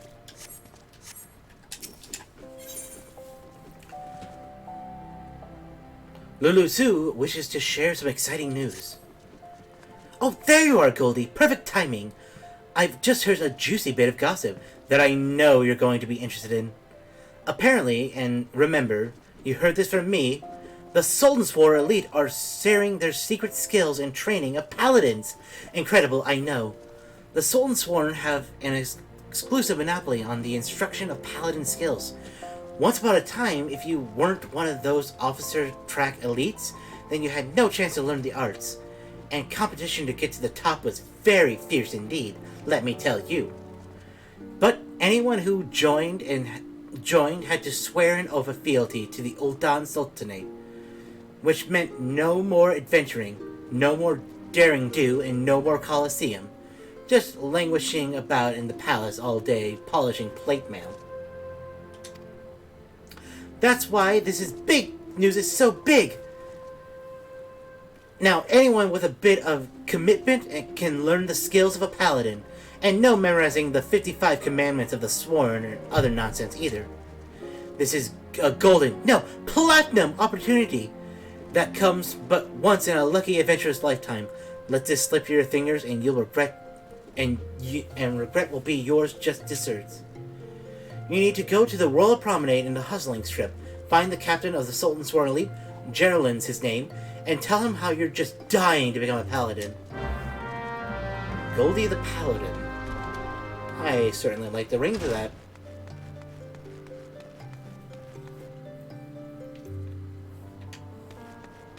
Let's take a look at this paladin, shall we?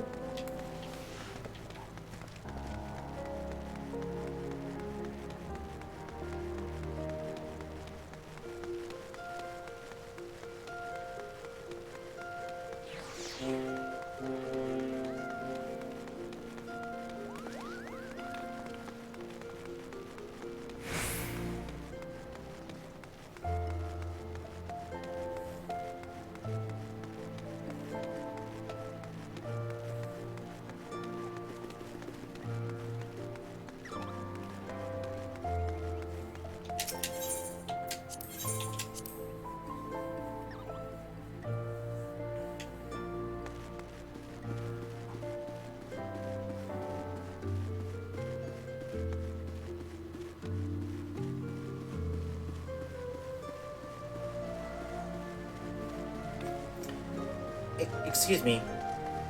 Are you, Geraldine's?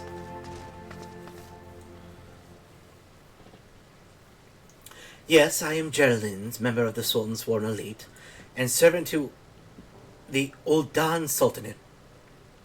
Unless my instincts deceive me, you've come to inquire about training as a paladin. If so, I would have your name, good woman. Goldie Bottrell. Goldie. A fine name. I bid you welcome and salute your noble resolve. But if you aspire to paladinhood, you should understand what it means. A paladin swears allegiance to the Sultanate. A paladin shall be the sword and shield of the Sultanate. A paladin defends the people of the realm. Sellswords and gladiators of others ilk wield their blades for themselves, but paladins serve greater good. Do you understand me? The battle arts that the paladin learns have been held secret, nurtured, and perfected within the ranks of the Sultan's Sworn Elite for nigh on these 600 years. Of all those to protect the Sultanate, the soldiers and the mounted guards of the knights, we are the elites of the elite, our conviction unwavering, our hearts true, our sword skills without peer. But the glory of the Sultan's Sworn, well, much of it is buried in the past now. Our brotherhood grows smaller by the year. We are a shadow of what we once were, and the Sultana turns to sellswords to defend her palace. All this because of one traitor. No, because of a blot of dishonor left by one who shall not be named, and because of him, we have been forced to seek the help of able-bodied adventurers. And here you are. We shall instruct you in the paladin military arts. You will not be inducted into the Sultan's Sworn, but serve as a free paladin. However, first you will show us that both your sword and heart have metal, and you are worthy of the honor. In the ruins of the south of Little Almagao, you will find an iron brazier. Light it, and the undead nearby will be drawn to the flame. Slay these monsters and give their heart to the fire. Return and present to me the ashes as proof of your deed. Now, would-be paladin, show me the metal in your heart and steel in your blade.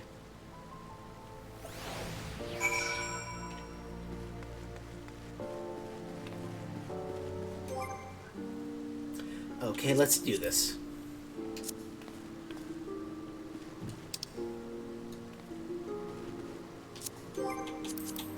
So that would be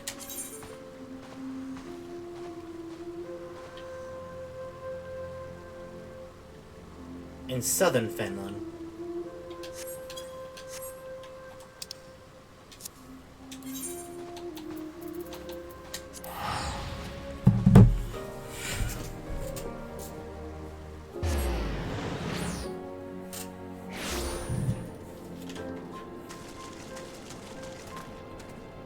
Master Quest.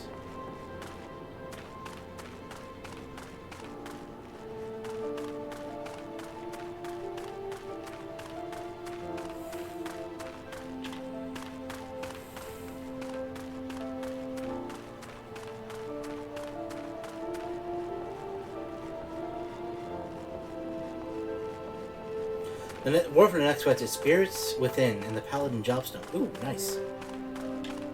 Damn it, I keep going.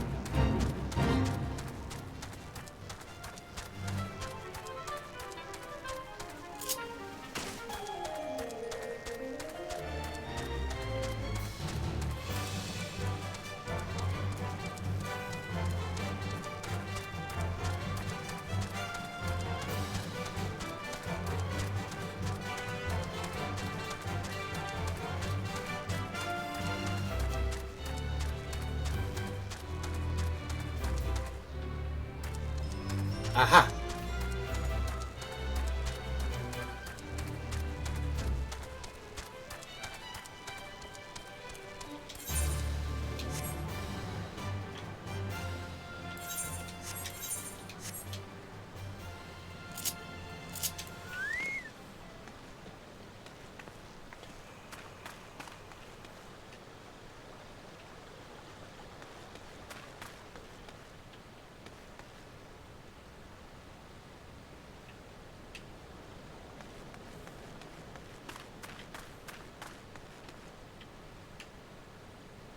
Is it up there, actually?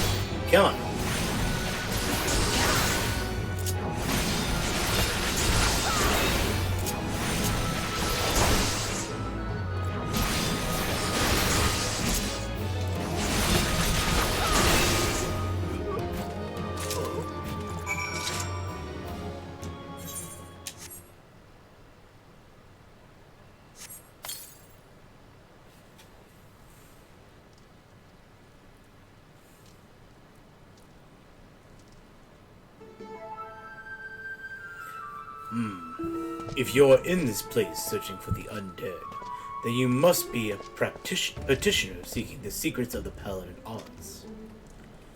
But make no mistake, simply learning Paladin swordplay does not make you a Paladin, nor does the armor you wear or the status you claim. I am just another aging free Paladin, but you would do well to heed my counsel. Strike off the shackles that bind your spirit, lift the visor that blinds, and find the true path of the Paladin.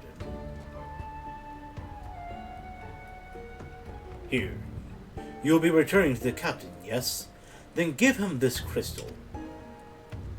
This crystal?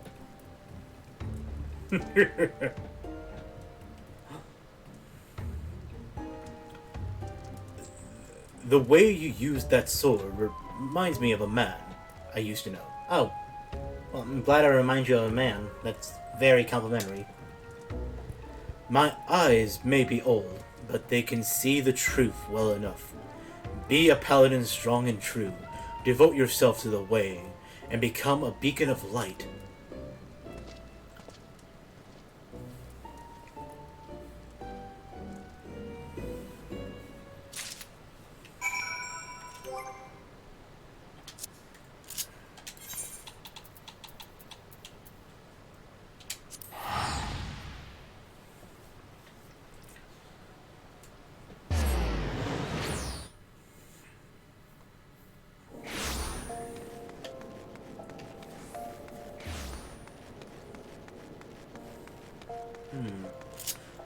Who was that mysterious man?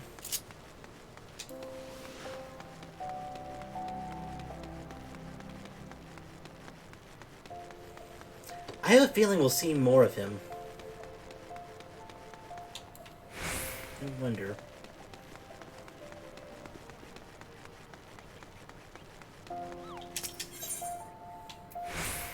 Hussing strip, please.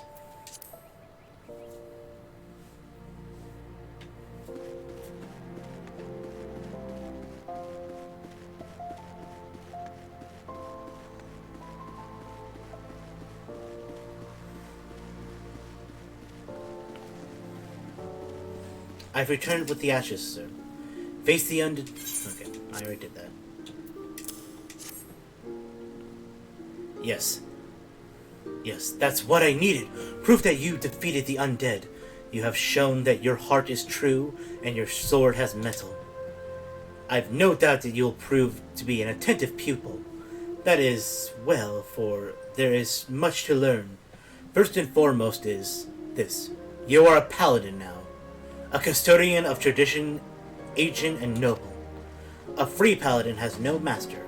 Instead, she travels all lands. In every place takes up cause of the unarmed defenseless. You swear fealty not to a lord, but to yourself. You are nobility amongst adventurers. You have taken your steps on a new path, and you have earned the right to bear this, the soul of a paladin. Upon its surface is carved the deeds of paladins of eras past. She who bears it commands the respect of all knights of honor. Bahamut's Fang, you already possess a crystal? And you say it was given to you by an unknown free paladin? Who told you to hand it to me?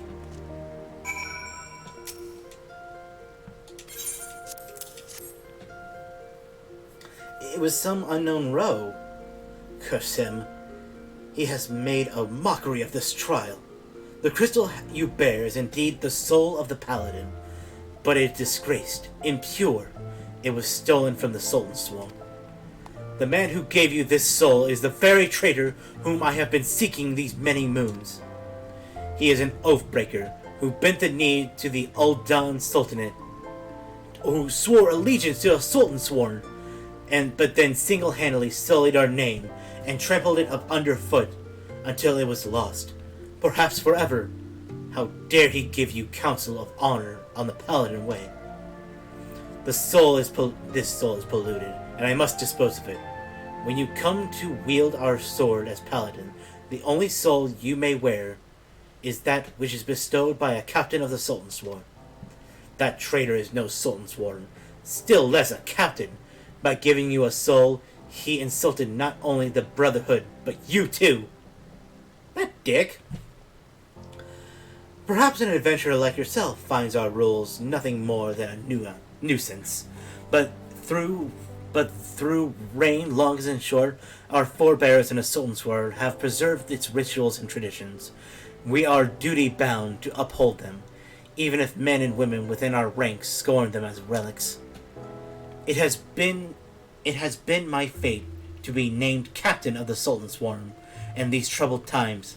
Though I did not ask for this honor, I have bent the knee to the Sultana and sworn fealty, and I will fight to restore our honor and name. You wield a skilled blade, and more importantly, you have met the traitor face to face. Your great task of the Paladin will be to help me bring him to justice. You must ready yourself, marshal your resources, and hone your skills until the time comes that you are able to discharge your duties. The journey will be long, but you are a paladin now, and honor binds you as surely as an oath. The next paladin quest will be available from Janelins upon reaching level 35. Woo!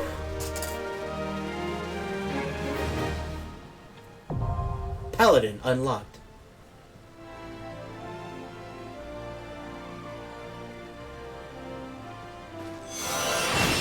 The souls of Paladin past bequeath their wisdom. Spirits within.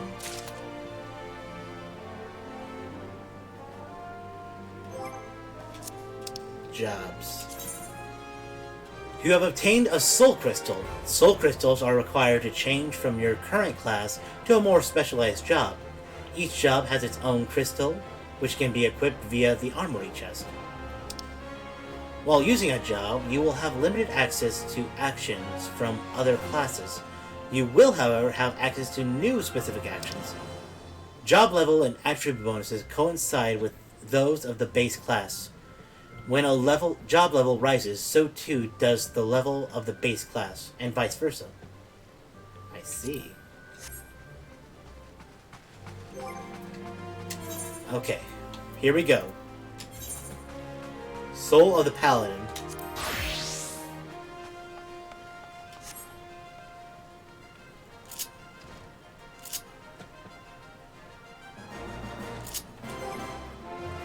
Let's see our actions and traits. These are just our base actions. Spirit Within delivers an attack with a potency of 270. Ooh.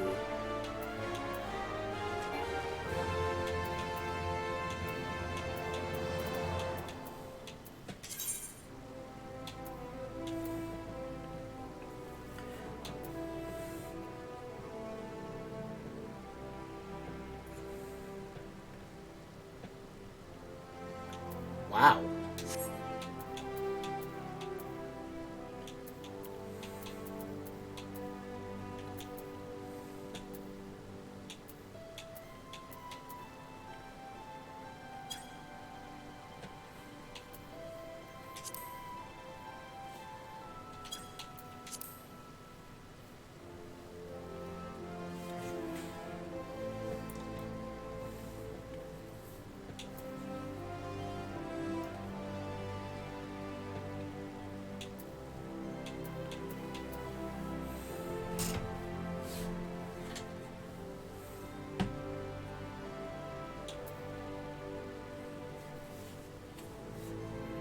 Wow.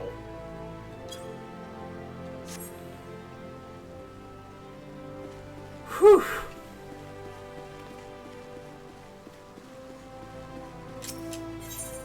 Okay.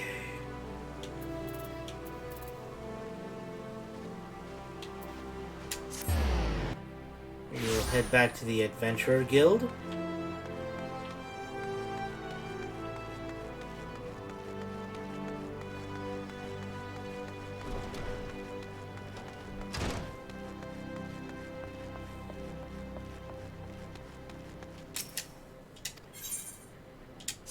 Retire to our room. And we will call that a stream. go for my other one. There we go. We'll bring back in our music. Whew! That was a blast. Yep, we got 2 major goals achieved today. We got our fair companion, Starburst, who I know will serve as a valuable ally in the ongoing sessions to come. And we got the rank of Paladin. I'm going to be really excited for next stream where we get to really experiment and see what this new Paladin ability holds and how we can add it into our current combo. I'm certainly excited. So next stream... Next stream we might dedicate half to story content and maybe a little bit to some side content. Do some of these other side quests. Goddess knows there's quite a few of them. So that'll be our goal for tomorrow. I do hope you'll join me then. For now, though, I do hope that you have a wonderful day, night, or wherever in the... Oh, and special thanks again to Jeanbird for all your help again today. I truly do appreciate. I wouldn't be able to accomplish half these goals without your guidance. And yes, we'll call that a wrap today. So, back to our outro. I do hope that you all have a wonderful day, night, or wherever in the world you are. And please remember to stay golden. Bye.